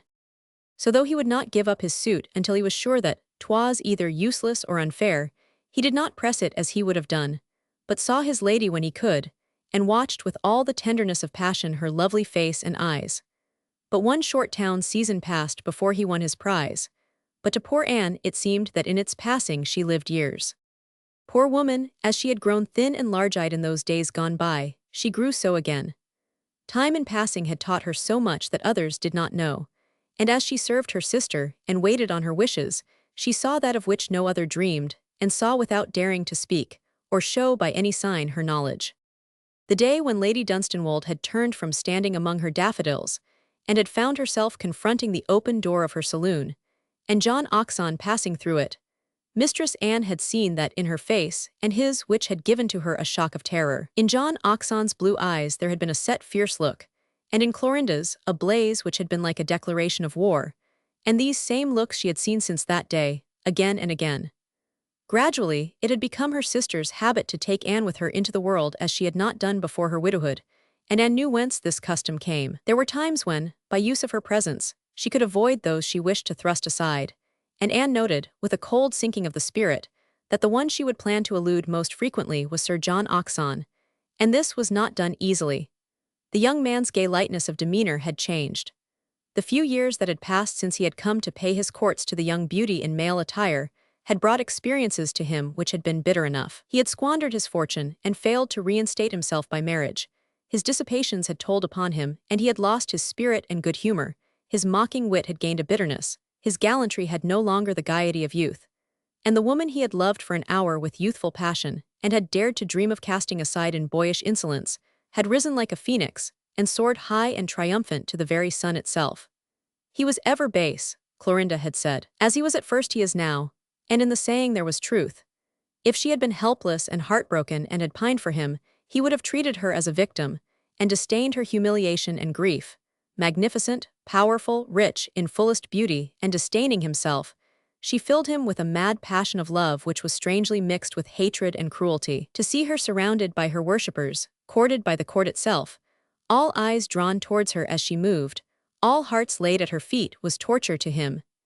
In such cases as his and hers, it was the woman who should sue for love's return, and watch the averted face, longing for the moment when it would deign to turn, and she could catch the cold eye and plead piteously with her own. This he had seen. This, men like himself, but older, had taught him with vicious art. But here was a woman who had scorned him at the hour which should have been the moment of his greatest powerfulness, who had mocked at and lashed him in the face with the high derision of a creature above law, and who never for one instant had bent her neck to the yoke which women must bear. She had laughed it to scorn and him, and all things, and gone on her way, crowned with her scarlet roses, to wealth and rank and power and adulation, while he, the man whose right it was to be transgressor, had fallen upon hard fortune, and was losing step by step all she had won. In his way he loved her madly, as he had loved her before, and as he would have loved any woman who embodied triumph and beauty, and burning with desire for both, and with jealous rage of all, he swore he would not be outdone, befooled, cast aside, and trampled on. At the playhouse when she looked from her box, she saw him leaning against some pillar or stationed in some noticeable spot, his bold blue eyes fixed burningly upon her. At fashionable assemblies, he made his way to her side and stood near her, gazing or dropping words into her ear. At church he placed himself in some pew nearby, that she and all the world might behold him. When she left her coach and walked in the mall he joined her or walked behind. At such times in my lady's close-fringed eyes there shone a steady gleam, but they were ever eyes that glowed, and there were none who had ever come close enough to her to know her well, and so there were none who read its meaning. Only Anne knew as no other creature could, and looked on with secret terror and dismay. The world but said that he was a man mad with love, and desperate at the knowledge of the powerfulness of his rivals, could not live beyond sight of her. They did not hear the words that passed between them at times when he stood near her in some crowd, and dropped, as 'twas thought, words of burning prayer and love into her ear. 'Twas said that it was like her to listen with unchanging face, and when she deigned reply, to answer without turning towards him. But such words and replies it had more than once been Anne's ill fortune to be near enough to catch, and hearing them she had shuddered. One night at a grand rout, the Duke of Osmond, but just having left the reigning beauty's side, she heard the voice she hated close by her, speaking. "You think you can disdain me to the end," it said. "Your ladyship is sure so." She did not turn or answer, and there followed a low laugh. "You think a man will lie beneath your feet and be trodden upon without speaking. You are too high and bold." She waved her painted fan, and gazed steadily before her at the crowd, now and then bending her head in gracious greeting and smiling at some passerby. "If I could tell the story of the rose garden, and of what the sundial saw, and what the moon shone on," he said. He heard her draw her breath sharply through her teeth. He saw her white bosom lift, as if a wild beast leapt within it, and he laughed again. "His Grace of Osmond returns," he said. And then marking, as he never failed to do, bitterly against his will, the grace and majesty of this rival, who was one of the greatest and bravest of England's gentlemen, and knowing that she marked it too, his rage so mounted that it overcame him. "Sometimes," he said, "methinks that I shall kill you." "Would you gain your end thereby?" she answered, in a voice as low and deadly. "I would frustrate his and yours." "Do it then," she hissed back, "some day when you think I fear you." "'Twould be too easy," he answered. "You fear it too little, there are bitter things." She rose and met his grace, who had approached her. Always to his greatness and his noble heart she turned with that new feeling of dependence which her whole life had never brought to her before. His deep eyes, falling on her tenderly as she rose, were filled with protecting concern. Involuntarily he hastened his steps. "Will your grace take me to my coach?" she said. "I am not well, may I go?" as gently as a tender, appealing girl. And moved by this, as by her pallor, more than his man's words could have told, he gave her his arm and drew her quickly and supportingly away. Mistress Anne did not sleep well that night, having much to distract her mind and keep her awake, as was often in these days the case. When at length she closed her eyes her slumber was fitful and broken by dreams, and in the mid-hour of the darkness, she wakened with a start as if some sound had aroused her. Perhaps there had been some sound, though all was still when she opened her eyes. But in the chair by her bedside sat Clorinda in her nightrail, her hands wrung hard together on her knee, her black eyes staring under a brow knit into straight deep lines. "Sister," cried Anne, starting up in bed. "Sister." Clorinda slowly turned her head towards her, whereupon Anne saw that in her face there was a look as if of horror which struggled with a grief, a woe, too monstrous to be borne. "Lie down, Anne," she said. "Be not afraid, 'tis only I, bitterly, who need fear." Anne cowered among the pillows and hid her face in her thin hands. She knew so well that this was true. "I never thought the time would come," her sister said, "when I should seek you for protection. A thing has come upon me, perhaps I shall go mad tonight, alone in my room. I wanted to sit near a woman, 'twas not like me, was it?" Mistress Anne crept near the bed's edge, and stretching forth a hand, touched hers, which were as cold as marble. "Stay with me, sister," she prayed. "Sister, do not go. What can I say?" "Naught," was the steady answer. "There is naught to be said. You were always a woman, I was never one till now." She rose up from her chair and threw up her arms, pacing to and fro. "I am a desperate creature," she cried. "Why was I born?"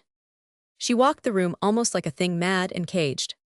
Why was I thrown into the world, striking her breast?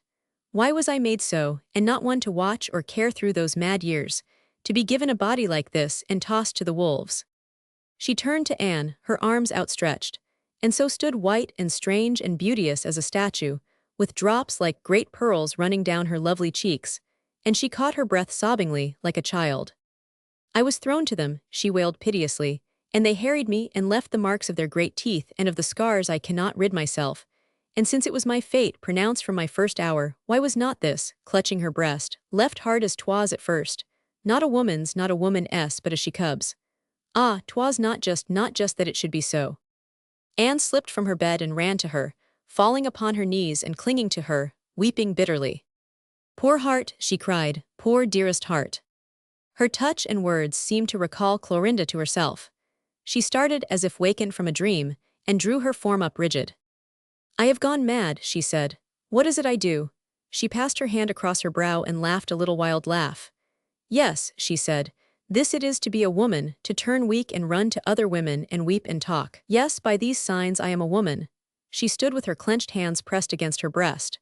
In any fair fight, she said, I could have struck back blow for blow, and mine would have been the heaviest, but being changed into a woman, my arms are taken from me.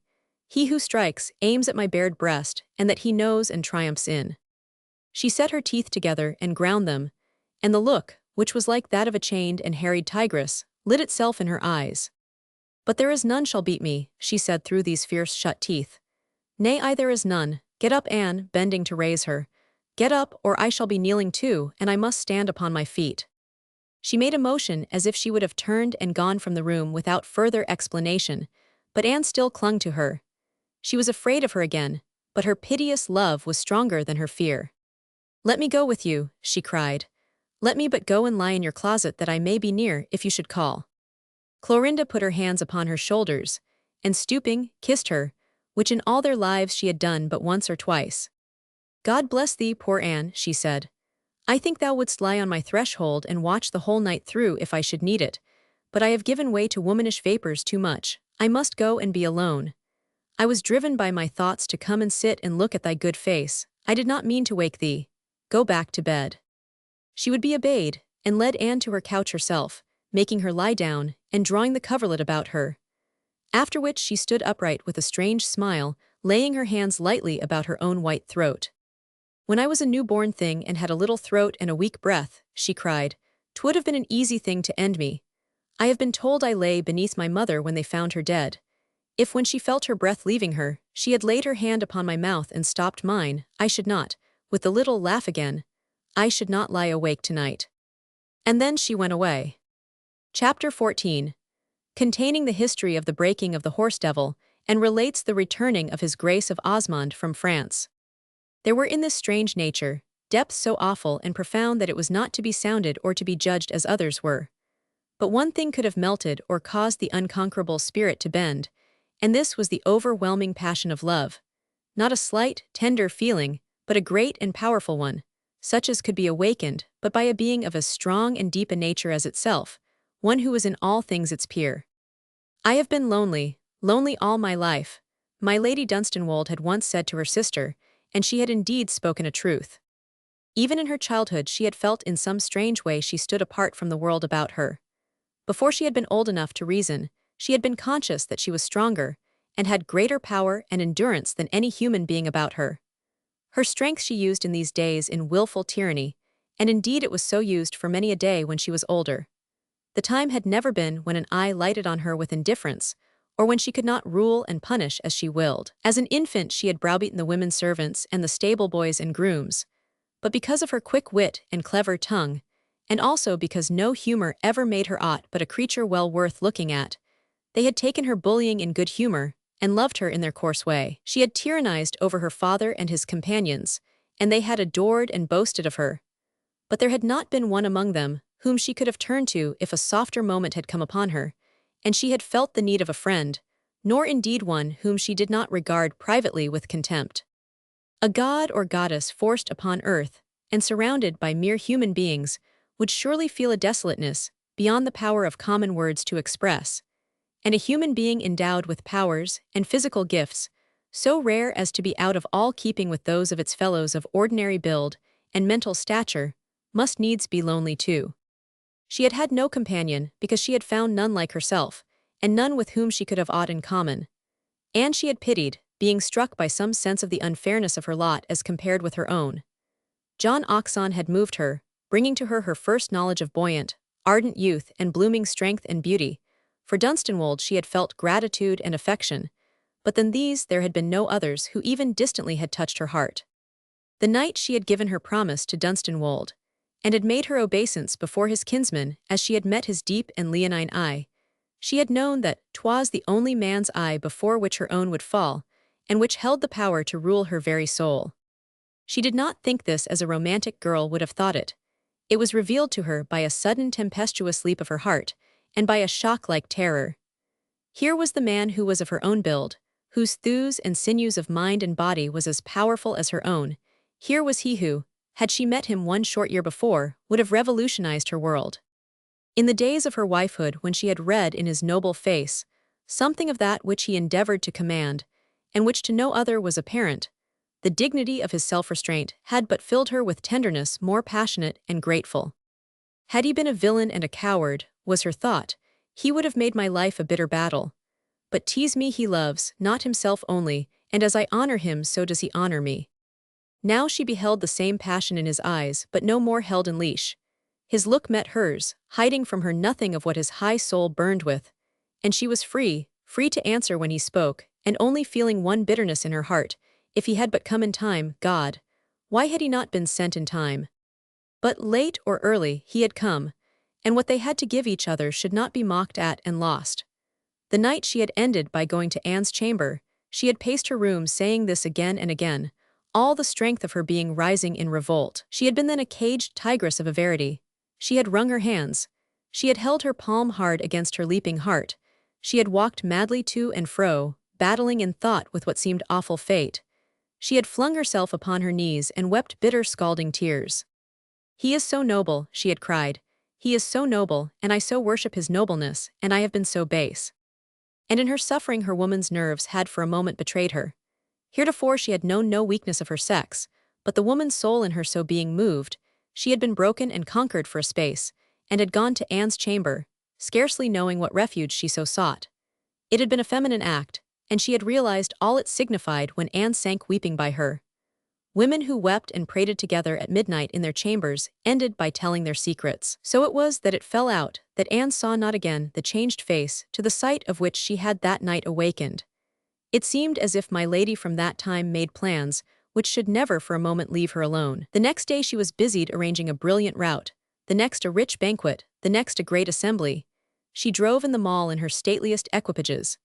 She walked upon its promenade, surrounded by her crowd of courtiers, smiling upon them, and answering them with shafts of graceful wit.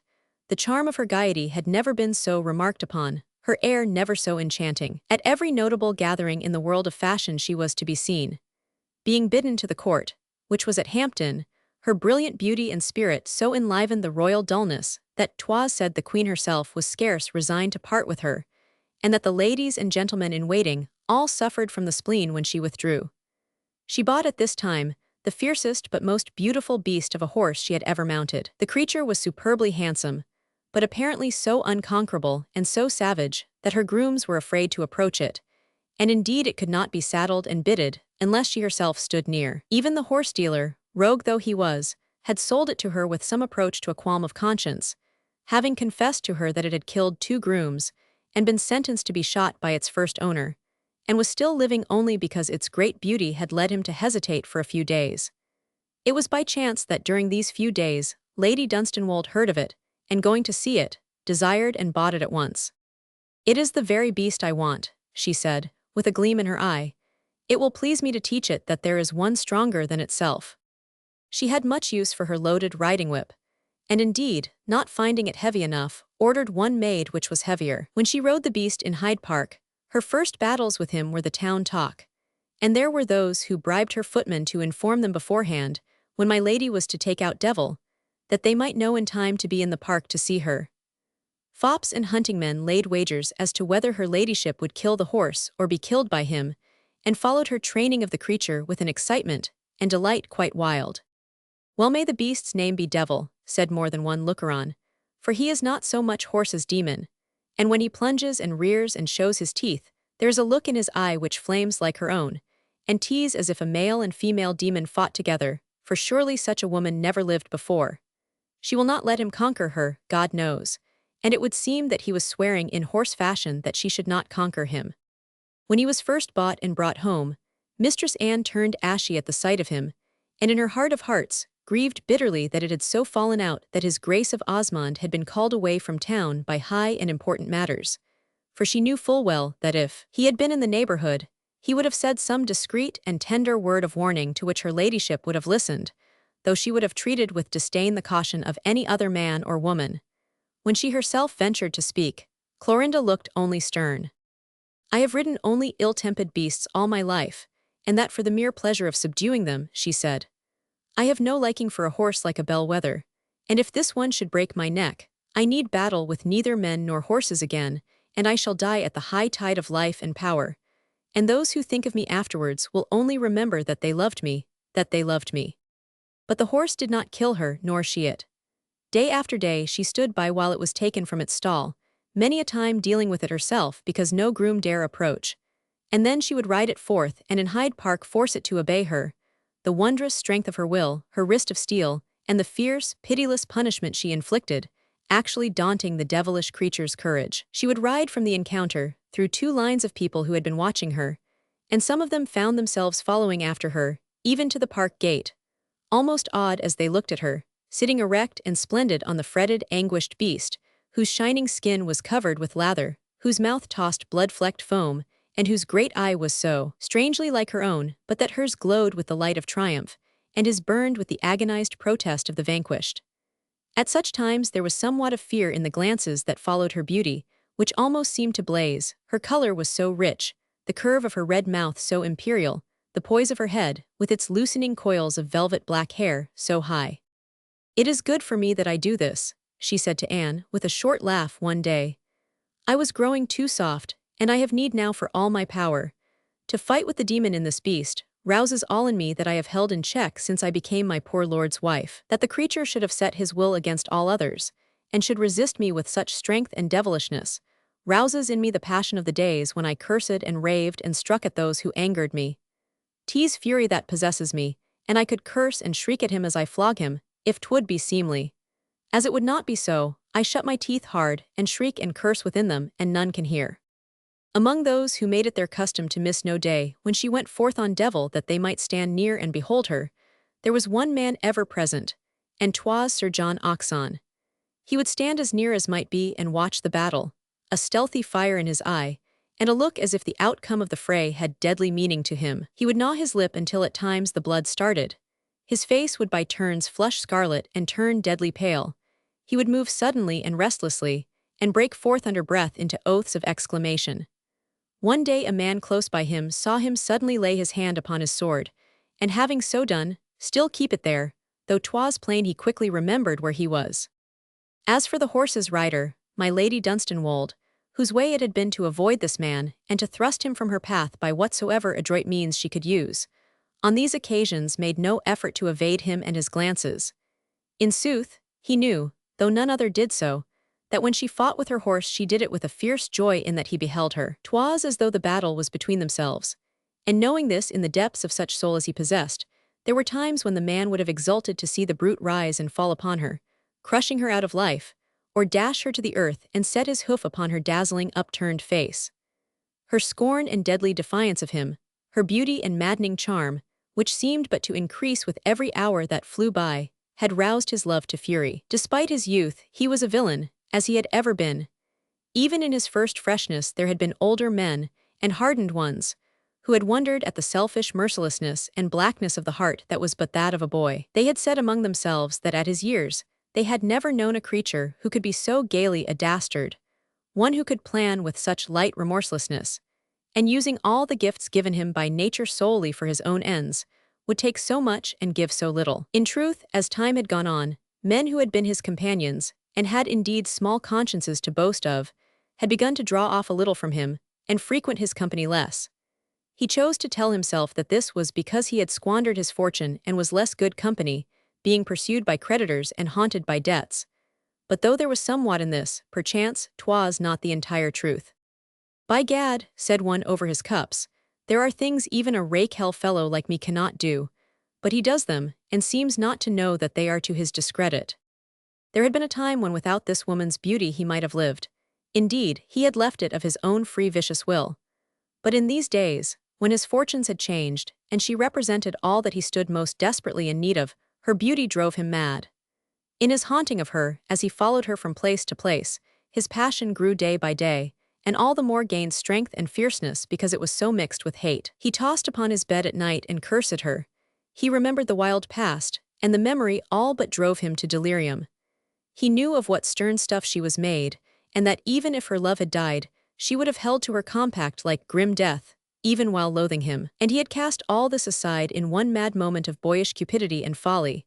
And now that she was so radiant and entrancing a thing, and wealth, and splendor, and rank, and luxury lay in the hollow of her hand, she fixed her beauteous devil's eyes upon him with a scorn in their black depths which seemed to burn like fires of hell. The great brute who dashed, and plunged, and pranced beneath her seemed to have sworn to conquer her as he had sworn himself. But let him plunge and kick as he would, there was no quailing in her eye. She sat like a creature who was superhuman, and her hand was iron, her wrist was steel. She held him so that he could not do his worst without such pain as would drive him mad.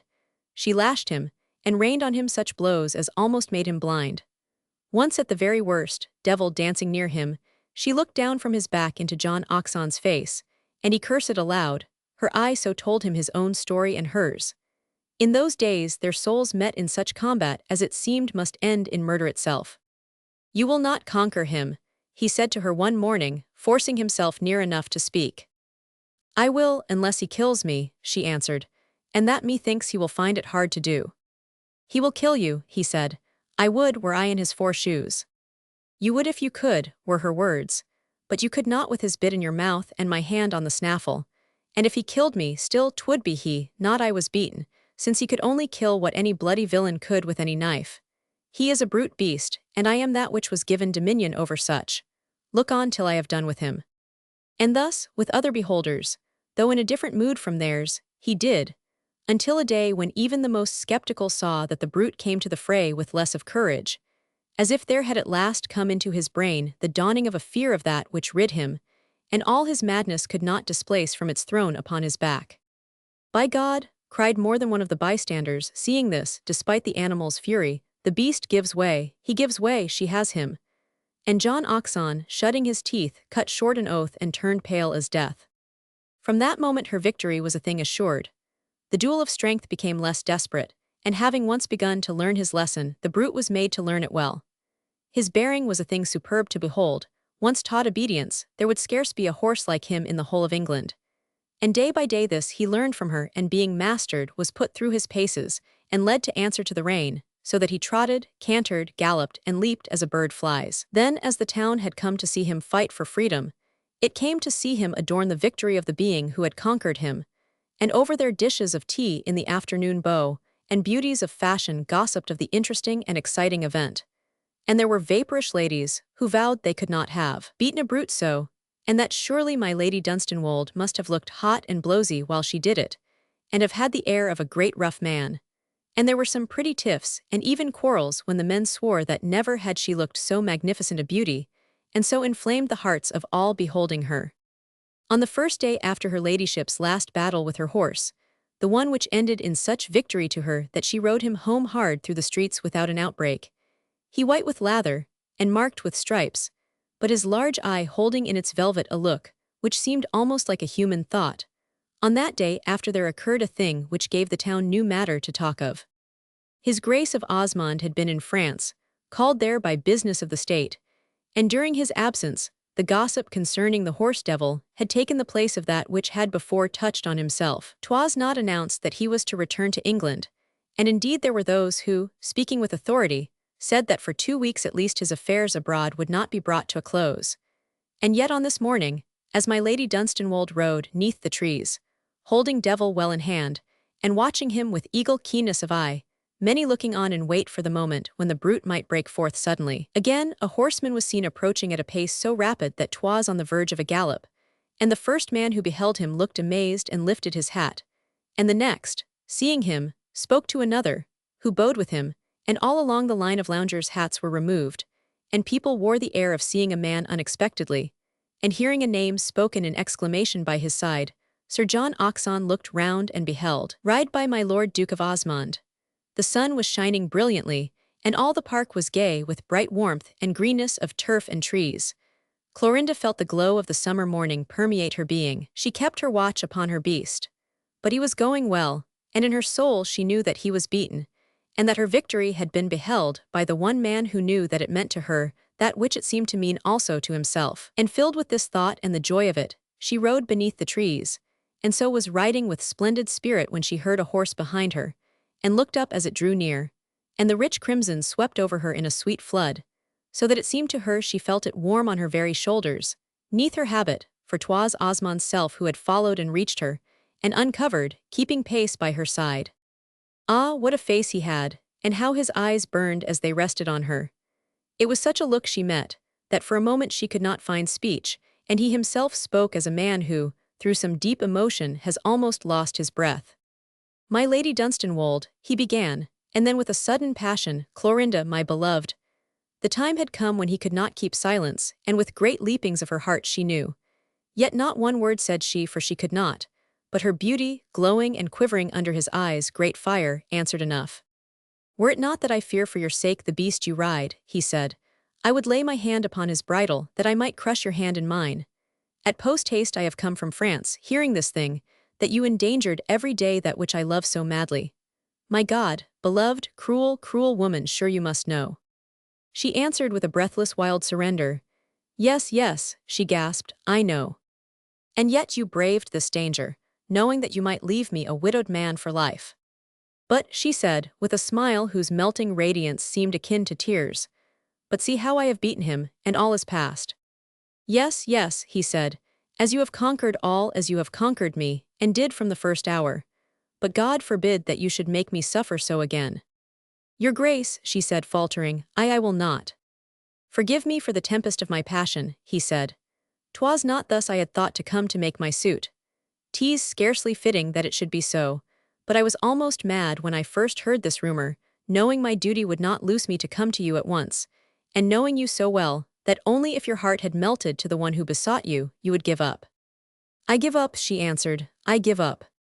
"I worship you," he said, "I worship you," and their meeting eyes were drowned in each other's tenderness.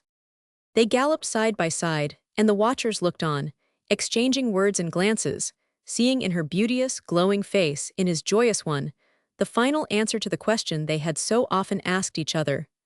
'Twas his Grace of Osmond who was the happy man, he and no other. That was a thing plain indeed to be seen, for they were too high above the common world to feel that they must play the paltry part of outward trifling to deceive it. And as the sun pierces through clouds and is stronger than they, so their love shone like the light of day itself through poor conventions. They did not know the people gazed and whispered, and if they had known it, the thing would have counted for naught with them. "See," said my lady, patting her devil's neck, "see, he knows that you have come and frets no more." They rode homeward together, the great beauty and the great duke, and all the town beheld, and after they had passed him where he stood, John Hodgson mounted his own horse and galloped away, white-lipped and with mad eyes. "Let me escort you home," the duke had said, "that I may kneel to you there and pour forth my heart as I have so dreamed of doing. Tomorrow I must go back to France because I left my errand incomplete. I stole from duty the time to come to you, and I must return as quickly as I came." So he took her home, and as they entered the wide hall together, side by side, the attendant lacqueys bowed to the ground in deep, welcoming obeisance, knowing it was their future lord and master they received. Together they went to her own sitting room, called the paneled parlor, a beautiful great room hung with rare pictures, warm with floods of the bright summer sunshine, and perfumed with bowls of summer flowers. And as the lacquey departed, bowing and closed the door behind him, they turned and were enfolded close in each other's arms, and stood so, with their hearts beating as surely it seemed to them human hearts had never beat before. "Oh, my dear love, my heavenly love," he cried. "It has been so long, I have lived in prison and in fetters, and it has been so long. Even as my Lord Dunstanwold had found cause to wonder at her gentle ways, so was this man amazed at her great sweetness.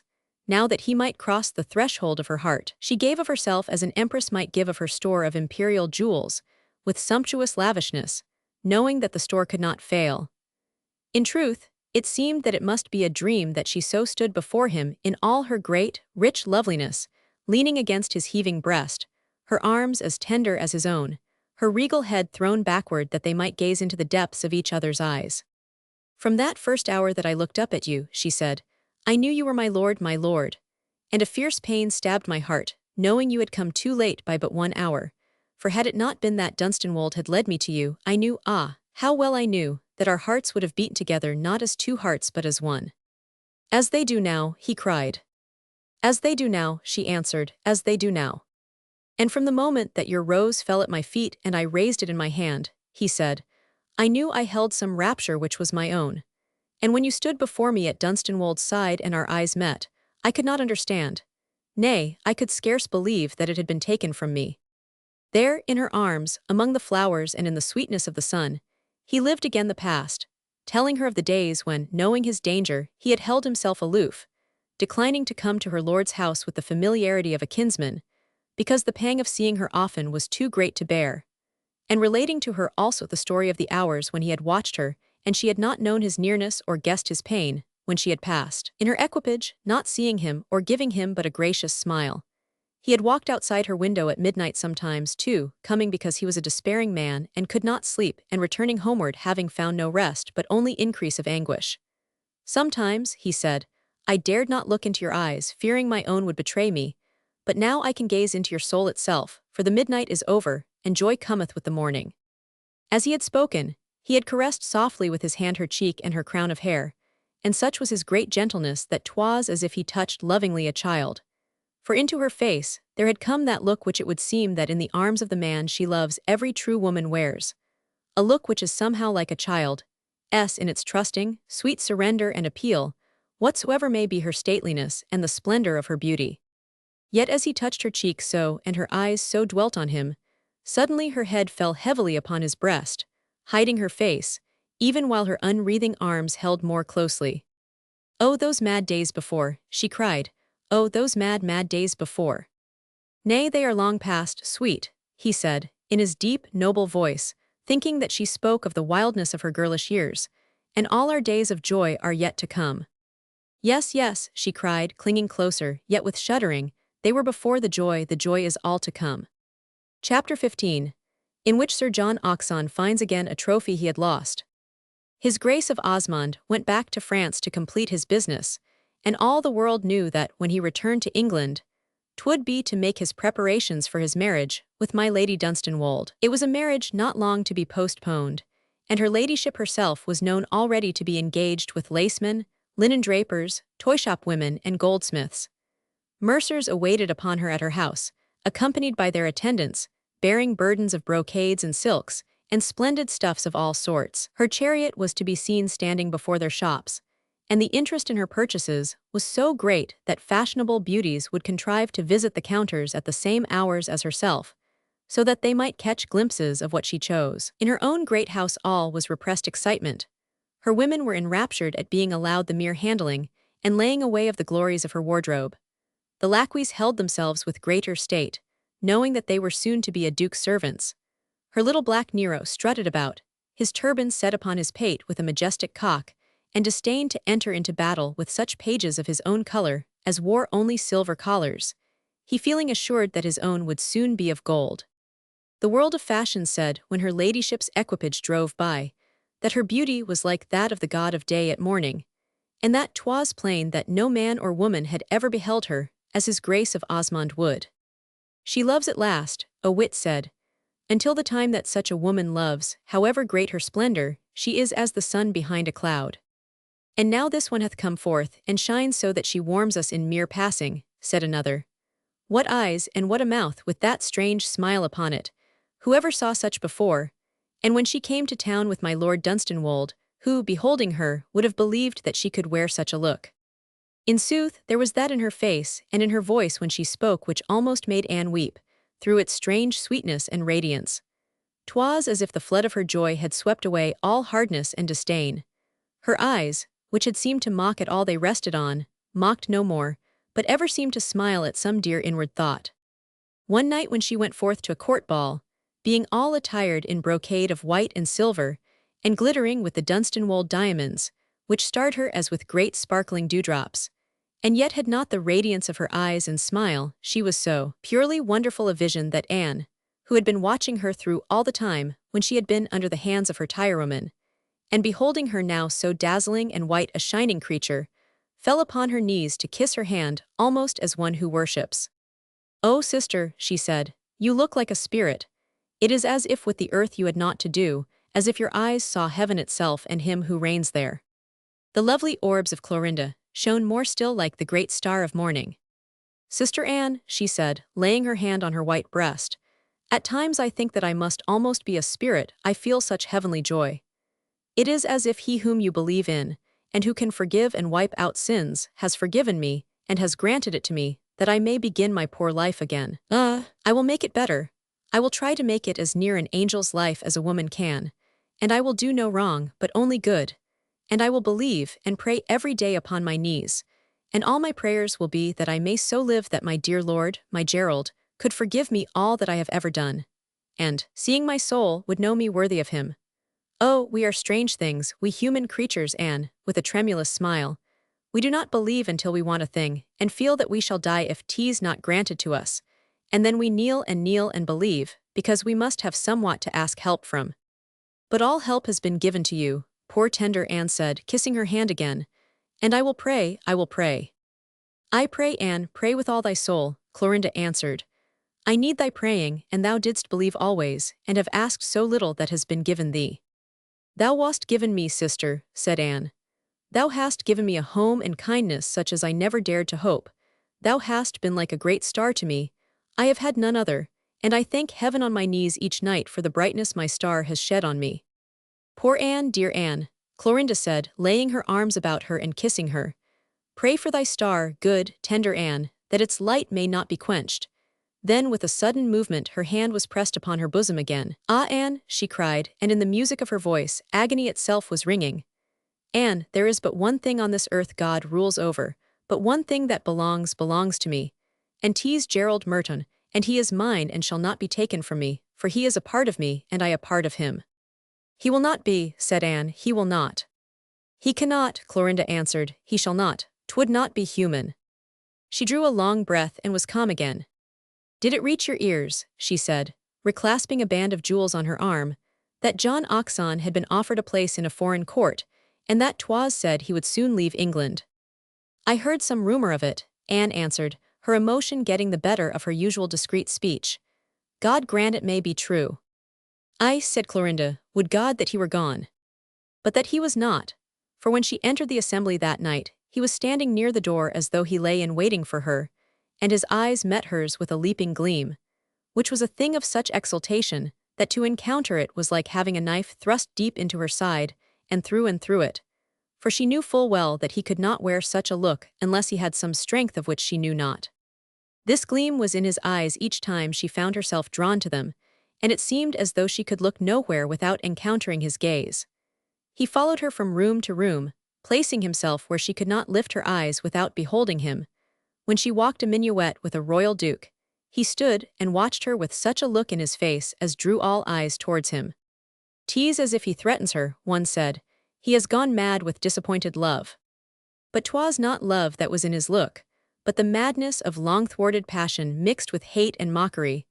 And this she saw, and girded her soul with all its strength, knowing that she had a fiercer beast to deal with, and a more vicious and dangerous one, than her horse devil, that he kept at first at a distance from her, and but looked on with this secret exultant glow in his bad, beauteous eyes, told her that at last he felt he held some power in his hands, against which all her defiance would be as naught.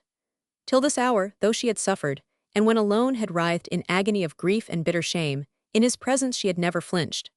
Her strength she knew was greater than his, but his baseness was his weapon, and the depths of that baseness she knew she had never reached. At midnight, having just made obeisance before royalty retiring, she felt that at length he had drawn near and was standing at her side. "Tonight," he said, In the low undertone it was his way to keep for such occasions, knowing how he could pierce her ear. "Tonight you are Juno's self, a very queen of heaven." She made no answer. "And I have stood and watched you moving among all lesser goddesses, as the moon sails among the stars. And I have smiled in thinking of what these lesser deities would say, if they had known what I bear in my breast tonight." She did not even make a movement. In truth, she felt that at his next words she might change to stone. "I have found it," he said. "I have it here, the lost treasure, the tress of hair like a raven's wing and 6 feet long. Is there another woman in England who could give a man a lock like it?" She felt then that she had in sooth changed to stone. Her heart hung without moving in her breast. Her eyes felt great and hollow and staring as she lifted them to him. "I knew not," she said slowly, and with bated breath, for the awfulness of the moment had even made her body weak as she had never known it feel before. "I knew not truly that hell made things like you." Whereupon he made a movement forward, and the crowd about surged nearer with hasty exclamations, for the strange weakness of her body had overpowered her in a way mysterious to her, and she had changed to marble, growing too heavy of weight for her sinking limbs. And those in the surrounding groups saw a marvelous thing, the same being that my Lady Dunstanwolde swayed as she turned, and falling, lay stretched, as if dead, in her white and silver and flashing jewels at the startled beholder's feet. She wore no radiant look when she went home that night. She would go home alone and unescorted, excepting by her lacqueys, refusing all offers of companionship when once placed in her equipage. There were, of course, gentlemen who would not be denied leading her to her coach. John Hodgson was among them, and at the last pressed close, with a manner of great ceremony, speaking a final word. "'Tis useless, your ladyship," he murmured, as he made his obeisance gallantly, and though the words were uttered in his lowest tone and with great softness, they reached her ear as he intended that they should. "Tomorrow morning I shall wait upon you." Anne had forborne going to bed, and waited for her return, longing to see her spirit's face again before she slept.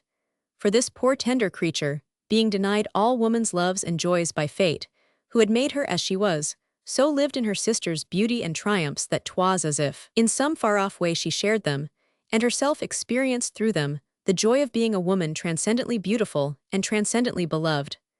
Tonight she had spent her waiting hours in her closet, and upon her knees, praying with all humble adoration of the being she approached. She was wont to pray long and fervently each day, thanking heaven for the smallest things and the most common, and imploring continuance of the mercy which bestowed them upon her poor unworthiness. For her sister her prayers were offered up night and morning, and ofttimes in hours between, and tonight she prayed not for herself at all, but for Clorinda and for his Grace of Osmond, that their love might be crowned with happiness, and that no shadow might intervene to cloud its brightness, and the tender rapture in her sister's softened look, which was to her a thing so wonderful that she thought of it with reverence as a holy thing. Her prayers being at length ended, she had risen from her knees and sat down, taking a sacred book to read, a book of sermons such as 'twas her simple habit to pore over with entire respect and childlike faith. And being in the midst of her favorite homily, she heard the chariot's returning wheels, and left her chair, surprised, because she had not yet begun to expect the sound. "'Tis my sister," she said, with a soft, sentimental smile. "Osmond not being among the guests, she hath no pleasure in mingling with them." She went below to the room her ladyship usually went to first on her return at night from any gathering, and there she found her sitting, as though she had dropped there in the corner of a great divan, her hands hanging clasped before her on her knee, her head hanging forward on her fallen chest, her large eyes staring into space. "Clorinda, Clorinda," Anne cried, running to her and kneeling at her side. "Clorinda, God have mercy, what is't?" Never before had her face worn such a look. 'Twas colorless, and so drawn and fallen in that 'twas indeed almost as if all her great beauty was gone. But the thing most awful to poor Anne was that all the new softness seemed as if it had been stamped out, and the fierce hardness had come back and was engraven in its place, mingled with a horrible despair. "An hour ago," she said, "I swooned, that is why I look thus. 'Tis yet another sign that I am a woman, a woman." "You are ill, you swooned," cried Anne. "I must send for your physician. Have you not ordered that he be sent for yourself?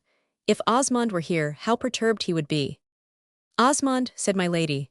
"Gerald, is there a Gerald, Anne?" "Sister," cried Anne, affrighted by her strange look. "Oh, sister." "I have seen heaven," Clorinda said.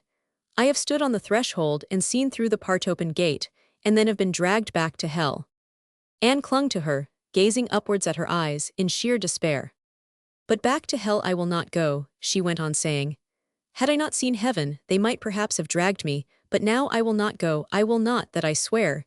There is a thing which cannot be endured, bear it no woman should. Even I who was not born a woman but a wolf's she-cub I cannot. 'Twas not I, 'twas fate, she said. 'Twas not I, 'twas fate, 'twas the great wheel we are bound to, which goes round and round that we may be broken on it. 'Twas not I who bound myself there, and I will not be broken so. She said the words through her clenched teeth, and with all the mad passion of her most lawless years. Even at Anne, she looked almost in the old ungentle fashion, as though half scorning all weaker than herself, and having small patience with them. There will be a way, she said, there will be a way, I shall not swoon again. She left her divan and stood upright, the color having come back to her face, but the look Anne worshipped not having returned with it. 'Twas as though Mistress Clorinda Wildairs had been born again. Tomorrow morning I go forth on devil, she said, and I shall be abroad if any visitors come. What passed in her chamber that night no human being knew. Anne, who left her own apartment and crept into a chamber near hers to lie and watch, knew that she paced to and fro, but heard no other sound, and dared not intrude upon her. When she came forth in the morning, she wore the high look she had been wont to wear in the years gone by, when she ruled in her father's house, and rode to the hunt with a following of gay middle-aged and elderly rioters. Her eye was brilliant, and her color matched it. She held her head with the old dauntless carriage, and there was that in her voice before which her women quaked, and her lacqueys hurried to do her bidding. Devil himself felt this same thing in the touch of her hand upon his bridle when she mounted him at the door, and seemed to glance askance at her sideways.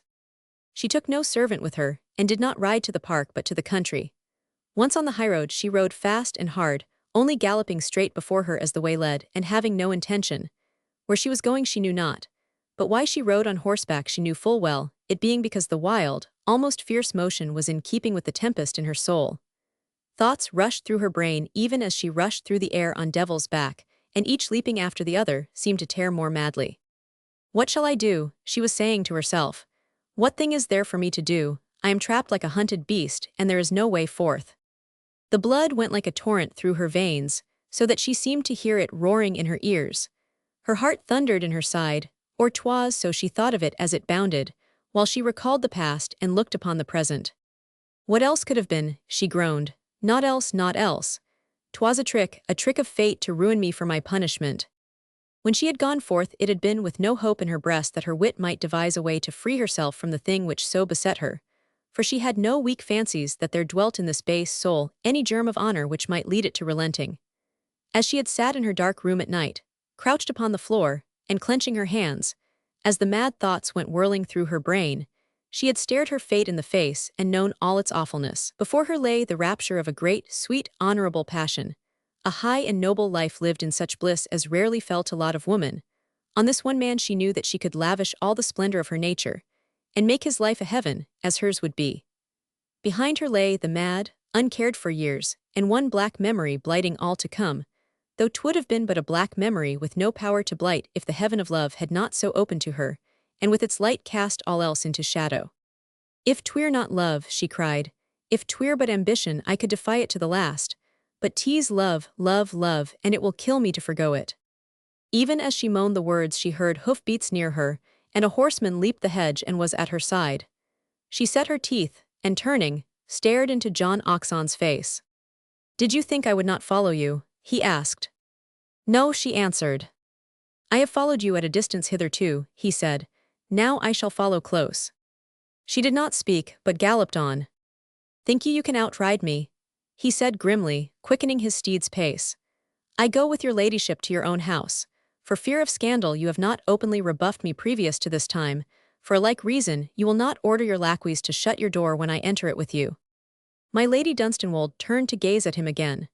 The sun shone on his bright falling locks, and his blue eyes as she had seen it shine in days which seemed so strangely long passed by, though they were not 5 years agone. 'Tis strange, she said with a measure of wonder, to live and be so black a devil. Bah, my lady, he said, these are fine words, and fine words do not hold between us. Let us leave them. I would escort you home and speak to you in private. There was that in his mocking that was madness to her, and made her sick and dizzy with the boiling of the blood which surged to her brain. The fury of passion which had been a terror to all about her when she had been a child was upon her once more, and though she had thought herself freed from its dominion, she knew it again and all it meant. She felt the thundering beat in her side, the hot flood leaping to her cheek, the flame burning her eyes themselves as if fire was within them. Had he been other than he was, her face itself would have been a warning. But he pressed her hard, as he would have slunk away a beaten cur if she had held the victory in her hands, so feeling that the power was his, he exulted over the despairing frenzy which was in her look. I pay back old scores, he said. There are many to pay. When you crowned yourself with roses and set your foot upon my face, your ladyship thought not of this. When you gave yourself to Dunstanwold and spat at me, you did not dream that there could come a time when I might goad as you did. She struck Devil with her whip, who leaped forward, but Sir John followed hard behind her. He had a swift horse too, and urged him fiercely, so that between these two there was a race as if for life or death. The beasts bounded forward, spurning the earth beneath their feet. My lady's face was set, her eyes were burning flame, her breath came short and pantingly between her teeth. Hodgson's fair face was white with passion, he panted also, but strained every nerve to keep at her side and kept there. Keep back, I warn thee, she cried once, almost gasping. Keep back, he answered, blind with rage. I will follow thee to hell. And in this wise they galloped over the white road until the hedges disappeared and they were in the streets, and people turned to look at them, and even stood and stared. Then she drew rein a little and went slower, knowing with shuddering agony that the trap was closing about her. What is it that you would say to me? She asked him breathlessly. That which I would say within four walls that you may hear it all, he answered. This time tease not idle threatening, I have a thing to show you. Through the streets they went, and as her horse's hoofs beat the pavement, and the passers-by, looking towards her, gazed curiously at so fine a lady on so splendid a brute, she lifted her eyes to the houses, the booths, the faces, and the sky, with a strange fancy that she looked about her as a man looks who, doomed to death, is being drawn in his cart to Tyburn Tree. For 'twas to death she went, nor to naught else could she compare it, and she was so young and strong and full of love and life, and there should have been such bliss and peace before her but for one madness of her all-unknowing days. And this beside her, this man with the fair face and looks and beauteous devil's eyes, was her hangman, and carried his rope with him, and soon would fit it close about her neck. When they rode through the part of the town where abode the world of fashion, those who saw them knew them, and marveled that the two should be together. But perhaps his love has made him sue for pardon that he has so borne himself. Some said, and she has chosen to be gracious to him, since she is gracious in these days to all. When they reached her house he dismounted with her, wearing an outward air of courtesy, but his eye mocked her, as she knew. His horse was in a lather of sweat, and he spoke to a servant. Take my beast home, he said. He is too hot to stand, and I shall not soon be ready. Chapter 16. Dealing with that which was done in the panelled parlor. He followed her to the panelled parlor, the one to which she had taken Osmond on the day of their bliss, the one in which in the afternoon she received those who came to pay court to her over a dish of tea. In the mornings none entered it but herself or some invited guest. 'Twas not the room she would have chosen for him, but when he said to her, "'Twere best your ladyship took me to some private place," she had known there was no other so safe. When the door was closed behind them, and they stood face to face, they were a strange pair to behold, she with mad defiance battling with mad despair in her face. He with the mocking which every woman who had ever trusted him, or loved him, had lived to see in his face when all was lost. Few men there lived who were as vile as he, his power of villainy lying in that he knew not the meaning of man's shame or honor. Now, she said, tell me the worst. 'Tis not so bad, he answered, that a man should claim his own and swear that no other man shall take it from him, that I have sworn and that I will hold to. Your own, she said, your own you call it, villain. My own, since I can keep it, quoth he. Before you were my lord of Dunstanwold's you were mine, of your own free will. Nay, nay, she cried. God, through some madness I knew not the awfulness of, because I was so young and had known naught but evil, and you were so base and wise. Was your ladyship an innocent? He answered, it seemed not so to me. An innocent of all good, she cried. Of all things good on earth, of all that I know now, having seen manhood and honor. His Grace of Osmond has not been told this, he said, and I should make it all plain to him. What do you ask, devil? She broke forth, What is't you ask? That you shall not be the Duchess of Osmond, he said, drawing near to her. That you shall be the wife of Sir John Hodgson, as you once called yourself for a brief space, though no priest had mumbled over us. Who wast divorced us, she said, gasping, for I was an honest thing though I knew no other virtue, who wast divorced us. I confess, he answered bowing, that 'twas I for the time being. I was young and perhaps fickle. And you left me, she cried. And I found that you had come but for a bet. And since I so bore myself that you could not boast, and since I was not a rich woman whose fortune would be of use to you, you followed another and left me. As his Grace of Osmond will when I tell him my story, he answered. He is not one to brook that such things can be told of the mother of his heirs. She would have shrieked aloud, but that she clutched her throat in time. Tell him, she cried, tell him and see if he will hear you, your word against mine. Think you I do not know that full well, he answered, and he brought forth a little package folded in silk. Why have I done naught but threaten till this time? If I went to him without proof, he would run me through with his sword as I were a mad dog. But is there another woman in England from whose head her lover could ravish a lock as long and black as this? He unfolded the silk, and let other silk unfold itself, a great and thick ring of raven hair which uncoiled its serpent length, and though he held it high, was long enough after surging from his hand to lie upon the floor. Merciful God, she cried and shuddering hid her face. 'Twas a bet, I own, he said. I heard too much of the mad beauty and her disdain of men not to be fired by a desire to prove to her and others that she was but a woman after all, and so was to be won. I took an oath that I would come back some day with a trophy, and this I cut when you knew not that I did it. She clutched her throat again to keep from shrieking in her impotent horror. Devil, craven, and loathsome, and he knows not what he is, she gasped. He is a mad thing who knows not that all his thoughts are of hell. 'Twas, in sooth, a strange and monstrous thing to see him so unwavering and bold, flinching before no ignominy, shrinking not to speak openly the thing before the mere accusation of which other men's blood would have boiled. When I bore it away with me, he said, I lived wildly for a space, and in those days put it in a place of safety, and when I was sober again I had forgot where. Yesterday, by a strange chance, I came upon it. Think you it can be mistaken for any other woman's hair? At this she held up her hand. Wait, she said, you will go to Osmond, you will tell him this, you will. I will tell him all the story of the rose garden and of the sundial, and the beauty who had wit enough to scorn a man in public, that she might more safely hold tryst with him alone. She had great wit and cunning for a beauty of 16. 'Twould be well for her lord to have keen eyes when she is 20. He should have seen the warning in her eyes, for there was warning enough in their flaming depths. All that you can say I know, she said, all that you can say, and I love him, there is no other man on earth. Were he a beggar, I would tramp the highroad by his side and go hungered with him. He is my lord, and I his mate, his mate. That you will not be, he answered, made devilish by her words. He is a high and noble gentleman, and wants no man's cast-off plaything for his wife. Her breast leaped up and down in her panting, as she pressed her hand upon it. Her breath came in sharp puffs through her nostrils. And once, she breathed, and once I loved thee, cur. He was mad with exultant villainy and passion, and he broke into a laugh. Loved me, he said, thou, as thou lovedst me, and as thou lovest him, so will Moll easy love any man for a crown. Her whip lay upon the table, she caught and whirled it in the air. She was blind with the surging of her blood, and saw not how she caught or held it, or what she did, only that she struck. And 'twas his temple that the loaded weapon met, and 'twas wielded by a wrist whose sinews were of steel, and even as it struck he gasped, casting up his hands and thereupon fell, and lay stretched at her feet. But the awful tempest which swept over her had her so under its dominion that she was like a branch whirled on the wings of the storm.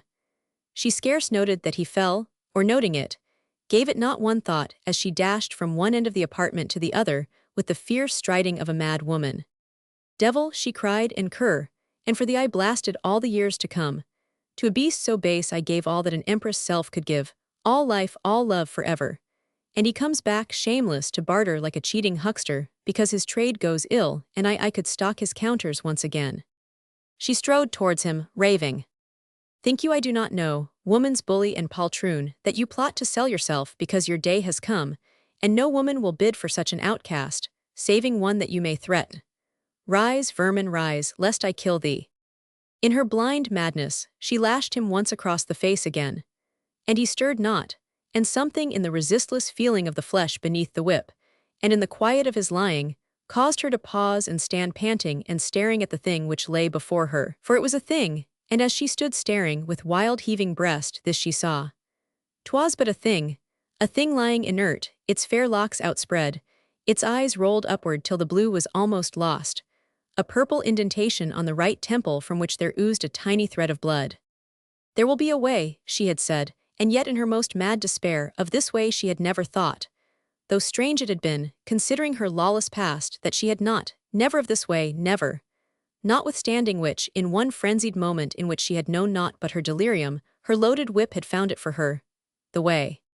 And yet it being so found, and she stood staring, seeing what she had done, seeing what had befallen, 'twas as if the blow had been struck not at her own temple but at her heart, a great and heavy shock, which left her bloodless and choked and gasping.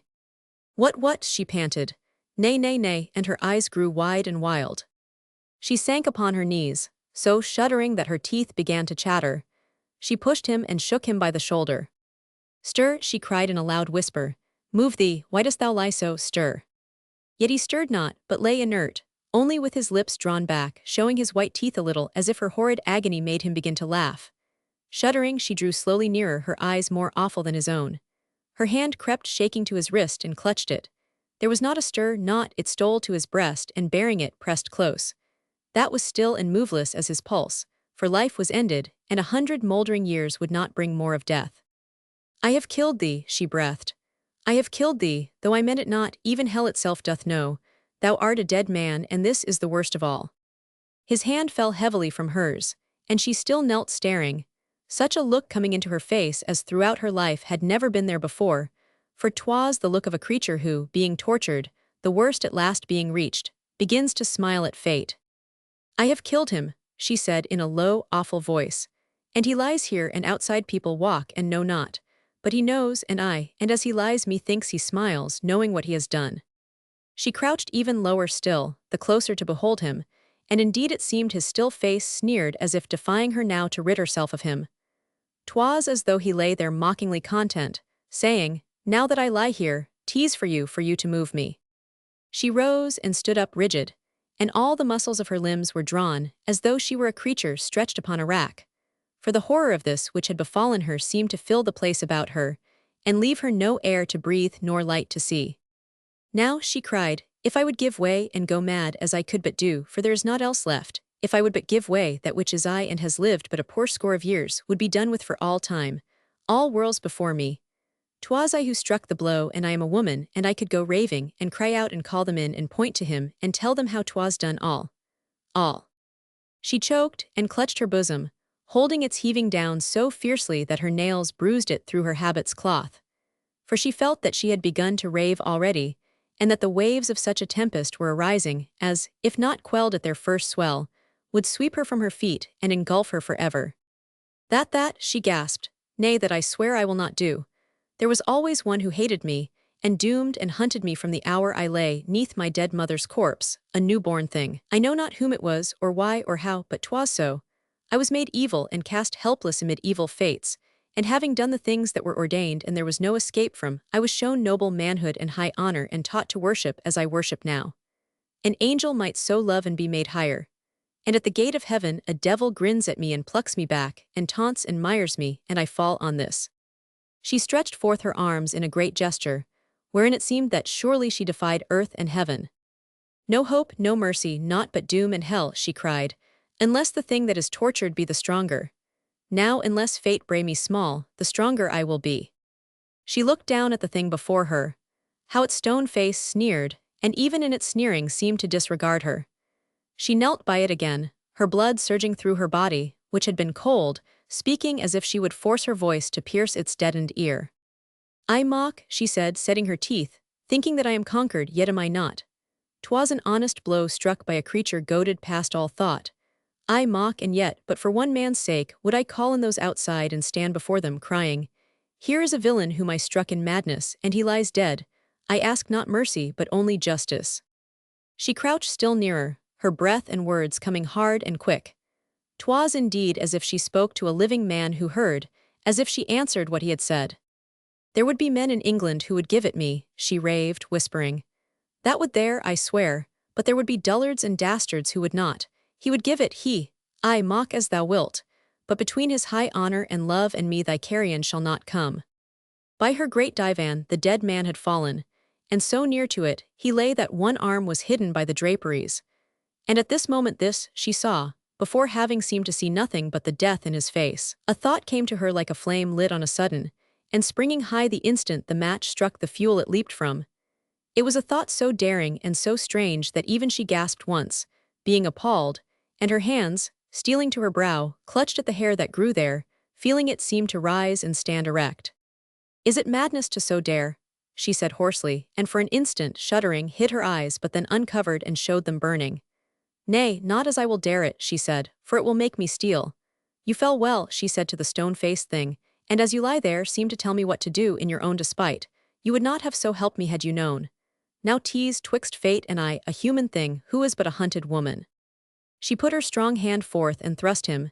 He was already stiffening, backward from the shoulder, there being no shrinking on her face as she felt his flesh yield beneath her touch, for she had passed the barrier lying between that which is mere life, and that which is pitiless hell, and could feel naught that was human, a poor wild beast at bay, pressed on all sides by dogs, by huntsmen, by resistless weapons, by nature's pitiless self, glaring with bloodshot eyes, panting, with fangs bared in the savagery of its unfriended agony, might feel thus. Tease but a hunted beast, but tease alone, and faces so the terror and anguish of death. The thing gazing with its set sneer, and moving but stiffly, she put forth another hand upon its side and thrust it farther backward until it lay stretched beneath the great broad seat, its glazed and open eyes seeming to stare upward blankly at the low roof of its strange prison. She thrust it farther backward still, and letting the draperies fall, steadily and with care so rearranged them that all was safe and hid from sight. Until tonight, she said, you will lie well there, and then. She picked up the long silken lock of hair which lay like a serpent at her feet, and threw it into the fire, watching it burn, as all hair burns, with slow hissing, and she watched it till 'twas gone. Then she stood with her hands pressed upon her eyeballs and her brow, her thoughts moving in great leaps. Although it reeled, the brain which had worked for her ever, worked clear and strong, setting before her what was impending, arguing her case, showing her where dangers would arise, how she must provide against them, what she must defend and set at defiance. The power of will with which she had been endowed at birth, and which had but grown stronger by its exercise, was indeed to be compared to some great engine whose lever tease not nature should be placed in human hands. But on that lever her hand rested now, and to herself she vowed she would control it, since only thus might she be saved. The torture she had undergone for months, the warring of the evil past with the noble present, of that which was sweet and passionately loving woman with that which was all but devil, had strung her to a pitch so intense and high that on the falling of this unnatural and unforeseen blow she was left scarce a human thing. Looking back, she saw herself a creature doomed from birth, and here in one moment seemed to stand a force ranged in mad battle with the fate which had doomed her. 'Twas ordained that the blow should fall so, she said, and those who did it laugh at me. 'Twas but a moment, and her sharp breathing became even and regular as though at her command. Her face composed itself, and she turned to the bell and rang it as with imperious haste. When the lackey entered, she was standing holding papers in her hand, as if she had but just been consulting them. Follow Sir John Hodgson, she commanded. Tell him I have forgot an important thing and beg him to return at once. Lose no time, he has but just left me and can scarce be out of sight. The fellow saw there was no time to lose. They all feared that imperial eye of hers and fled to obey its glances. Bowing, he turned, and hastened to do her bidding, fearing to admit that he had not seen the guest leave, because to do so would be to confess that he had been absent from his post, which was indeed the truth. She knew he would come back shortly, and thus he did, entering somewhat breathed by his haste. My lady, he said, I went quickly to the street, and indeed to the corner of it, but Sir John was not within sight. Fool, you were not swift enough, she said angrily. Wait, you must go to his lodgings with a note, the matter is of importance. She went to a table, 'twas close to the divan, so close that if she had thrust forth her foot she could have touched what lay beneath it, and wrote hastily a few lines. They were to request that which was stiffening within 3 feet of her, to return to her as quickly as possible, that she might make inquiries of an important nature, which she had forgotten at his departure. "Take this to Sir John's lodgings," she said. "Let there be no loitering by the way. Deliver into his own hands and bring back at once his answer." Then she was left alone again, and being so left, paced the room slowly, her gaze upon the floor.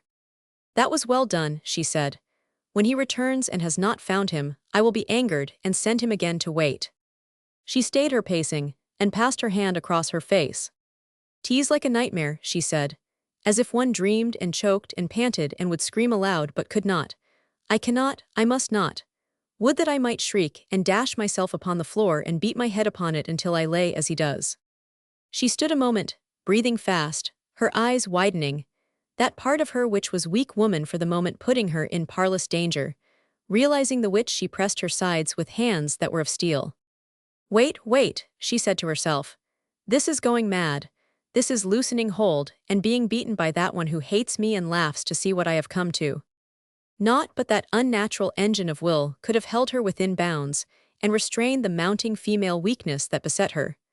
But this engine being stronger than all else, it beat her womanish and swooning terrors down.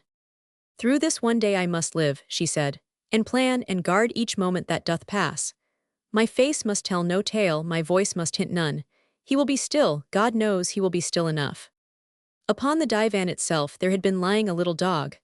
'Twas a King Charles spaniel, a delicate pampered thing which attached itself to her, and was not easily driven away. Once during the last hour the fierce, ill-hushed voices had disturbed it, and it had given vent to a fretted bark, but being a luxurious little beast, it had soon curled up among its cushions and gone to sleep again. But as its mistress walked about muttering low words and ofttimes breathing sharp breaths, it became disturbed again, perhaps through some instinct of which naught is known by human creatures. It felt the strange presence of a thing which roused it. It stirred at first drowsily and lifted its head and sniffed. Then it stretched its limbs, and having done so, stood up, turning on its mistress a troubled eye, and this she saw and stopped to meet it. 'Twas a strange look she bestowed upon it, a startled and fearful one.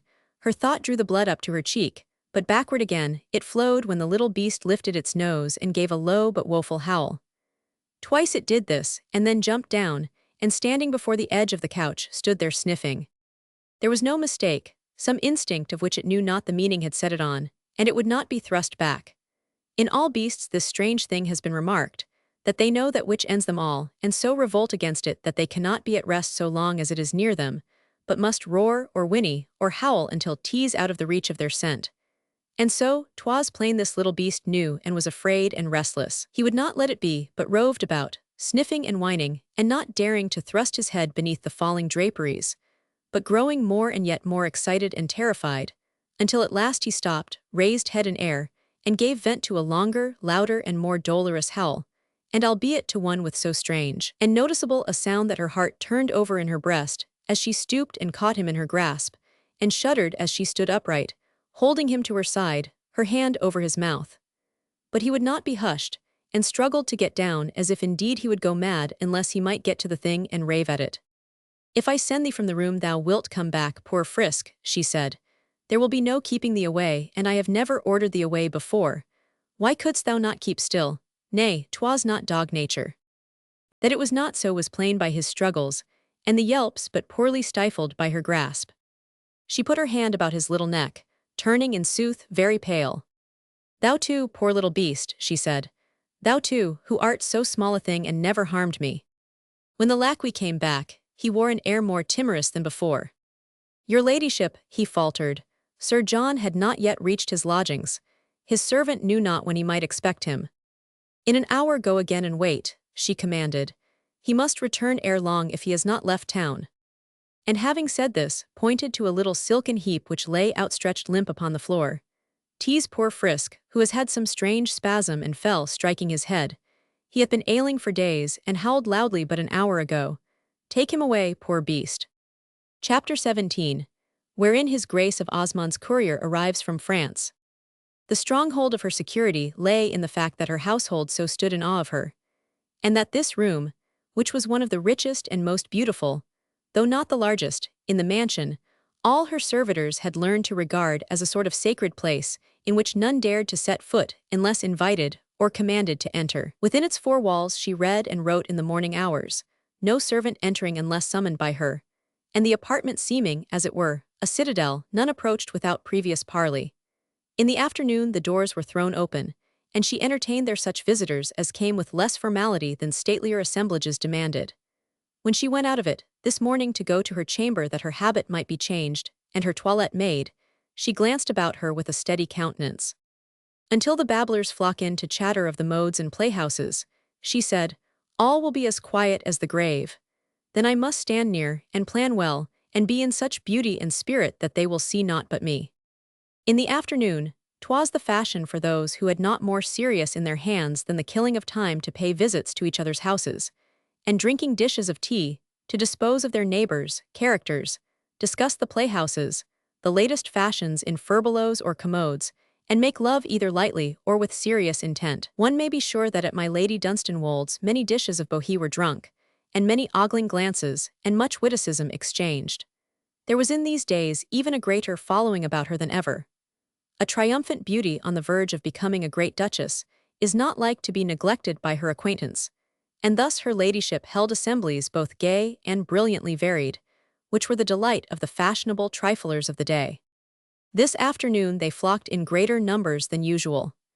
The episode of the breaking of Devil, the unexpected return of His Grace of Osmond, the preparations for the union, had given an extra stimulant to that interest in her ladyship which was ever great enough to need none. Thereunto was added the piquancy of the stories of the noticeable demeanor of Sir John Hodgson, of what had seemed to be so plain a rebellion against his fate, and also of my lady's open and cold displeasure at the manner of his bearing himself, as a disappointed man, who presumed to show anger against that to which he should gallantly have been resigned, as one who is conquered by the chance of war. Those who had beheld the two ride homeward together in the morning were full of curiousness, and one and another, mentioning the matter, exchanged glances, speaking plainly of desire to know more of what had passed, and of hope that chance might throw the two together again. In public, where more of interest might be gathered, it seemed indeed not unlikely that Sir John might appear among the tea-bibbers, and perchance 'twas for this lively reason that my lady's room was this afternoon more than usually full of gay spirits and gossip-loving ones. They found, however, only her ladyship's self and her sister, Mistress Anne, who, of truth, did not often join her tea parties, finding them so given up to fashionable chatter and worldly witticisms that she felt herself somewhat out of place. The world knew Mistress Anne but as a dull, plain gentlewoman, whom her more brilliant and fortunate sister gave gracious protection to, and none missed her when she was absent, or observed her greatly when she appeared upon the scene. Today she was perchance more observed than usual, because her pallor was so great a contrast to her ladyship's splendor of beauty and color. The contrast between them was ever a great one, but this afternoon Mistress Anne's always pale countenance seemed almost livid. There were rings of pain or illness round her eyes, and her features looked drawn and pinched. My Lady Dunstanwolde, clad in a great rich petticoat of crimson-flowered satin, with wondrous yellow mechlin for her ruffles, and with her glorious hair dressed like a tower, looked taller, more goddess-like, and full of splendid fire than ever she had been before beheld, or so her visitors said to her and to each other. Though, to tell the truth, this was no new story, she being one of those women having the curious power of inspiring the beholder with the feeling each time he encountered them that he had never before seen them in such beauty and bloom. When she had come down the staircase from her chamber, Anne, who had been standing at the foot, had indeed started somewhat at the sight of her rich dress and brilliant hues. "Why do you jump as if I were a ghost, Anne?" she asked. "Do I look like one? My looking-glass did not tell me so." "No," said Anne, "you are so crimson and splendid, and I." Her ladyship came swiftly down the stairs to her. "You are not crimson and splendid," she said. "'Tis you who are a ghost. What is it?" Anne let her soft, dull eyes rest upon her for a moment helplessly, and when she replied her voice sounded weak. "I think I am ill, sister," she said. "I seem to tremble and feel faint." "Go then to bed and see the physician. You must be cared for," said her ladyship. "In sooth, you look ill indeed." "Nay," said Anne. "I beg you, sister, this afternoon let me be with you, it will sustain me. You are so strong, let me." She put out her hand as if to touch her, but it dropped at her side as though its strength was gone. "But there will be many babbling people," said her sister with a curious look. You do not like company, and these days my rooms are full. 'Twill irk and tire you. I care not for the people, I would be with you, Anne said, in strange imploring. I have a sick fancy that I am afraid to sit alone in my chamber. 'Tis but weakness. Let me this afternoon be with you. Go then and change your robe, said Clorinda, and put some red upon your cheeks. You may come if you will. You are a strange creature, Anne. And thus saying, she passed into her apartment. As there are blows and pain which end in insensibility or delirium, so there are catastrophes and perils which are so great as to produce something near akin to these. As she had stood before her mirror in her chamber watching her reflection, while her woman attired her in her crimson flowered satin and builded up her stately head dress, this other woman had felt that the hour when she could have shrieked and raved and betrayed herself had passed by, and left a deadness like a calm behind, as though horror had stunned all pain, and yet left her senses clear. She forgot not the thing which lay staring upward blankly at the under part of the couch which hid it, the look of its fixed eyes, its outspread locks, and the purple indentation on the temple she saw as clearly as she had seen them in that first mad moment when she had stood staring downward at the thing itself. But the coursing of her blood was stilled, the gallop of her pulses, and that wild hysteric leaping of her heart into her throat, choking her and forcing her to gasp and pant in that way which in women must ever end in shrieks and cries and sobbing beatings of the air. But for the feminine softness to which her nature had given way for the first time, since the power of love had mastered her, there was no thing of earth could have happened to her which would have brought this rolling ball to her throat, this tremor to her body. Since the hour of her birth she had never been attacked by such a female folly, as she would indeed have regarded it once. But now 'twas different. For a while she had been a woman who had flung herself upon the bosom of him who was her soul's lord, and resting there, her old rigid strength had been relaxed. But 'twas not this woman who had known tender yielding who returned to take her place in the panelled parlor, knowing of the companion who waited near her unseen, for it was as her companion she thought of him, as she had thought of him when he followed her in the mall, forced himself into her box at the play, or stood by her shoulder at assemblies. He had placed himself by her side again, and would stay there until she could rid herself of him. After tonight he will be gone, if I act well my part, she said, and then may I live a freed woman. 'Twas always upon the divan she took her place when she received her visitors, who were accustomed to finding her enthroned there. This afternoon when she came into the room she paused for a space, and stood beside it, the parlor being yet empty.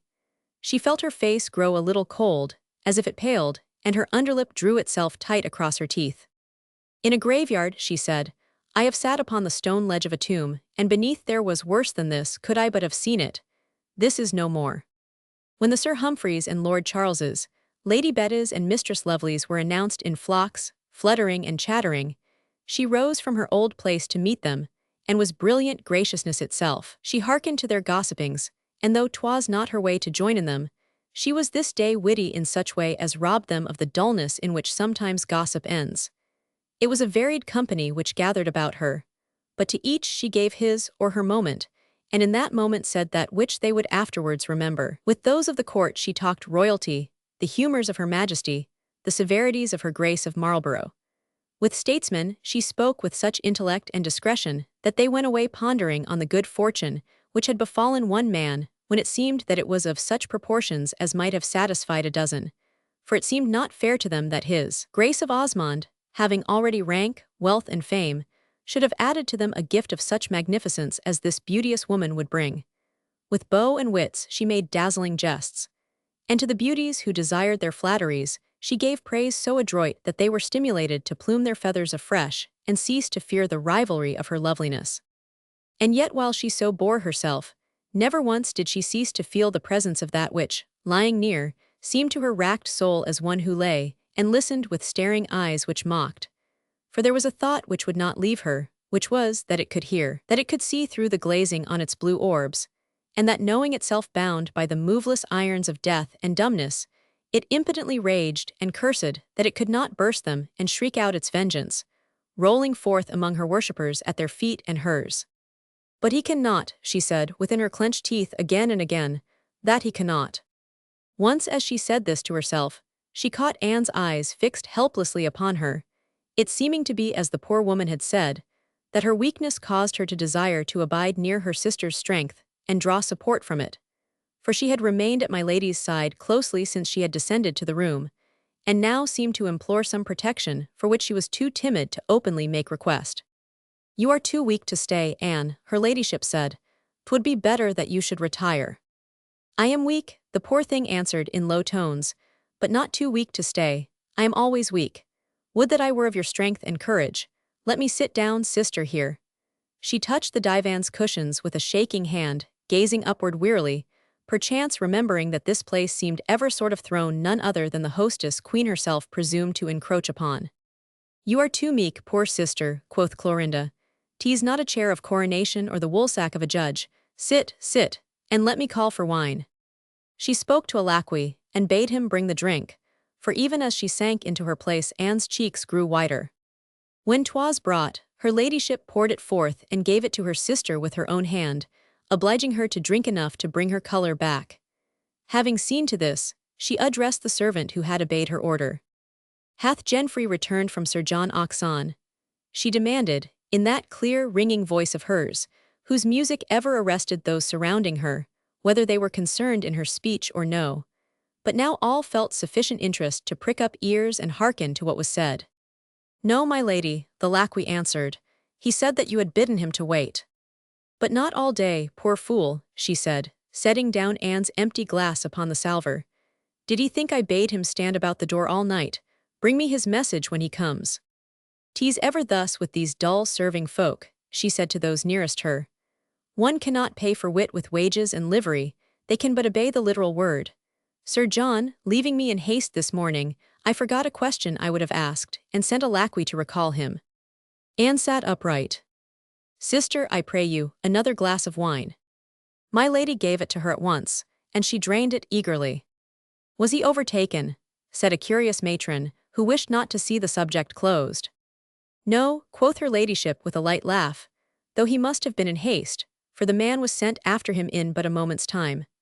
'Twas then I told the fellow to go later to his lodgings, and deliver my message into Sir John's own hand, whence it seems that he thinks that he must await him till he comes." Upon a table near there lay the loaded whip, for she had felt it bolder to let it lie there as if forgotten, because her pulse had sprung so at first sight of it when she came down, and she had so quailed before the desire to thrust it away, to hide it from her sight. And that I quail before, she had said, I must have the will to face or I am lost. So she had let it stay.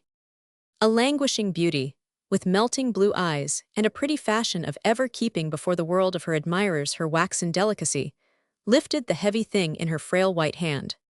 "How can your ladyship wield it?" she said. "It is so heavy for a woman, but your ladyship is not."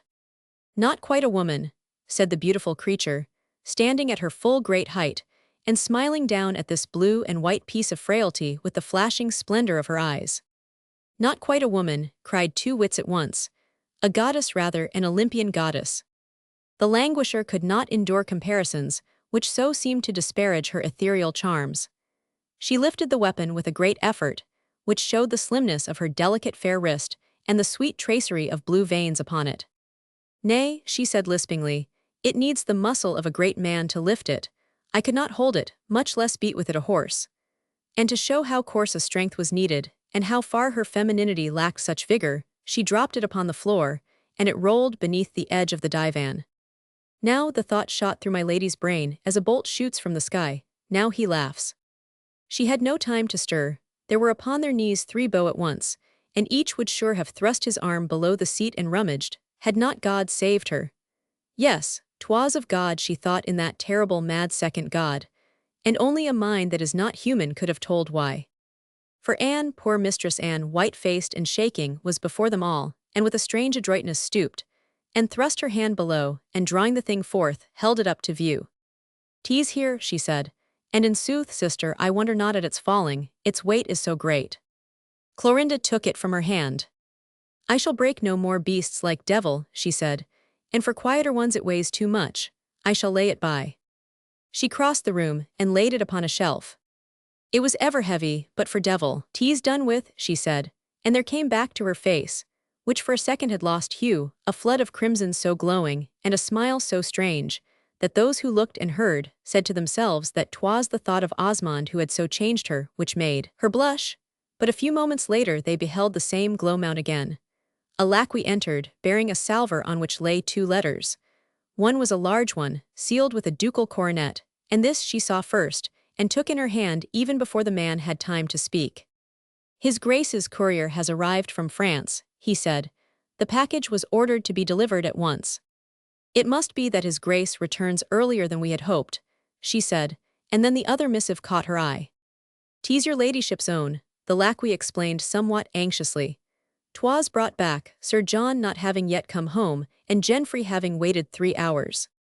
"'Twas long enough," quoth her ladyship. "'Twill do tomorrow." She did not lay Osmond's letter aside, but kept it in her hand, and seeing that she waited for their retirement to read it, her guests began to make their farewells. One by one, or in groups of 2s and 3s they left her, the men bowing low, and going away fretted by the memory of the picture she made. A tall and regal figure in her flowered crimson, her stateliness seeming relaxed and softened by the mere holding of the sealed missive in her hand. But the women were vaguely envious, not of Osmond, but of her before whom there lay outspread as far as life's horizon reached, a future of such perfect love and joy. For Gerald Merton had been marked by feminine eyes since his earliest youth, and had seemed to embody all that woman's dreams or woman's ambitions or her love could desire. When the last was gone, Clorinda turned, tore her letter open, and held it hard to her lips. Before she read a word she kissed it passionately a score of times, paying no heed that Anne sate gazing at her. And having kissed it so, she fell to reading it, her cheeks warm with the glow of a sweet and splendid passion, her bosom rising and falling in a tempest of tender, fluttering breaths, and 'twas these words her eyes devoured. "If I should head this page, I write to you, goddess and queen, and empress of my deepest soul. What more should I be saying than my love, and my Clorinda? Since these express all the soul of man could crave for or his body desire. The body and soul of me so long for thee, sweetheart, and sweetest beautiful woman that the hand of nature ever fashioned for the joy of mortals, that I have had need to pray heaven's help to aid me to endure the passing of the days that lie between me and the hour, which will make me the most strangely, rapturously, happy man, not in England, not in the world, but in all God's universe. I must pray heaven again, and indeed do and will, for humbleness which shall teach me to remember that I am not deity, but mere man, mere man. Though I shall hold a goddess to my breast, and gaze into eyes which are like deep pools of paradise, and yet answer mine with the marvel of such love as none but such a soul could make a woman's, and so fit to mate with man's. In the heavy days when I was wont to gaze at you from afar with burning heart, my unceasing anguish was that even high honor itself could not subdue and conquer the thoughts which leaped within me even as my pulse leaped, and even as my pulse could not be stilled unless by death. And one that forever haunted, aye, and taunted me was the image of how your tall, beauteous body would yield itself to a strong man's arm, and your noble head with its heavy tower of hair resting upon his shoulder. The centers of his very being would be thrilled and shaken by the uplifting of such melting eyes, as surely man ne'er gazed within on earth before, and the ripe and scarlet bow of a mouth so beauteous and so sweet with womanhood. This beset me day and night, and with such torture that I feared betimes my brain might reel, and I become a lost and ruined madman. And now it is no more forbidden me to dwell upon it. Nay, I lie waking at night, wooing the picture to me, and at times I rise from my dreams to kneel by my bedside, and thank God that He hath given me at last what surely is my own. For so it seems to me, my love, that each of us is but a part of the other, and that such forces of nature rush to meet together in us, that nature herself would cry out were we rent apart. If there were aught to rise like a ghost between us, if there were aught that could sunder us, noble soul, let us but swear that it shall weld us but the closer together, and that locked in each other's arms its blows shall not even make our united strength to sway. Sweetest lady, your lovely lip will curve in smiles, and you will say, "He is mad with his joy, my Gerald." For never till my heart stops at its last beat and leaves me still, a dead man, cold upon my bed, can I forget the music of your speech when you spoke those words, "My Gerald, my Gerald." And indeed I crave your pardon, for a man so filled with rapture cannot be quite sane, and sometimes I wonder if I walk through the palace gardens like one who is drunk, so does my brain reel. But soon, my heavenly, noble love, my exile will be over, and this is in truth what my letter is to tell you, that in 4 days your lacqueys will throw open your doors to me, and I shall enter, and being led to you, shall kneel at your feet and kiss the hem of your robe, and then rise standing to fold her who will so soon be my very wife to my throbbing breast. Back to her face had come all the softness which had been lost, The hard lines were gone, the tender curves had returned, her lashes looked as if they were moist. Anne, sitting rigidly and gazing at her, was afraid to speak, knowing that she was not for the time on earth, but that the sound of a voice would bring her back to it, and that 'twas well she should be away as long as she might. She read the letter, not once but thrice, dwelling upon every word, 'twas plain, and when she had reached the last one, turning back the pages and beginning again. When she looked up at last, 'twas with an almost wild little smile, for she had indeed for that one moment forgot. Locked in each other's arms, she said, locked in each other's arms, my Gerald, what surely is my own. Anne rose and came to her, laying her hand on her arm. She spoke in a voice low, hushed and strained. Come away, sister, she said, for a little while come away. Chapter 18. My Lady Dunstanwolde sits late alone and writes. That she must leave the panelled parlour at her usual hour, or attract attention by doing that to which her household was unaccustomed, she well knew, her manner of life being ever stately and ceremonious in its regularity. When she dined at home, she and Anne partook of their repast together in the large dining-room, the table loaded with silver dishes and massive glittering glass, their powdered, gold-laced lacqueys in attendance, as though a score of guests had shared the meal with them. Since her lord's death there had been nights when her ladyship had sat late writing letters and reading documents pertaining to her estates, the management of which, though in a measure controlled by stewards and attorneys, was not left to them, as the business of most great ladies is generally left to others. All papers were examined by her, all leases and agreements clearly understood before she signed them, and if there were aught unsatisfactory, both stewards and lawyers were called to her presence to explain. Never did I, or any other man, meet with such a head upon a woman's shoulders, her attorney said. And the head steward of Dunstanwolde and Helversley learned to quake at the sight of her bold handwriting upon the outside of a letter. Such a lady, he said, such a lady. Lie to her if you can, palter if you know how, try upon her the smallest honest shrewd trick, and see how it fares with you. Were it not that she is generous as she is piercing of eye, no man could serve her and make an honest living. She went to her chamber and was attired again sumptuously for dinner. Before she descended, she dismissed her woman for a space on some errand, and when she was alone, drawing near to her mirror, gazed steadfastly within it at her face. When she had read Osmond's letter her cheeks had glowed, but when she had come back to earth, and as she had sat under her woman's hands at her toilette, bit by bit the crimson had died out as she had thought of what was behind her and of what lay before. The thing was so stiffly rigid by this time, and its eyes still stared so. Never had she needed to put red upon her cheeks before, nature having stained them with such richness of hue. But as no lady of the day was unprovided with her crimson, there was a little pot among her toilette ornaments, which contained all that any emergency might require.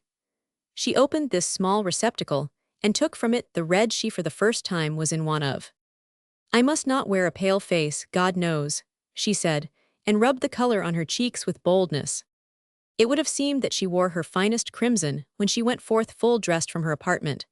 Little Nero grinned to see her, the lacqueys saying among themselves that his Grace's courier had surely brought good news, and that they might expect his master soon. At the dinner table, 'twas Anne who was pale and ate but little, she having put no red upon her cheeks, and having no appetite for what was spread before her. She looked strangely as though she were withered and shrunken, and her face seemed even wrinkled. My lady had small leaning towards food, but she sent no food away untouched, forcing herself to eat, and letting not the talk flag. Though it was indeed true that 'twas she herself who talked, Mistress Anne speaking rarely, but as it was always her way to be silent, and a listener rather than one who conversed, this was not greatly noticeable. Her ladyship of Dunstanwolde talked of her guests of the afternoon, and was charming and witty in her speech of them. She repeated the mots of the wits, and told some brilliant stories of certain modish ladies and gentlemen of fashion. She had things to say of statesmen and politics, and was sparkling indeed in speaking of the lovely languisher whose little wrist was too delicate and slender to support the loaded whip.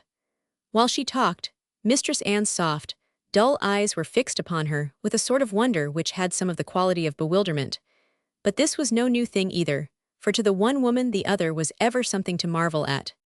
It is because you are so quiet a mouse, Anne, my lady said with her dazzling smile, that you seem never in the way, and yet I should miss you if I knew you were not within the house.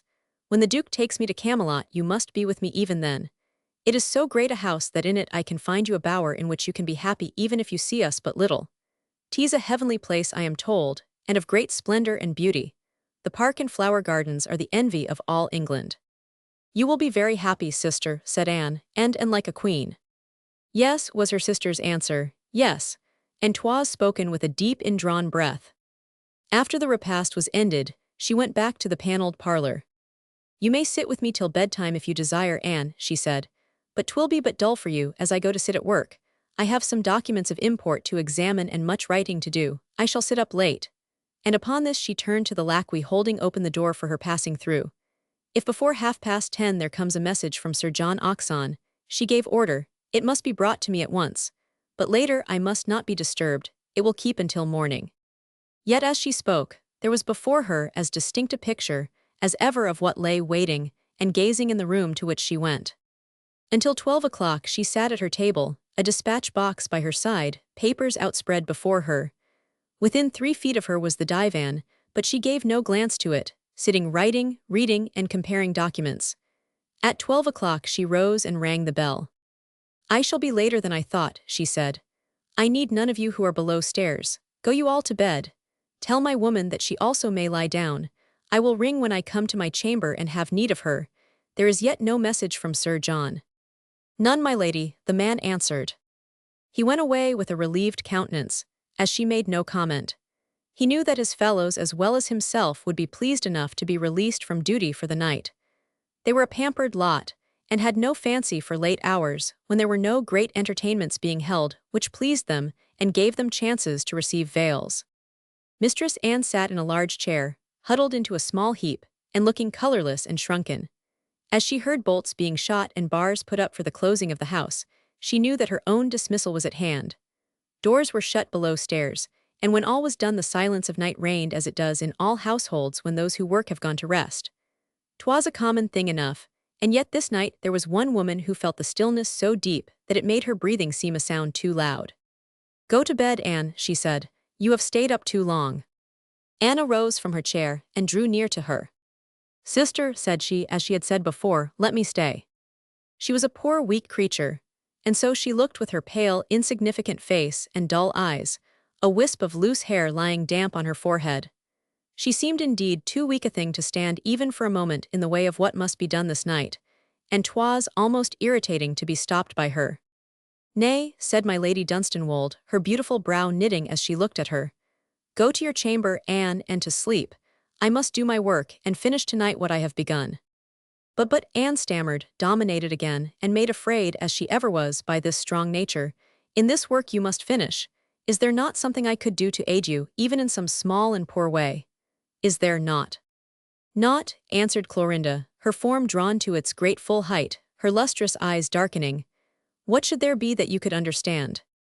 Not some small thing, not some poor thing, Anne said, her fingers nervously twisting each other, so borne down was she by her awful timorousness, for awful it was indeed when she saw clouds gather on her sister's brow. I have so loved you, sister, I have so loved you that my mind is quickened somehow at times, and I can understand more than would be thought, when I hope to serve you. Once you said.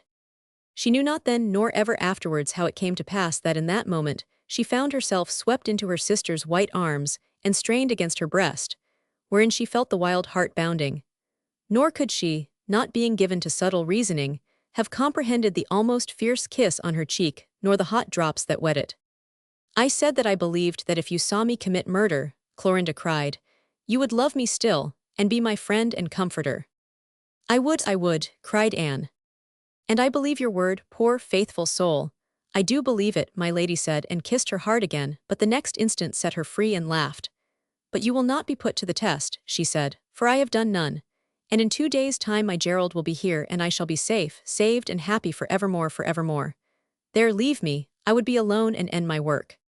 And she went back to her table and sat beside it, taking her pen to write, and Anne knew that she dare say no more, and turning, went slowly from the room, seeing for her last sight as she passed through the doorway, the erect and splendid figure at its task, the light from the candelabras shining upon the rubies round the snow-white neck and wreathed about the tower of raven hair like lines of crimson. Chapter 19. A piteous story is told, and the old cellars walled in. It is, indeed, strangely easy in the great world for a man to lose his importance, and from having been the target for all eyes and the subject of all conversation, to step from his place, or find it so taken by some rival that it would seem, judging from the general obliviousness to him, that he had never existed. But few years before no fashionable gathering would have been felt complete had it not been graced by the presence of the young and fascinating Lovelace, Sir John Hodgson. Women favored him, and men made themselves his boon companions. His wit was repeated, the fashion of his hair and the cut of his waistcoat copied. He was at first rich and gay enough to be courted and made a favorite. But when his fortune was squandered, and his marriage with the heiress came to naught, those qualities which were vicious and base in him were more easy to be seen. Besides, there came new male beauties and new dandies with greater resources and more of prudence, and these, beginning to set fashion, win ladies' hearts and make conquests, so drew the attention of the public mind that he was less noticeable, being only one of many, instead of ruling singly as it had seemed that, by some strange chance he did at first. There were indeed so many stories told of his light ways, that their novelty being worn off and new ones still repeated, such persons as concerned themselves with matters of reputation either through conscience or policy, began to speak of him with less of warmth or leniency. "'Tis not well for a matron with daughters to marry, and with sons to keep an eye to," it was said, "to have in her household too often a young gentleman who has squandered his fortune in dice and drink and wild living, and who 'twas known was cast off by a reputable young lady of fortune." So there were fine ladies who began to avoid him, and those in power at court and in the world who regarded him with lessening favor day by day. In truth, he had such debts, and his creditors pressed him so ceaselessly, that even had the world's favor continued, his life must have changed its aspect greatly. His lodgings were no longer the most luxurious in the fashionable part of the town. His brocades and laces were no longer of the richest, nor his habit of the very latest and most modish cut. He had no more an equipage attracting every eye as he drove forth, nor a gentleman's gentleman whose swagger and pomp outdid that of all others in his world. Soon after the breaking of his marriage with the heiress, his mother had died, and his relatives being few, and those of an order strictly averse to the habits of ill-provided and extravagant kinsmen, he had but few family ties. Other ties he had, 'twas true, but they were not such as were accounted legal or worthy of attention either by himself or those related to him. So it befell that, when my Lady Dunstanwold's lackey could not find him at his lodgings, and as the days went past neither his landlady nor his creditors beheld him again, his absence from the scene was not considered unaccountable by them, nor did it attract the notice it would have done in times gone by. "He hath made his way out of England to escape us," said the angry tailors and mercers, who had besieged his door in vain for months, and who were now infuriated at the thought of their own easiness and the impudent gay airs which had befooled them. "A good 400 pounds of mine hath he carried with him," said one, "and 200 of mine, and more of mine, since I am a poor man to whom a pound means 20 guineas. We are all robbed, and he has cheated the debtor's prison, wherein, if we had not been fools, he would have been clapped 6 months ago." "Think ye he will not come back, gentlemen?" quavered his landlady. "God knows when I have seen a guinea of his money, but he was such a handsome, fine young nobleman, and had such a way with a poor body, and ever a smile and a chuck o' the chin for my Jenny." "Look well after poor Jenny if he hath left her behind," said the tailor. He did not come back, indeed, and hearing the rumor that he had fled his creditors, the world of fashion received the news with small disturbance, all modish persons being at that time much engaged in discussion of the approaching nuptials of her Ladyship of Dunstanwold and the Duke of Osmond. Close upon the discussions of the preparations came the nuptials themselves, and then all the town was agog, and had small leisure to think of other things. For those who were bidden to the ceremonials and attendant entertainments, there were rich habits and splendid robes to be prepared, and to those who had not been bidden, there were bitter disappointments and thwarted wishes to think of. "Sir John Hodgson has fled England to escape seeing and hearing it all," was said. "He has fled to escape something more painful than the spleen," others answered. He had reached his rope's end, and finding that my Lady Dunstanwold was not of a mind to lengthen it with her fortune, having taken a better man, and that his creditors would have no more patience, he showed them a light pair of heels. Before my Lady Dunstanwold left her house, she gave orders that it be set in order for closing for some time, having it on her mind that she should not soon return. It was, however, to be left in such condition that at any moment, should she wish to come to it, All could be made ready in 2 days' time. To this end, various repairs and changes she had planned were to be carried out as soon as she went away from it.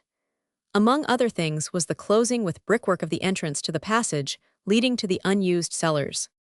"'Twill make the servants' part more wholesome and less damp and draughty," she said, "and if I should sell the place, will be to its advantage." 'Twas a builder with little wit who planned such passages and black holes. In spite of all the lime spread there, they were ever mouldy and of evil odor. It was her command that there should be no time lost, and men were set at work, carrying bricks and mortar. It so chanced that one of them, going in through a back entrance with a hod over his shoulder, and being young and lively, found his eye caught by the countenance of a pretty, fright-looking girl, who seemed to be loitering about watching as if curious or anxious. Seeing her near each time he passed, and observing that she wished to speak, but was too timid, he addressed her. "Would you know aught, mistress?" he said. She drew nearer gratefully, and then he saw her eyes were red as if with weeping. "Think you her ladyship would let a poor girl speak a word with her?" she said. "Think you I dare ask so much of a servant, or would they flout me and turn me from the door? Have you seen her? Does she look like a hard, shrewish lady?" "That she does not, though all stand in awe of her," he answered, pleased to talk with so pretty a creature. "I but caught a glimpse of her when she gave orders concerning the closing with brick of a passageway below. She is a tall lady, and grand and stately, but she hath a soft pair of eyes as ever man would wish to look into, be he duke or ditcher." The tears began to run down the girl's cheeks. "Aye," she said, "all men love her, they say. Many a poor girl's sweetheart has been false through her, and I thought she was cruel and ill-natured. Know you the servants that wait on her? Would you dare to ask one for me, if he thinks she would deign to see a poor girl who would crave the favor to be allowed to speak to her of a gentleman she knows?" "They are but lacqueys, and I would dare to ask what was in my mind," he answered. "But she is near her wedding day, and little as I know of brides' ways, I am of the mind that she will not like to be troubled." "That I stand in fear of," she said. "But oh, I pray you, ask some one of them, a kindly one." The young man looked aside. "Luck is with you," he said. "Here comes one now to air himself in the sun, having naught else to do. Here is a young woman who would speak with her ladyship," he said to the strapping powdered fellow. "She had best begone," the lacquey answered, striding towards the applicant. "Think you my lady has time to receive traipsing wenches?" "'Twas only for a moment I asked," the girl said. "I come from I would speak to her of Sir John Hodgson, whom she knows." The man's face changed. It was Jenfrey. "Sir John Hodgson," he said. "Then I will ask her. Had you said any other name I would not have gone near her today." Her ladyship was in her new closet with Mistress Anne, and there the lacquey came to her to deliver his errand. "A country-bred young woman, your ladyship," he said, "comes from Sir John Hodgson." "From Sir John Hodgson," cried Anne, starting in her chair. My Lady Dunstanwolde made no start, but turned a steady countenance towards the door, looking into the lacquey's face. "Then he hath returned," she said. "Returned," said Anne. "After the morning he rode home with me," my lady answered. "'Twas said he went away. He left his lodgings without warning. It seems he hath come back. What does the woman want?" she ended. "To speak with your ladyship," replied the man. "Of Sir John himself, she says." "Bring her to me," her ladyship commanded. The girl was brought in, overawed and trembling. She was a country-bred young creature, as the lacquey had said, being of the simple rose-and-white freshness of 17 years perhaps, and having childish blue eyes and fair curling locks. She was so frightened by the grandeur of her surroundings, and the splendid beauty of the lady who was so soon to be a duchess, and was already a great earl's widow, that she could only stand within the doorway, curtsying and trembling, with tears welling in her eyes. "Be not afraid," said my Lady Dunstanwolde. "Come hither, child, and tell me what you want." Indeed, she did not look a hard or shrewish lady. She spoke as gently as woman could, and a mildness so unexpected produced in the young creature such a revulsion of feeling that she made a few steps forward and fell upon her knees, weeping, and with uplifted hands. "My lady," she said, "I know not how I dared to come, but that I am so desperate, and your ladyship being so happy, it seemed that you might pity me, who am so helpless and know not what to do." Her ladyship leaned forward in her chair, her elbow on her knee, her chin held in her hand, to gaze at her. "You come from Sir John Hodgson," she said. Anne, watching, clutched each arm of her chair. "Not from him, asking your ladyship's pardon," said the child, but from the country to him, her head falling on her breast, and I know not where he is. You came to him, asked my lady. Are you, and her speech was pitiful and slow, are you one of those whom he has ruined? The little suppliant looked up with widening orbs. How could that be, and he so virtuous and pious a gentleman? She faltered. Then did my lady rise with a sudden movement. Was he so, says she. Had he not been, the child answered, my mother would have been afraid to trust him. I am but a poor country widow's daughter, but was well brought up, and honestly, and when he came to our village my mother was afraid because he was a gentleman, but when she saw his piety, and how he went to church and sang the psalms and prayed for grace, she let me listen to him. Did he go to church and sing and pray at first? My lady asks. 'Twas in church he saw me, your ladyship, she was answered. He said 'twas his custom to go always when he came to a new place, and that often there he found the most heavenly faces, for 'twas piety and innocence that made a face like to an angel's, and 'twas innocence and virtue stirred his heart to love, and not mere beauty which so fades. Go on, innocent thing, my lady said, and she turned aside to Anne, flashing from her eyes unseen a great blaze and speaking in a low and hurried voice. God's house, she said, God's prayers, God's songs of praise, he used them all to break a tender heart and bring an innocent life to ruin, and yet was he not struck dead? Anne hid her face and shuddered. He was a gentleman, the poor young thing cried, sobbing, and I no fit match for him but that he loved me. Tease said love makes all equal, and he said I was the sweetest, innocent young thing, and without me he could not live. And he told my mother that he was not rich or the fashion now, and had no modish friends or relations to flout any poor beauty he might choose to wed. And he would marry you, my lady's voice broke in, he said that he would marry you. 1,000 times, your ladyship, and so told my mother, but said I must come to town and be married at his lodgings, or 'twould not be counted a marriage by law, he being a town gentleman, and I from the country. And you came, said Mistress Anne, down whose pale cheeks the tears were running, you came at his command to follow him. What day came you up to town? Demands my lady, breathless and leaning forward. Went you to his lodgings and stayed you there with him, even for an hour? The poor child gazed at her, paling. He was not there, she cried. I came alone because he said all must be secret at first, and my heart beat so with joy, my lady, that when the woman of the house whereat he lodges let me and I scarce could speak. But she was a merry woman and good-natured, and only laughed and cheered me when she took me to his rooms, and I sate trembling. What said she to you? My lady asks, her breast heaving with her breath. That he was not yet in, but that he would sure come to such a young and pretty thing as I, and I must wait for him, for he would not forgive her if she let me go. And the while I waited there came a man in bands and cassock, but he had not a holy look, and late in the afternoon I heard him making jokes with the woman outside, and they both laughed in such an evil way that I was affrighted, and waiting till they had gone to another part of the house, stole away. But he came not back that night, thank God. My lady said, he came not back. The girl rose from her knees, trembling, her hands clasped on her breast. Why should your ladyship thank God? She says, pure drops falling from her eyes. I am so humble, and had not else but that great happiness, and it was taken away, and you thank God. Then drops fell from my lady's eyes also, and she came forward and caught the child's hand, and held it close and warm and strong, and yet with her full lip quivering. 'Twas not that your joy was taken away that I thanked God, said she. I am not cruel, God himself knows that, and when he smites me 'twill not be for cruelty. I knew not what I said, and yet tell me what did you then, tell me. I went to a poor house to lodge, having some little money he had given me, the simple young thing answered. 'Twas an honest house, though mean and comfortless, and the next day I went back to his lodgings to question, but he had not come, and I would not go in, though the woman tried to make me enter, saying, Sir John would surely return soon, as he had the day before rid with my Lady Dunstanwold and been to her house. And 'twas plain he had meant to come to his lodgings, for her ladyship had sent her lackey thrice with a message. The hand with which Mistress Anne sate, covering her eyes, began to shake. My lady's own hand would have shaken, had she not been so strong a creature.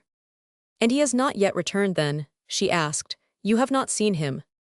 The girl shook her fair locks, weeping with piteous little sobs. He has not, she cried, and I know not what to do, and the great town seems full of evil men and wicked women. I know not which way to turn, for all plot wrong against me, and would drag me down to shamefulness, and back to my poor mother I cannot go. "Wherefore not, poor child?" my lady asked her. "I have not been made an honest, wedded woman, and none would believe my story, and he might come back." "And if he came back," said her ladyship. At this question the girl slipped from her grasp and down upon her knees again, catching at her rich petticoat and holding it, her eyes searching the great lady's in imploring piteousness, her own streaming. "I love him," she wept. "I love him so, I cannot leave the place where he might be. He was so beautiful and grand a gentleman, and sure, he loved me better than all else. And I cannot thrust away from me that last night when he held me to his breast near our cottage door, and the nightingale sang in the roses, and he spake such words to me. I lie and sob all night on my hard pillow. I so long to see him and to hear his voice. And hearing he had been with you that last morning, I dared to come, praying that you might have heard him let drop some word that would tell me where he may be, for I cannot go away thinking he may come back longing for me, and I lose him and never see his face again. Oh, my lady, this place is so full of wickedness and fierce people, and dark kennels where crimes are done. I am affrighted for him, thinking he may have been struck some blow and murdered and hid away, and none will look for him but one who loves him. Could it be so? Could it be? You know the town's ways so well. I pray you tell me, in God's name I pray you." "God's mercy," Anne breathed, and from behind her hands came stifled sobbing. My Lady Dunstanwold bent down, her colour dying. Nay, she said, "there has been no murder done. None. Hush, poor thing, hush thee, there is somewhat I must tell thee." She tried to raise her, but the child would not be raised, and clung to her rich robe, shaking as she knelt gazing upward. "It is a bitter thing," my lady said, and 'twas as if her own eyes were imploring. "God help you bear it, God help us all. He told me nothing of his journey. I knew not he was about to take it, but wheresoever he has travelled, 'twas best that he should go." Nay, the girl cried out to leave me helpless. "Nay, it could not be so. He loved me as the great Duke loves you." "He meant you evil," said my lady, shuddering, "and evil he would have done you. He was a villain who meant to trick you. Had God struck him dead that day, 'twould have been mercy to you, I knew him well." The young thing gave a bitter cry and fell swooning at her feet. And down upon her knees, my lady went beside her, loosening her gown, and chafing her poor hands as though they too had been of sister blood. "Call for hartshorn, Anne, and for water," she said. "She will come out of her swooning, poor child, and if she is cared for kindly in time her pain will pass away. God be thanked she knows no pain that cannot pass. I will protect her, aye that will I, as I will protect all he hath done wrong to and deserted." She was so strangely kind through the poor victim's swoons, and weeping that the very menials who were called to aid her went back to their hall wondering in their talk of the noble grandness of so great a lady, who on the very brink of her own joy could stoop to protect and comfort a creature so far beneath her, that to most ladies her sorrow and desertion would have been things which were too trivial to count, for 'twas guessed, and talked over with great freedom and much shrewdness, that this was a country victim of Sir John Oxon's, and he having deserted his creditors, was ready enough to desert his rustic beauty, finding her heavy on his hands. Below stairs the men closing the entrance to the passage with brick, having caught snatches of the servants' gossip, talked of what they heard among themselves as they did their work. "Aye, a noble lady indeed," they said, "for 'tis not a woman's way to be kindly with the cast-off fancy of a man, even when she does not want him herself. He was her own worshipper for many a day, Sir John, and before she took the old earl 'twas said that for a space people believed she loved him. She was but 15 and a high-mettled beauty, and he as handsome as she, and had a blue eye that would melt any woman, but at 16 he was a town rake, and such tricks as this one he hath played since he was a lad.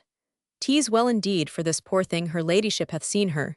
She hath promised to protect her, and sends her down to Dunstanwold with her mother this very week. Would all fine ladies were of her kind. To hear such things of her puts a man in the humour to do her work well." Chapter 20. A Noble Marriage. When the Duke came back from France, and to pay his first eager visit to his bride that was to be, her ladyship's lacqueys led him not to the panelled parlour, but to a room which he had not entered before, it being one she had had the fancy to have remodelled and made into a beautiful closet for herself, her great wealth rendering it possible for her to accomplish changes without the loss of time the owners of limited purses are subjected to in the carrying out of plans. This room she had made as unlike the panelled parlour as two rooms would be unlike one another. Its panellings were white, its furnishings were bright and delicate, its draperies flowered with rosebuds tied in clusters with love knots of pink and blue, It had a large bow window, through which the sunlight streamed, and it was blooming with great rose bowls overrunning with sweetness. From a seat in the morning sunshine among the flowers and plants in the bow window, there rose a tall figure in a snow-white robe, a figure like that of a beautiful stately girl who was half an angel. It was my lady, who came to him with blushing cheeks and radiant shining eyes, and was swept into his arms in such a passion of love and blessed tenderness as heaven might have smiled to see. My love, he breathed, my life and soul. My Gerald, she cried, my Gerald, let me say it on your breast 1,000 times. My wife, he said, so soon my wife and all my own until life's end. Nay, nay, she cried, her cheek pressed to his own, through all eternity, for love's life knows no end. As it had seemed to her poor lord who had died, so it seemed to this man who lived and so worshipped her, that the wonder of her sweetness was a thing to marvel at with passionate reverence. Being a man of greater mind and poetic imagination than Dunstanwold, and being himself adored by her, as that poor gentleman had not had the good fortune to be, he had 10,000-fold the power and reason to see the tender radiance of her. As she was taller than other women, so her love seemed higher and greater, and as free from any touch of earthly poverty of feeling as her beauty was from any flaw. In it there could be no doubt, no pride. It could be bounded by no limit, measured by no rule, its depths sounded by no plummet. His very soul was touched by her great longing to give to him the feeling, and to feel herself, that from the hour that she had become his, her past life was a thing blotted out. I am a new created thing, she said. Until you called me love I had no life, all before was darkness. 'Twas you, my Gerald, who said, let there be light, and there was light. Hush, hush, sweet love, he said, your words would make me too near God's self. Sure love is God, she cried, her hands upon his shoulders, her face uplifted. What else? Love we know, love we worship and kneel to, love conquers us and gives us heaven. Until I knew it, I believed not. Now I kneel each night and pray, but to be pardoned and made worthy. Never before, it was true, had she knelt and prayed. But from this time no nun in her convent knelt oftener or prayed more ardently, and her prayer was ever that the past might be forgiven her, the future blessed, and she taught how to so live that there should be no faintest shadow in the years to come. I know not what is above me, she said. I cannot lie and say I love it and believe, but if there is aught, sure it must be a power which is great, else had the world not been so strange a thing, and I, and those who live in it. And if he made us, he must know he is to blame when he has made us weak or evil, and he must understand why we have been so made. And when we throw ourselves into the dust before him, and pray for help and pardon, surely he will lend an ear. We know not, we have been told not.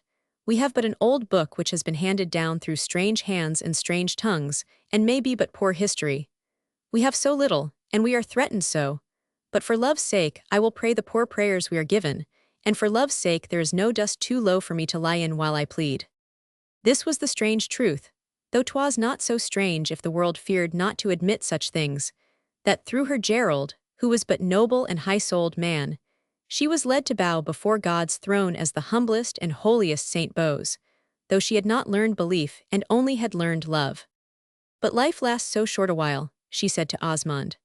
It seems so short when it is spent in such joy as this, and when the day comes for, oh, Gerald, my soul sees it already, when the day comes that I kneel by your bedside and see your eyes close, or you kneel by mine, it must be that the one who waits behind shall know the parting is not all. It could not be all, beloved, Osmond said. Love is sure eternal. Often in these blissful hours her way was almost like a child's. She was so tender and so clinging. At times her beauteous, great eyes were full of an imploring which made them seem soft with tears, and thus they were now as she looked up at him. I will do all I can, she said. I will obey every law, I will pray often and give alms and strive to be dutiful and holy, that in the end he will not thrust me from you, that I may stay near, even in the lowest place, even in the lowest, that I may see your face and know that you see mine.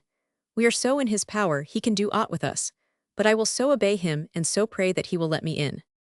To Anne she went with curious humility, questioning her as to her religious duties and beliefs, asking her what books she read, and what services she attended. All your life you have been a religious woman, she said. I used to think it folly, but now. But now, said Anne. I know not what to think, she answered. I would learn. But when she listened to Anne's simple homilies, and read her weighty sermons, They but made her restless and unsatisfied. "Nay, 'tis not that," she said one day with a deep sigh. "'Tis more than that, 'tis deeper and greater, and your sermons do not hold it. They but set my brain to questioning and rebellion." But a short time elapsed before the marriage was solemnized, and such a wedding the world of fashion had not taken part in for years. 'Twas said. Royalty honored it. The greatest of the land were proud to count themselves among the guests. The retainers, messengers, and company of the two great houses were so numerous that in the west end of the town, the streets wore indeed quite a festal air, with the passing to and fro of servants and gentlefolk with favours upon their arms. 'Twas to the Tower of Camelot, the most beautiful and remote of the bridegroom's several notable seats, that they removed their household, when the irksomeness of the extended ceremonies and entertainments were over. For these they were of too distinguished rank to curtail as lesser personages might have done. But when all things were over, the stately town houses closed, and their equipages rolled out beyond the sight of town into the country roads. The great Duke and his great Duchess sat hand in hand, gazing into each other's eyes with as simple and ardent a joy as they had been but young, prentice and country maid, flying to hide from the world their love. "There is no other woman who is so like a queen," Osmond said, with tenderest smiling. "And yet your eyes wear a look so young in these days that they are like a child's. In all their beauty I have never seen them so before." "It is because I am a new created thing, as I have told you, love," she answered and leaned towards him. "Do you not know I never was a child? I bring myself to you new born. Make of me then what a woman should be to be beloved of husband and of God. Teach me, my Gerald, I am your child and servant." 'Twas ever thus, that her words when they were such as these were ended upon his breast, as she was swept there by his impassioned arm.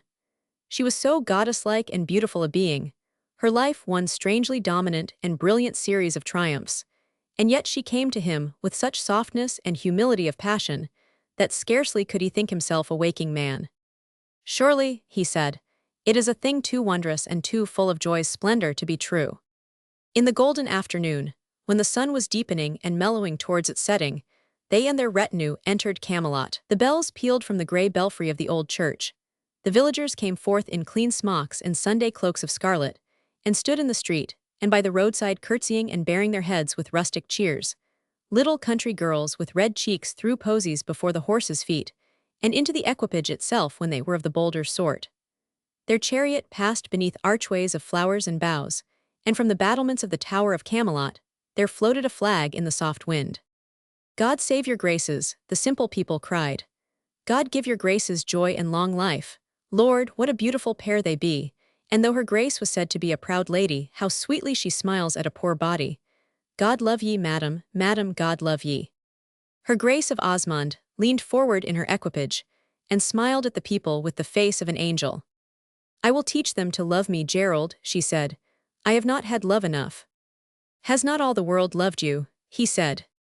"Nay," she answered, "only you and Dunstanwolde and Anne."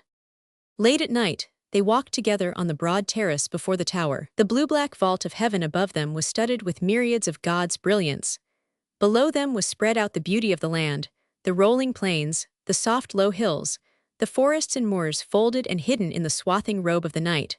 From the park and gardens floated upward the freshness of acres of thick sward and deep fern thicket, the fragrance of roses and 1,000 flowers, the tender sighing of the wind through the huge oaks and beeches bordering the avenues, and reigning like kings over the seeming boundless grassy spaces.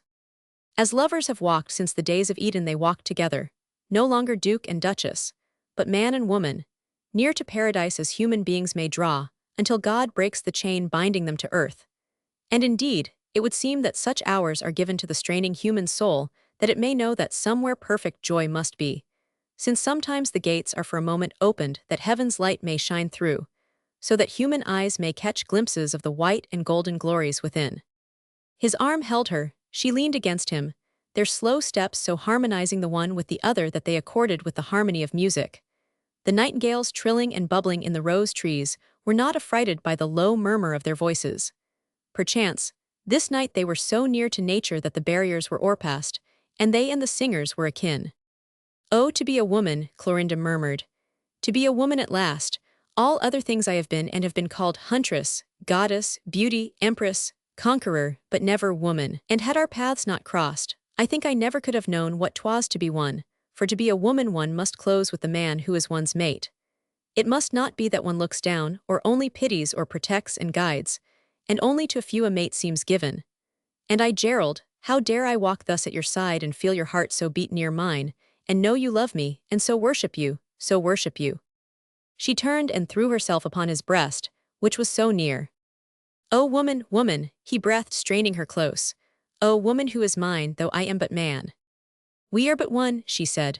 One breath, one soul, one thought, and one desire. Were it not so, I were not woman and your wife, nor you man and my soul's lover as you are. If it were not so, we were still apart, though we were wedded 1,000 times. Apart, what are we but like lopped-off limbs? Welded together, we are this. And for a moment they spoke not, and a nightingale on the rose vine, clambering o'er the terrace's balustrade, threw up its little head and sang as if to the myriads of golden stars. They stood and listened, hand in hand, her sweet breast rose and fell, her lovely face was lifted to the bespangled sky. Of all this, she said, I am a part as I am a part of you. Tonight, as the great earth throbs and as the stars tremble and as the wind sighs, so I, being woman, throb and am tremulous and sigh also. The earth lives for the sun, and through strange mysteries blooms forth each season with fruits and flowers. Love is my sun, and through its sacredness I may bloom too, and be as noble as the earth and that it bears. Chapter 21. An heir is born. In a fair tower whose windows looked out upon spreading woods, and rich lovely plains stretching to the freshness of the sea, Mistress Anne had her abode which her Duchess sister had given to her for her own living in as she would. There she dwelt and prayed and looked on the new life which so beauteously unfolded itself before her day by day, as the leaves of a great tree unfold from buds and become noble branches, housing birds and their nests, shading the earth and those sheltering beneath them, braving centuries of storms. To this simile her simple mind oft reverted, for indeed it seemed to her that not more perfect and more noble in its high likeness to pure nature and the fulfilling of God's will than the passing days of these two lives could be. As the first two lived, Adam and Eve in their Garden of Eden, they seemed to me, she used to say to her own heart, but the tree of knowledge was not forbidden them, and it has taught them not ignoble. As she had been wont to watch her sister from behind the ivy of her chamber windows, so she often watched her now, though there was no fear in her hiding, only tenderness, it being a pleasure to her full of wonder and reverence to see this beautiful and stately pair go lovingly, and in high and gentle converse side by side, up and down the terrace, through the paths, among the beds of flowers, under the thick branched trees and over the sward's softness. It is as if I saw love's self and dwelt with it, the love God's nature made, she said, with gentle sighs. For if these two had been great and beauteous before, it seemed in these days as if life and love glowed within them, and shone through their mere bodies as a radiant light shines through alabaster lamps. The strength of each was so the being of the other that no thought could take form in the brain of one, without the other stirring with it. Neither of us dare be ignoble, Osmond said, for 'twould make poor and base the one who was not so in truth. 'Twas not the way of my Lady Dunstanwold to make a man feel that he stood in church, a frivolous court wit once said, but in sooth, her Grace of Osmond has a look in her lustrous eyes which accords not with scandalous stories and playhouse jests.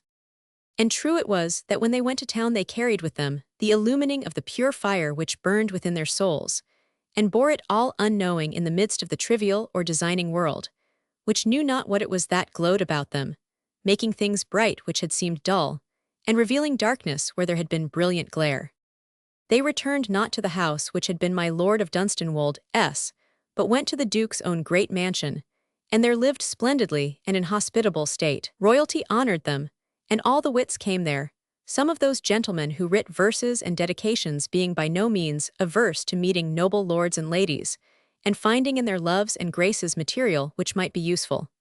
'Twas not only Mr. Addison and Mr. Steele, Dr. Swift and Mr. Pope, who were made welcome in the stately rooms, but others who were more humble, not yet having won their spurs, and how these worshipped her Grace for the generous kindness which was not the fashion, until she said it, among great ladies, their odes and verses could scarce express. They are so poor, she said to her husband. They are so poor, and yet in their starved souls there is a thing which can less bear flouting than the dull content which rules in others. I know not whether 'tis a curse or a boon to be born so. 'Tis a bitter thing when the bird that flutters in them has only little wings. All the more should those who are strong protect and comfort them. She comforted so many creatures. In strange parts of the town, where no other lady would have dared to go to give alms, it was rumored that she went and did noble things privately. In dark kennels, where thieves hid and vagrants huddled, she carried her beauty and her stateliness, the which when they shone on the poor rogues and victims housed there seemed like the beams of the warm and golden sun. Once in a filthy hovel in a black alley, she came upon a poor girl dying of a loathsome ill, and as she stood by her bed of rags, she heard in her delirium the uttering of one man's name again and again. And when she questioned those about, she found that the sufferer had been a little country wench enticed to town by this man for a plaything, and in a few weeks cast off to give birth to a child in the almshouse, and then go down to the depths of vice in the kennel. What is the name, she says? Her Grace asked the hag nearest to her, and least maudlin with liquor. I would be sure I heard it aright. 'Tis the name of a gentleman, your ladyship may be sure, the beldam answered. 'Tis always the name of a gentleman, and this is one I know well, for I have heard more than one poor soul mumbling it and raving at him in her last hours. When there was, and I knew her, a pretty rosy thing in her country days, not 16, and distraught with love for him, and lay in the street by his door praying him to take her back when he threw her off, until the watch drove her away. And she was so mad with love and grief, she killed her girl child when 'twas born I the kennel, sobbing and crying that it should not live to be like her and bear others. And she was condemned to death and swung for it on Tyburn tree. And Lord, how she cried his name as she jolted on her coffin to the gallows, and when the hangman put the rope round her shuddering little fair neck. "Oh John," screams she, "John Oxon, God forgive thee. Nay, 'tis God should be forgiven for letting thee to live and me to die like this." 'Twas a bitter sight, she was so little and so young and so affrighted, the hangman could scarce hold her. I was the midst o' the crowd and cried to her to strive to stand still, 'twould be the sooner over, but that she could not. "Oh John," she screams, "John Oxon, God forgive thee. Nay, 'tis God should be forgiven for letting thee to live and me to die like this." Till the last hour of the poor creature who lay before her when she heard this thing, her Grace of Osmond saw that she was tended, took her from her filthy hovel, putting her in a decent house and going to her day by day, until she received her last breath, holding her hand, while the poor wench lay staring up at her beauteous face and her great deep eyes, whose lustrousness held such power to sustain, protect, and comfort. "Be not afraid, poor soul," she said, "be not afraid. I will stay near thee. Soon all will end in sleep, and if thou wakest, sure there will be Christ who died and wipes all tears away. Hear me say it to thee for a prayer," and she bent low and said it soft and clear into the deadening ear. "He wipes all tears away, he wipes all tears away." The great strength she had used in the old days to conquer and subdue, to win her will and to defend her way, seemed now a power but to protect the suffering and uphold the weak. And this she did, not alone in hovels but in the brilliant court and world of fashion, for there she found suffering and weakness also, all the more bitter and sorrowful since it dared not cry aloud. The grandeur of her beauty, the elevation of her rank, the splendor of her wealth would have made her a protector of great strength, but that which upheld all those who turned to her was that which dwelt within the high soul of her, the courage and power of love for all things human which bore upon itself, as if upon an eagle's outspread wings, the woes dragging themselves, broken and halting upon earth. The starving beggar in the kennel felt it, and not knowing wherefore, drew a longer, deeper breath, as if of purer, more exalted air. The poor poet in his garret was fed by it, and having stood near or spoken to her, went back to his lair with lightning eyes and soul warmed to believe that the words his muse might speak the world might stay to hear. From the hour she stayed the last moments of John Oxon's victim, she set herself a work to do. None knew it but herself at first, and later Anne, for 'twas done privately. From the hag who had told her of the poor girls hanging upon Tyburn tree, she learned things by close questioning, which to the old woman's dull wit seemed but the curiousness of a great lady, and from others who stood too deep in awe of her to think of her as a mere human being, she gathered clues which led her far in the tracing of the evils following one wicked, heartless life. Where she could hear of man, woman, or child on whom John Oxon's sins had fallen, or who had suffered wrong by him, there she went to help, to give light, to give comfort and encouragement. Strangely, as it seemed to them, and as if done by the hand of heaven, the poor tradesmen he had robbed were paid their dues. Youth he had led into evil ways was checked mysteriously and set in better paths. Women he had dragged downward were given aid and chance of peace or happiness. Children he had cast upon the world, unfathered and with no prospect but the education of the gutter and a life of crime, were cared for by a powerful unseen hand. the pretty country girl saved by his death, protected by her grace, and living innocently at Dunstanwold, memory being merciful to youth, forgot him, gained back her young roses, and learned to smile and hope as though he had been but a name. Since 'twas I who killed him, said her grace to her inward soul, 'tis I must live his life which I took from him, and making it better I may be forgiven. If there is one who dares to say to the poor thing he made, I will not forgive. Surely it was said, there had never been lives so beautiful and noble as those the Duke of Osmond and his lady lived as time went by. The Tower of Camelot, where they had spent the first months of their wedded life, they loved better than any other of their seats, and there they spent as much time as their duties of court and state allowed them.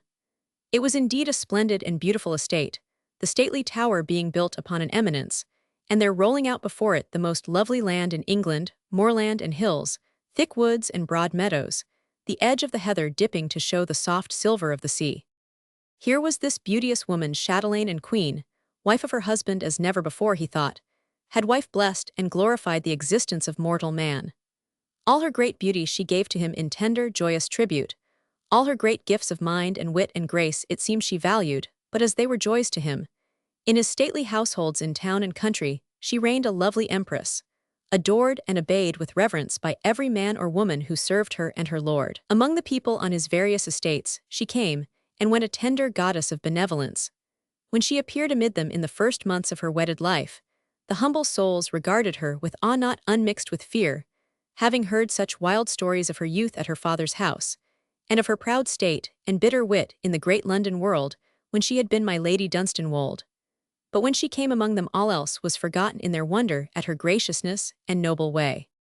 To see her come into a poor body's cottage, so tall and grand a lady, and with such a carriage as she hath, they said, hobnobbing together in their talk of her, looking as if a crown of gold should sit on her high black head, and then to hear her gentle speech and see the look in her eyes as if she was but a simple new-married girl, full of her joy, and her heart big with the wish that all other women should be as happy as herself. It is, forsooth, a beauteous sight to see. Ay, and no hovel too poor for her, and no man or woman too sinful, was said again.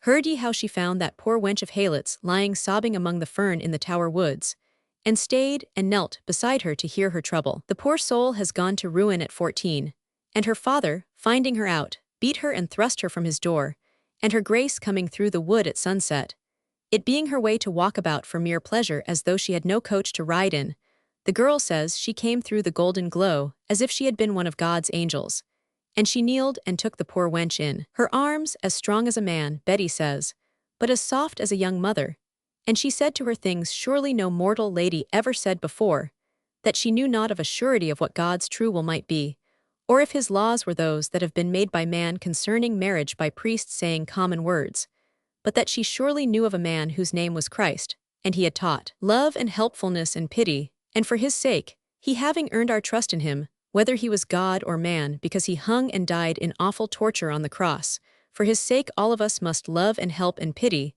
I you poor Betty, were her very words, and you me. And then she went to the girl's father and mother, and so talked to them that she brought them to weeping, and begging Betty to come home. And also she went to her sweetheart, Tom Beck, and made so tender a story to him of the poor pretty wench whose love for him had brought her to such trouble, that she stirred him up to falling in love again, which is not man's way at such times. And in a week's time he and Betty went to church together, her grace setting them up in a cottage on the estate. I used all my wit and all my tenderest words to make a picture that would fire and touch him, Gerald, her grace said, sitting at her husband's side, in a great window, from which they often watched the sunset in the valley spread below. And that with which I am so strong sometimes, I know not what to call it, but 'tis a power people bend to, that I know, that I used upon him to waken his dull soul and brain. Whose fault is it that they are dull? Poor lout, he was born so, as I was born strong and passionate, and as you were born noble and pure and high. I led his mind back to the past, when he had been made happy by the sight of Betty's little smiling, blushing face, and when he had kissed her and made love in the hayfields. And this I said, though 'twas not a thing I have learned from any chaplain, that when 'twas said he should make an honest woman of her, it was my thought that she had been honest from the first, being too honest to know that the world was not so, and that even the man a woman loved with all her soul might be a rogue, and have no honesty in him. And at last 'twas when I talked to him about the child, and that I put my whole soul's strength in, he burst out a-crying like a schoolboy, and said indeed she was a fond little thing and had loved him, and he had loved her, and 'twas a shame he had so done by her, and he had not meant it at the first, but she was so simple, and he had been a villain, but if he married her now, he would be called a fool and laughed at for his pains. Then was I angry, Gerald, and felt my eyes flash, and I stood up tall and spoke fiercely. Let them dare, I said, let any man or woman dare, and then will they see what his grace will say. Osmond drew her to his breast, laughing into her lovely eyes. Nay, 'tis not his grace who need be called on, he said. 'Tis her grace they love and fear, and will obey. Though 'tis the sweetest, womanish thing that you should call on me when you are power itself, and can so rule all creatures you come near. Nay, she said, with softly pleading face, let me not rule. Rule for me, or but help me. I so long to say your name that they may know I speak but as your wife. Who is myself, he answered, my very self. I, she said with a little nod of her head, that I know that I am yourself, and 'tis because of this that one of us cannot be proud with the other, for there is no other, there is only one. And I am wrong to say, let me not rule, for 'tis as if I said, you must not rule. I meant surely, God give me strength to be as noble in ruling as our love should make me. But just as one tree is a beech and one an oak, just as the grass stirs when the summer wind blows over it, so a woman is a woman, and 'tis her nature to find her joy in saying such words to the man who loves her, when she loves as I do. Her heart is so full that she must joy to say her husband's name as that of one she cannot think without, who is her life as is her blood and her pulses beating. 'Tis a joy to say your name, Gerald, as it will be a joy. And she looked far out across the sun-golden valley and plains, with a strange, heavenly sweet smile, as it will be a joy to say our child's, and put his little mouth to my full breast. Sweet love, he cried, drawing her by the hand that he might meet the radiance of her look, heart's dearest. She did not withhold her lovely eyes from him, but withdrew them from the sunset's mist of gold, and the clouds piled as it were at the gates of heaven, and they seemed to bring back some of the far-off glory with them. Indeed, neither her smile nor she seemed at that moment to be things of earth. She held out her fair, noble arms, and he sprang to her, and so they stood, side beating against side. Yes, love, she said. Yes, love, and I have prayed, my Gerald, that I may give you sons who shall be men like you. But when I give you women children, I shall pray with all my soul for them, that they may be just and strong and noble, and life begin for them as it began not for me. In the morning of a spring day when the cuckoos cried in the woods, and May blossomed thick, white and pink, in all the hedges, the bells in the grey church steeple at Camelot rang out a joyous, jangling peal, telling all the village that the heir had been born at the tower. Children stopped in their play to listen, men at their work in field and barn, good gossips ran out of their cottage door, wiping their arms dry from their tubs and scrubbing buckets, their honest red faces broadening into maternal grins. "'Tis well over, that means surely," one said to the other, "and a happy day has begun for the poor lady, though God knows she bore herself queenly to the very last, as if she could have carried her burden for another year, and blenched not a bit as other women do. Bless mother and child, say I." "And 'tis an heir," said another. "She promised us that we should know almost as quick as she did, and commanded old Roe to ring a peal, and then strike one bell loud between if 'twere a boy, and two if 'twere a girl child. 'Tis a boy, heard you, and 'twas like her wit to invent such a way to tell us." In 4 other villages the chimes rang just as loud and merrily, and the women talked, and blessed her grace and her young child, and casks of ale were broached, and oxen roasted, and work stopped, and dancers footed it upon the green.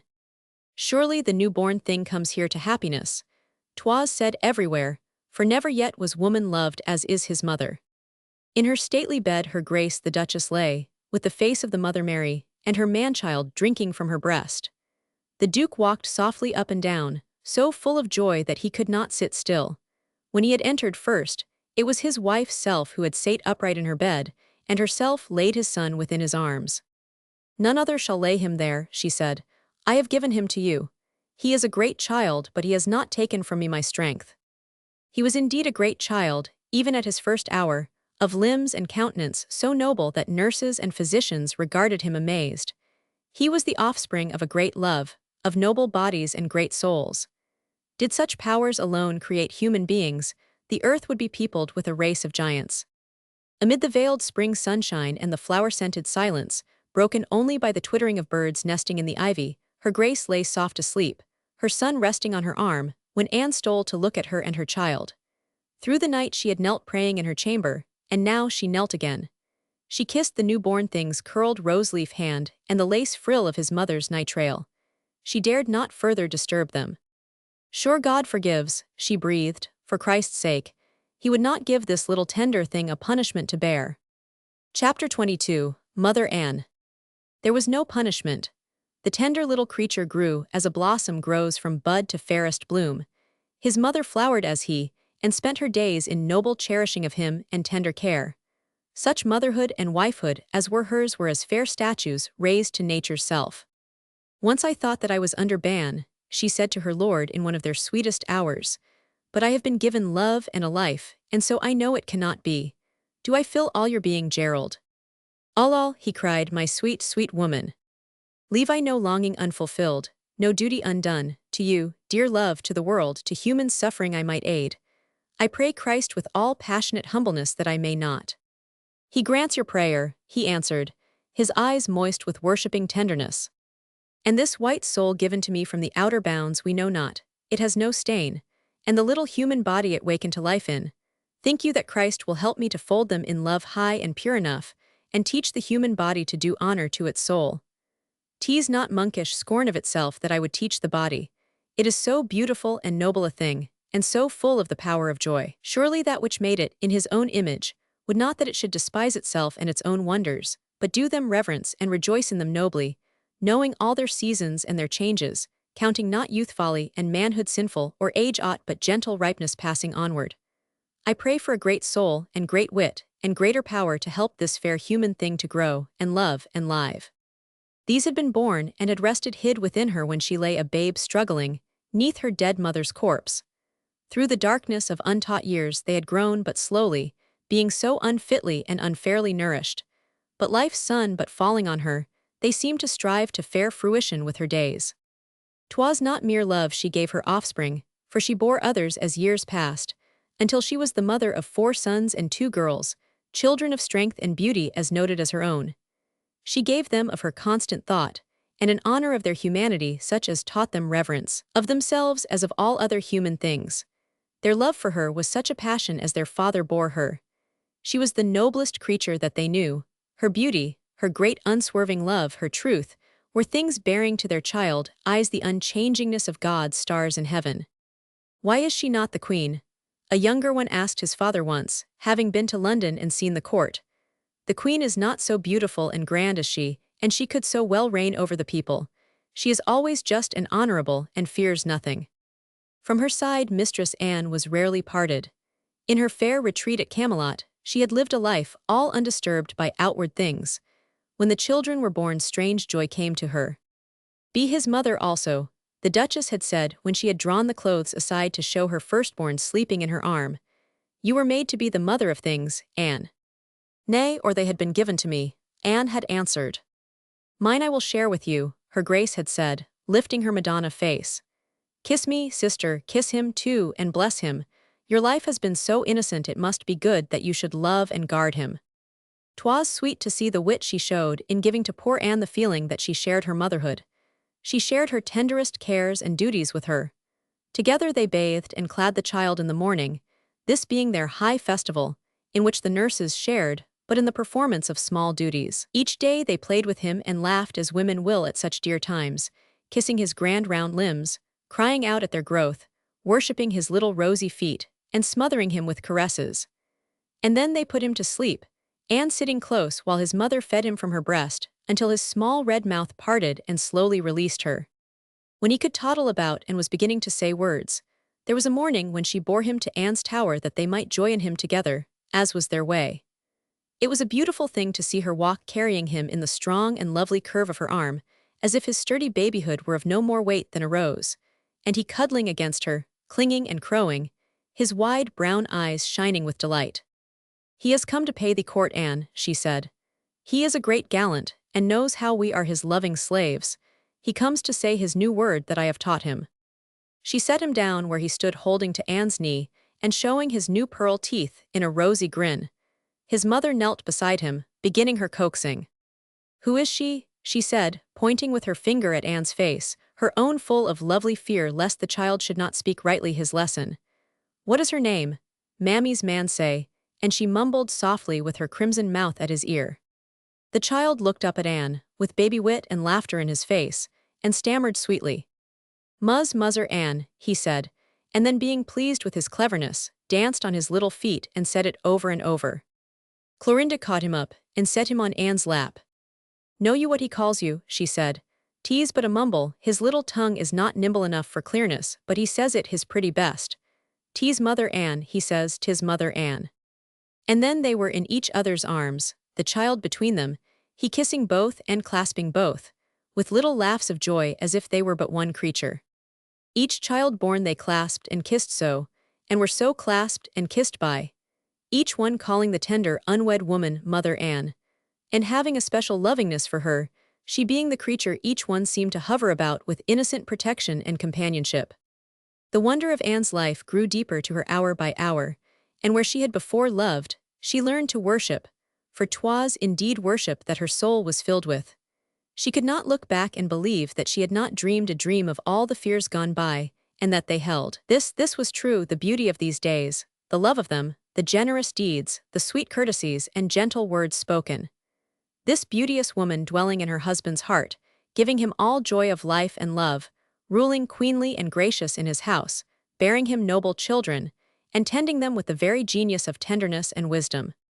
But in Mistress Anne herself life had never been strong. She was of the fibre of her mother, who had died in youth, crushed by its cruel weight, and to her, living had been so great and terrible a thing. There had not been given to her the will to battle with the fate that fell to her, the brain to reason and disentangle problems, or the power to set them aside. So while her Grace of Osmond seemed but to gain greater state and beauty in her ripening, her sister's frail body grew more frail, and seemed to shrink and age. Yet her face put on a strange worn sweetness, and her soft, dull eyes had a look almost like a saint's who looks at heaven. She prayed much, and did many charitable works both in town and country. She read her books of devotion, and went much to church.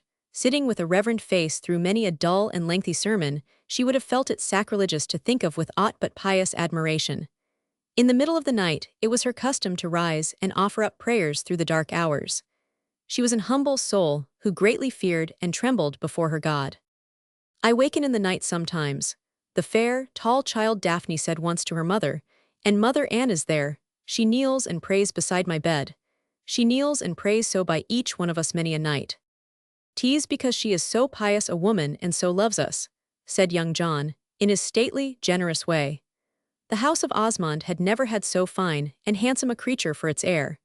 He o'ertopped every boy of his age and height, and the bearing of his lovely youthful body was masculine grace itself.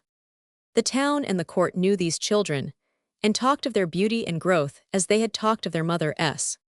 To be the mate of such a woman, the father of such heirs, is a fate a man might pray God for, 'twas said. Love has not grown stale with them, their children are the very blossoms of it, her eyes are deeper pools of love each year. Chapter 23. In one who will do justice, and demands that it shall be done to each thing he has made, by each who bears his image. 'Twas in these days Sir Geoffrey came to his end, it being in such way as had been often prophesied. And when this final hour came, there was but one who could give him comfort, and this was the daughter whose youth he had led with such careless evilness to harm. If he had wondered at her when she had been my Lady Dunstanwold, as her Grace of Osmond, he regarded her with heavy awe. Never had she been able to lead him to visit her at her house in town, or at any other which was her home. "'Tis all too grand for me, your Grace," he would say. "I am a country yokel and have hunted and drank and lived too hard to look well among town gentlemen. I must be drunk at dinner, and when I am in liquor I am no ornament to a duchess's drawing-room. But what a woman you have grown," he would say, staring at her and shaking his head. "Each time I clap eyes on you 'tis to marvel at you, remembering what a baggage you were, and how you kept from slipping by the way. There was Jack Hodgson now," he added one day. "After you married Dunstanwold, I heard a pretty tale of Jack, that he had made a wager among his friends in town. He was a braggart devil, Jack, that he would have you, though you were so scornful. And knowing him to be a liar, his fellows said that unless he could bring back a raven lock 6 feet long to show them, he had lost his bet, for they would believe no other proof. And finally they scoffed at him when he came back saying that he had had one, but had hid it away for safety when he was drunk, and could not find it again. They so flouted and jeered at him that swords were drawn, and blood as well. But though he was a beauty and a crafty rakehell fellow, you were too sharp for him.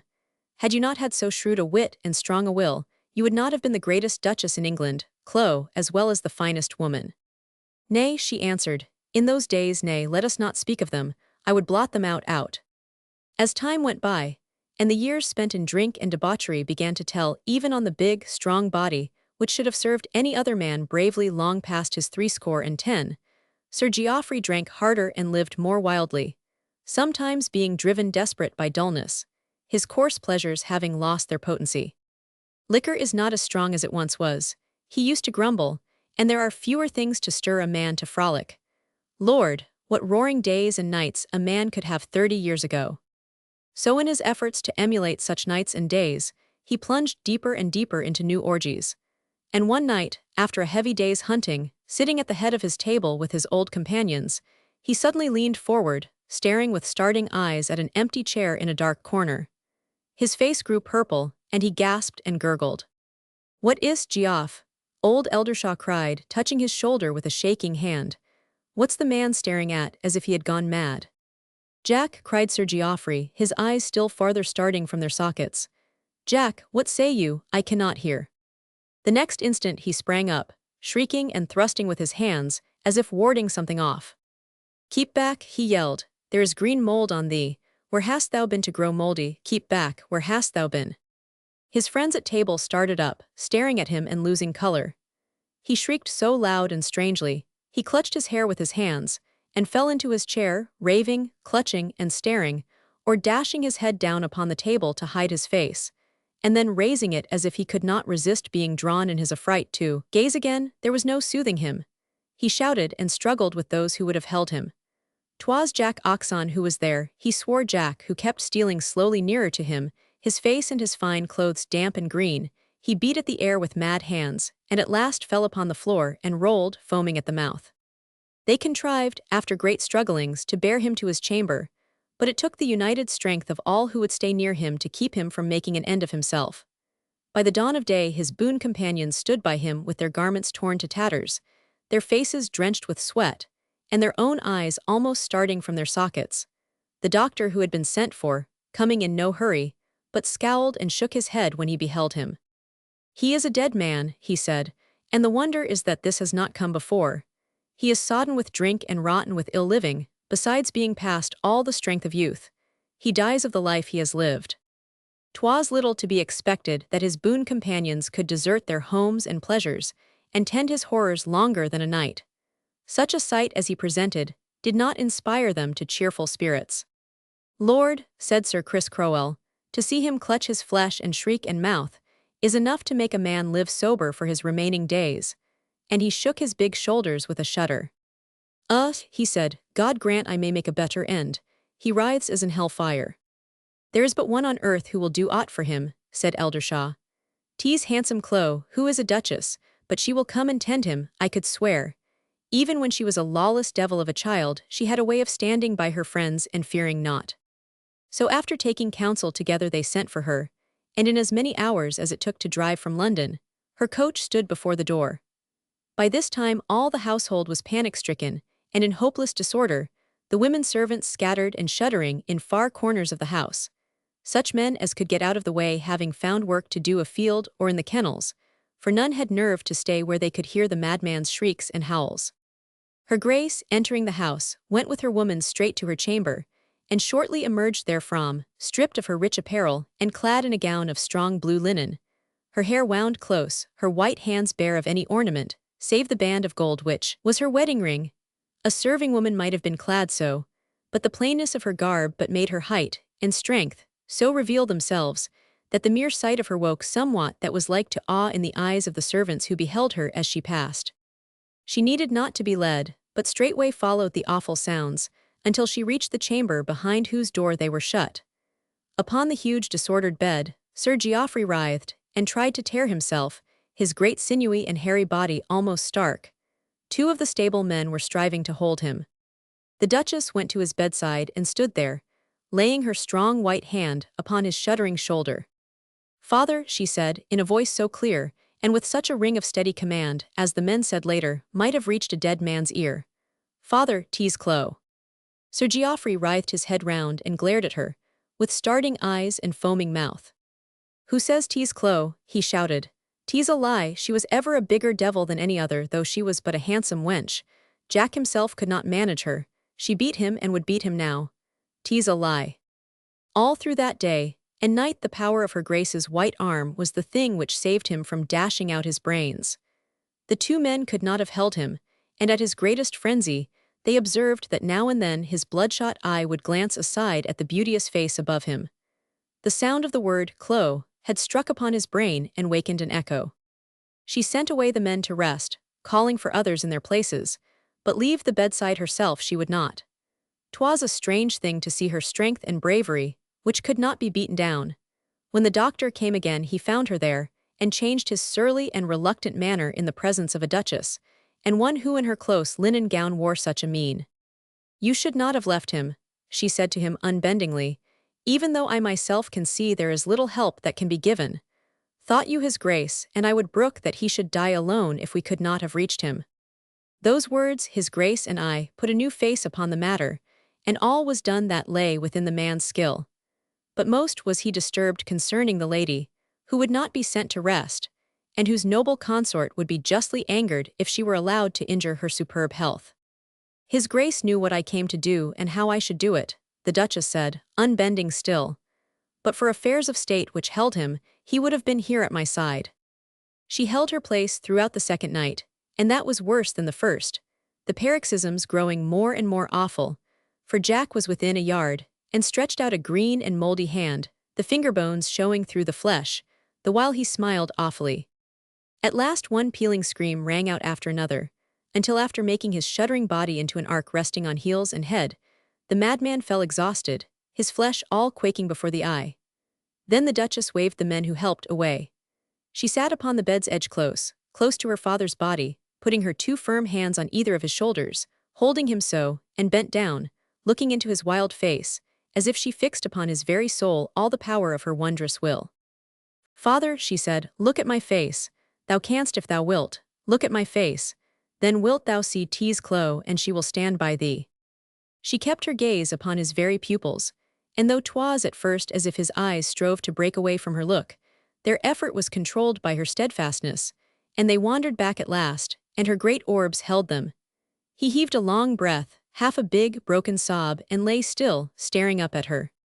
"Aye," he said, "tease Chloe, tease Chloe." The sweat began to roll from his forehead, and the tears down his cheeks. He broke forth, wailing like a child. "Chloe, Chloe," he said, "I am in hell." She put her hand on his breast, keeping will and eyes set on him. "Nay," she answered, "thou art on earth and in thine own bed, and I am here, and will not leave thee."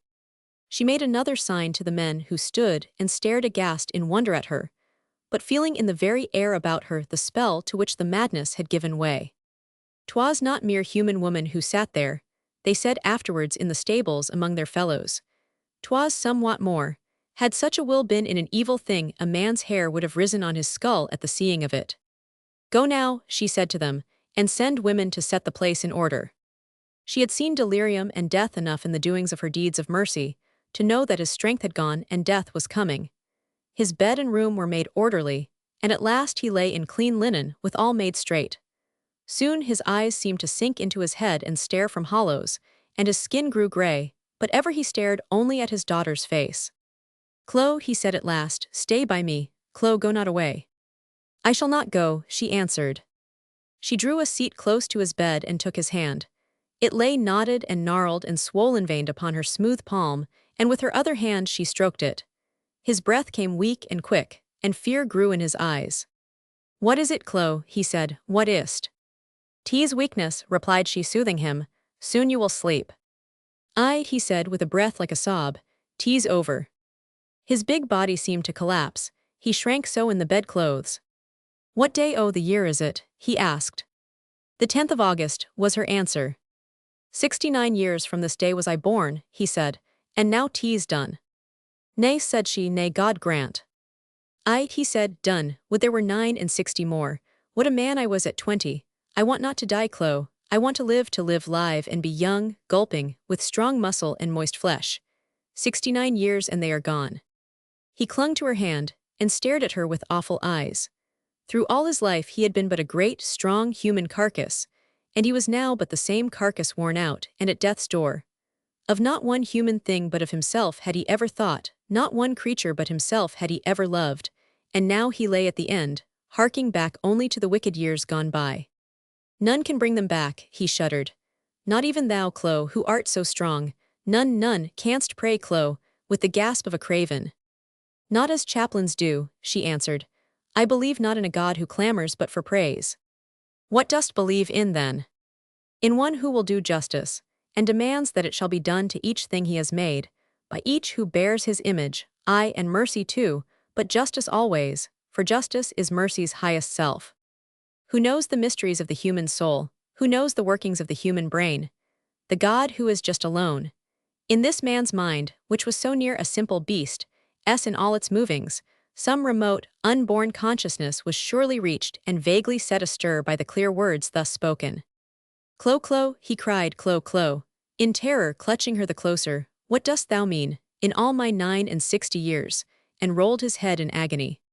In all his 69 years he had shown justice to no man, mercy to no woman, since he had thought of none but Geoffrey Wildair's. And this truth somehow dimly reached his long-dulled brain and wakened there. Down on thy knees, Chloe, he gasped, down on thy knees. It was so horrible, the look struggling in his dying face, that she went down upon her knees that moment, and so knelt, folding his shaking hands within her own against her breast. Thou who didst make him as he was born into thy world, she said, deal with that to which thou didst give life and death. Show him in this hour, which thou madst he also, that thou art not man who would have vengeance, but that justice which is God. Then, he gasped, then will he damn me. He will weigh thee, she said. And that which his own hand created will he separate from that which was thine own wilful wrong. And this, sure, he will teach thee how to expiate. Chloe, he cried again, thy mother she was but a girl, and died alone, I did no justice to her. Daphne, and he shook beneath the bedclothes, shuddering to his feet, his face growing more grey and pinched. She loved thee once, Clorinda said. She was a gentle soul and would not forget, she will show thee mercy. Birth she went through, he muttered, and death alone. Birth and death, Daphne, my girl, and his voice trailed off to nothingness, and he lay staring at space and panting. The Duchess sat by him and held his hand. She moved not, though at last he seemed to fall asleep. 2 hours later he began to stir. He turned his head slowly upon his pillows until his gaze rested upon her, as she sat fronting him. 'Twas as though he had awakened to look at her. Chloe, he cried, and though his voice was but a whisper, there was both wonder and wild question in it. Chloe. But she moved not, her great eyes meeting his with steady gaze. And even as they so looked at each other his body stretched itself, his lids fell, and he was a dead man. Chapter 24. The doves sate upon the window ledge and lowly cooed and cooed. When they had had 10 years of happiness, Anne died. 'Twas of no violent illness, it seemed but that through these years of joy she had been gradually losing life. She had grown thinner and whiter, and her soft eyes bigger and more prayerful. 'Twas in the summer, and they were at Camelot, when one sweet day she came from the flower garden with her hands full of roses, and sitting down by her sister in her morning room, swooned away, scattering her blossoms on her lap and at her feet. When she came back to consciousness, she looked up at the Duchess with a strange, far look, as if her soul had wandered back from some great distance. Let me be borne to bed, sister, she said. I would lie still, I shall not get up again. The look in her face was so unearthly, and a thing so full of mystery, that her Grace's heart stood still, for in some strange way she knew the end had come. They bore her to her tower and laid her in her bed, when she looked once round the room and then at her sister. 'Tis a fair, peaceful room, she said, and the prayers I have prayed in it have been answered. Today I saw my mother, and she told me so. Anne, cried her Grace, leaning over her and gazing fearfully into her face, for though her words sounded like delirium, her look had no wildness in it. And yet, Anne, you wander, love, the Duchess cried. Anne smiled a strange, sweet smile. Perchance I do, she said. I know not truly, but I am very happy. She said that all was over and that I had not done wrong. She had a fair young face with eyes that seemed to have looked always at the stars of heaven. she said I had done no wrong.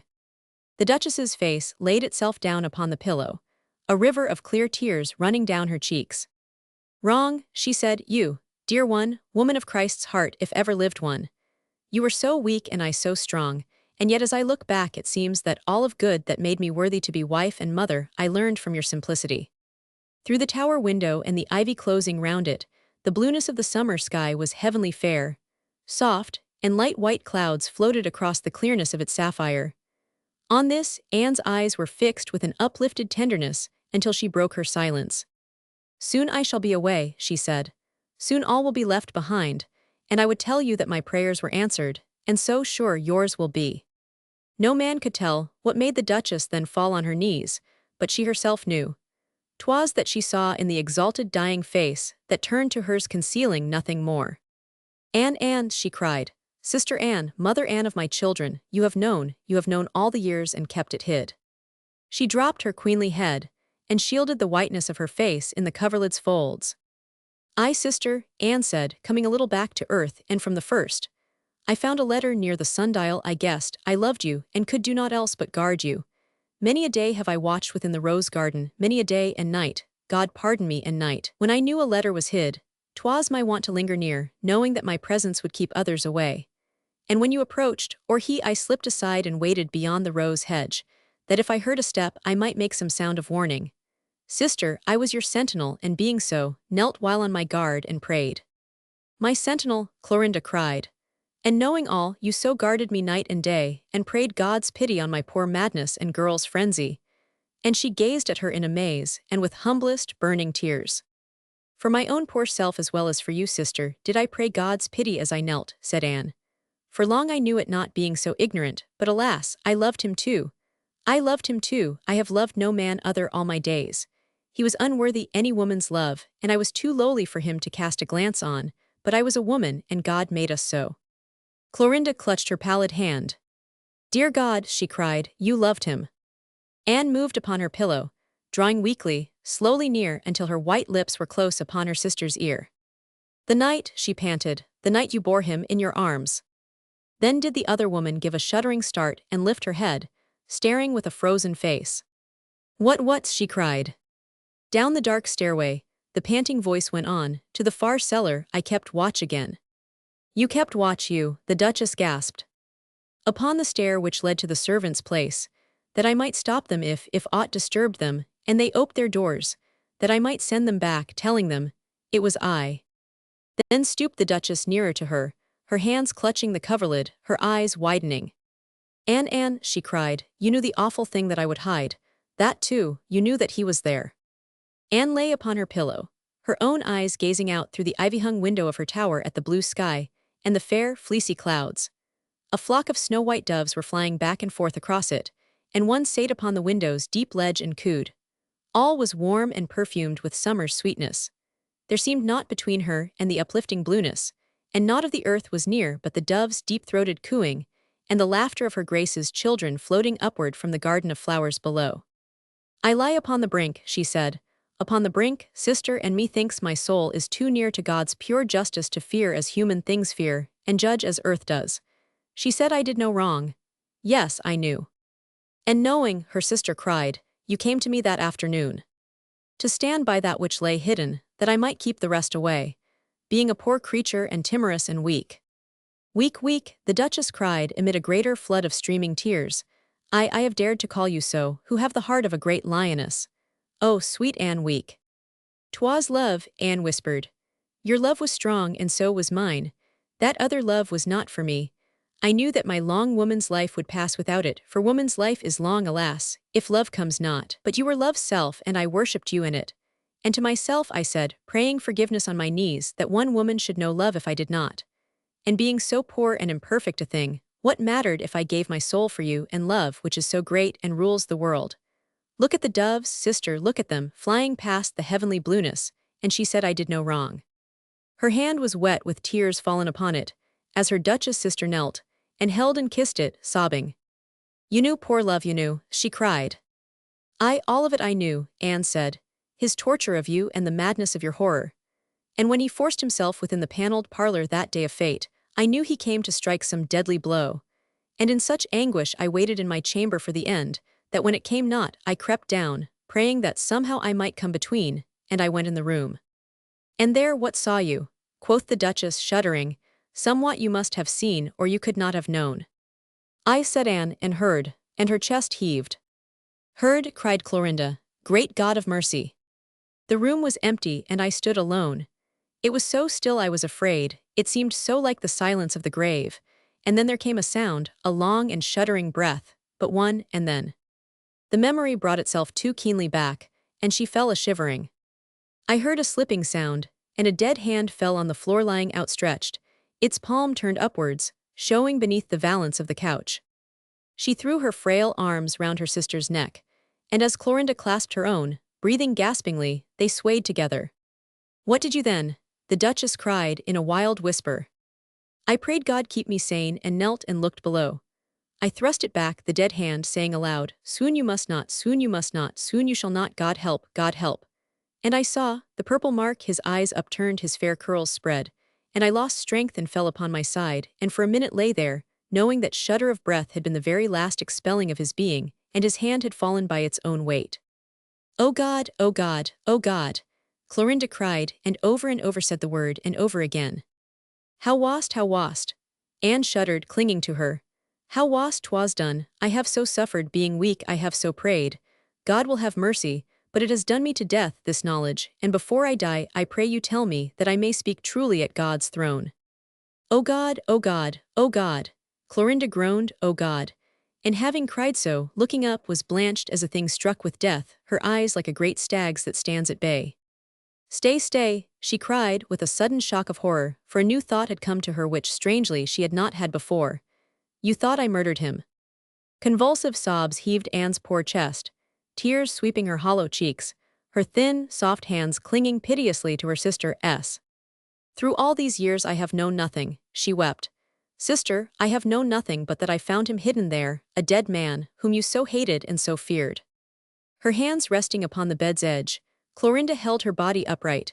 Such passion of wonder, love, and pitying, adoring awe in her large eyes, as was a thing like to worship.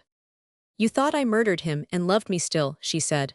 You thought I murdered him and still you shielded me and gave me chance to live and to repent and know love's highest sweetness.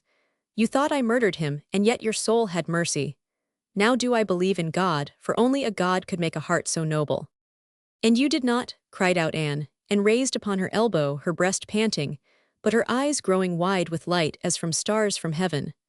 Oh, sister love, thanks be to Christ who died. The Duchess rose and stood up tall and great, her arms outthrown.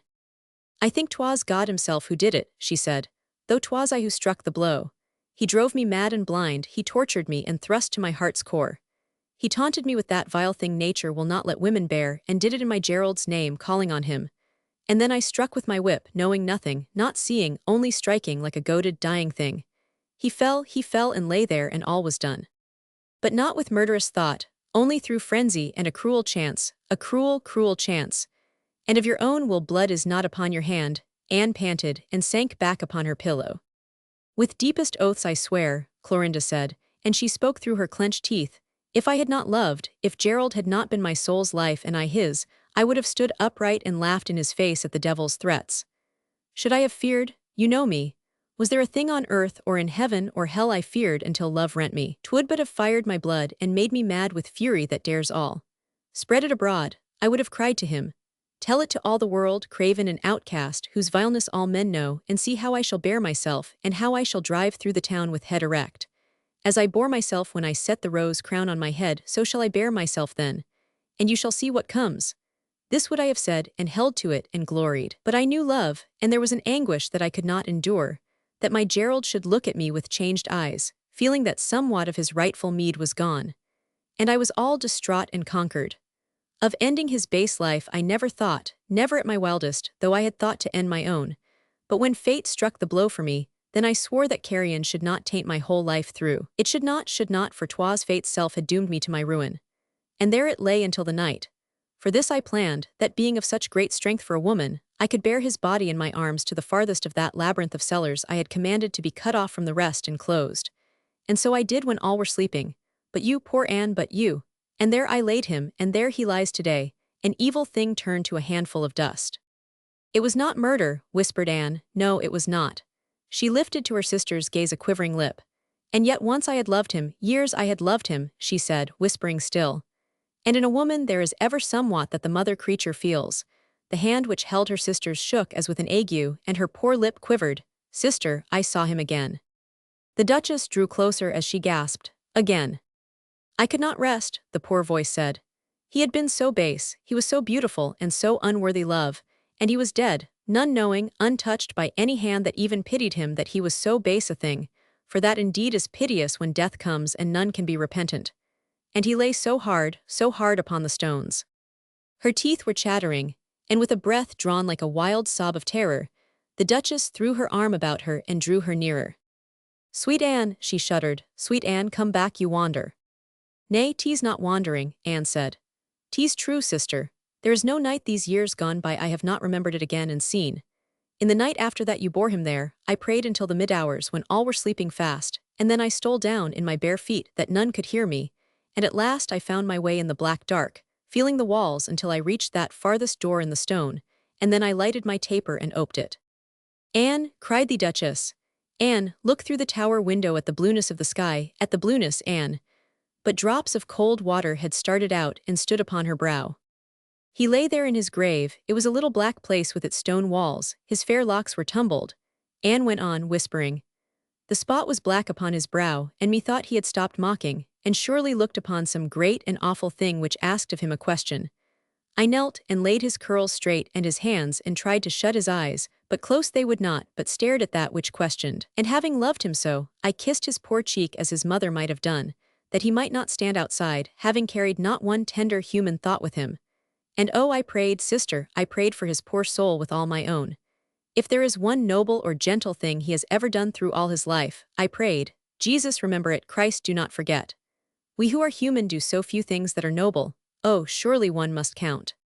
The Duchess's head lay near her sister's breast, and she had fallen a-sobbing and weeping like a young broken child.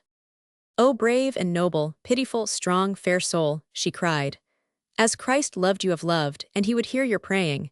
Since you so pleaded, he would find one thing to hang his mercy on." She lifted her fair, tear-streaming face, clasping her hands as one praying. And I," she cried, "have I not built a temple on his grave? Have I not tried to live a fair life and be as Christ bade me? Have I not loved and pitied and succored those in pain? Have I not filled a great man's days with bliss and love and wifely worship?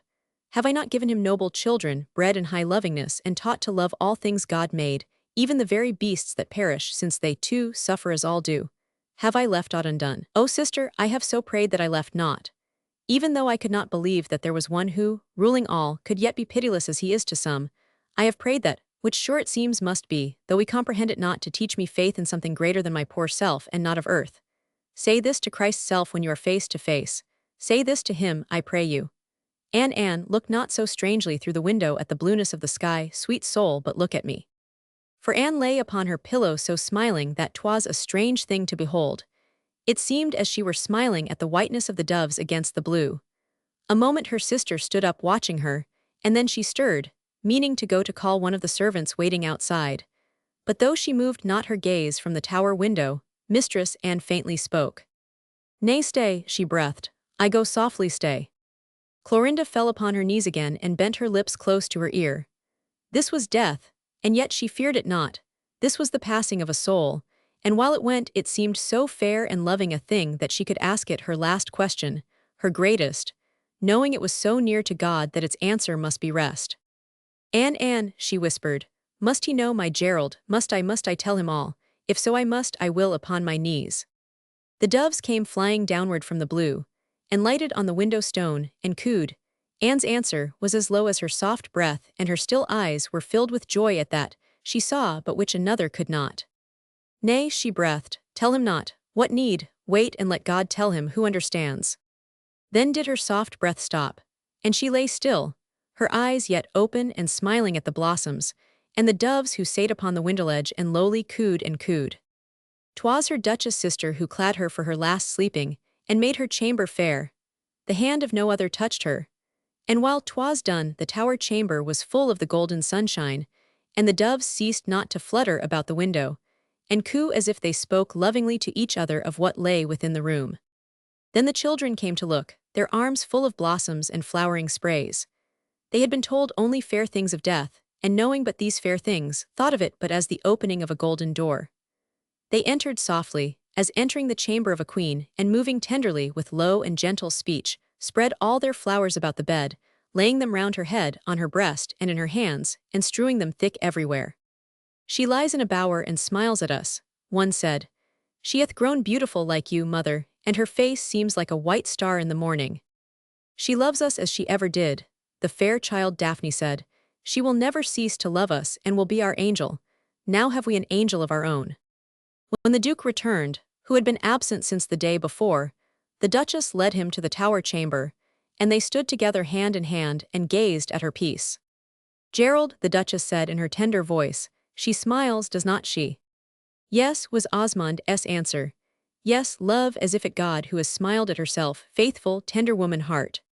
The hand which he held in his clasp clung closer. The other crept to his shoulder, and lay there tremblingly. How faithful and how tender, my Gerald, Clorinda said. I only know. She is my saint, sweet Anne, whom I dared treat so lightly in my poor wayward days. Gerald, she knows all my sins, and today she has carried them in her pure hands to God and asked his mercy on them. She had none of her own. And so having done, dear heart, she lies amid her flowers and smiles, he said, and he drew her white hand to press it against his breast. While her body slept beneath soft turf and flowers, and that which was herself was given in God's heaven, all joys for which her earthly being had yearned, even when unknowing how to name its longing, each year that passed made more complete and splendid the lives of those she so had loved. Never, 'twas said, had woman done such deeds of gentleness, and shown so sweet and generous a wisdom as the great Duchess. None who were weak were in danger if she used her strength to aid them. No man or woman was a lost thing whom she tried to save. Such tasks she set herself as no lady had ever given herself before, but 'twas not her way to fail, her will being so powerful, her brain so clear, her heart so purely noble. Pauper and prince, noble and hind honored her and her lord alike, and all felt wonder at their happiness. It seemed that they had learned life's meaning and the honoring of love, and this they taught to their children, to the enriching of a long and noble line.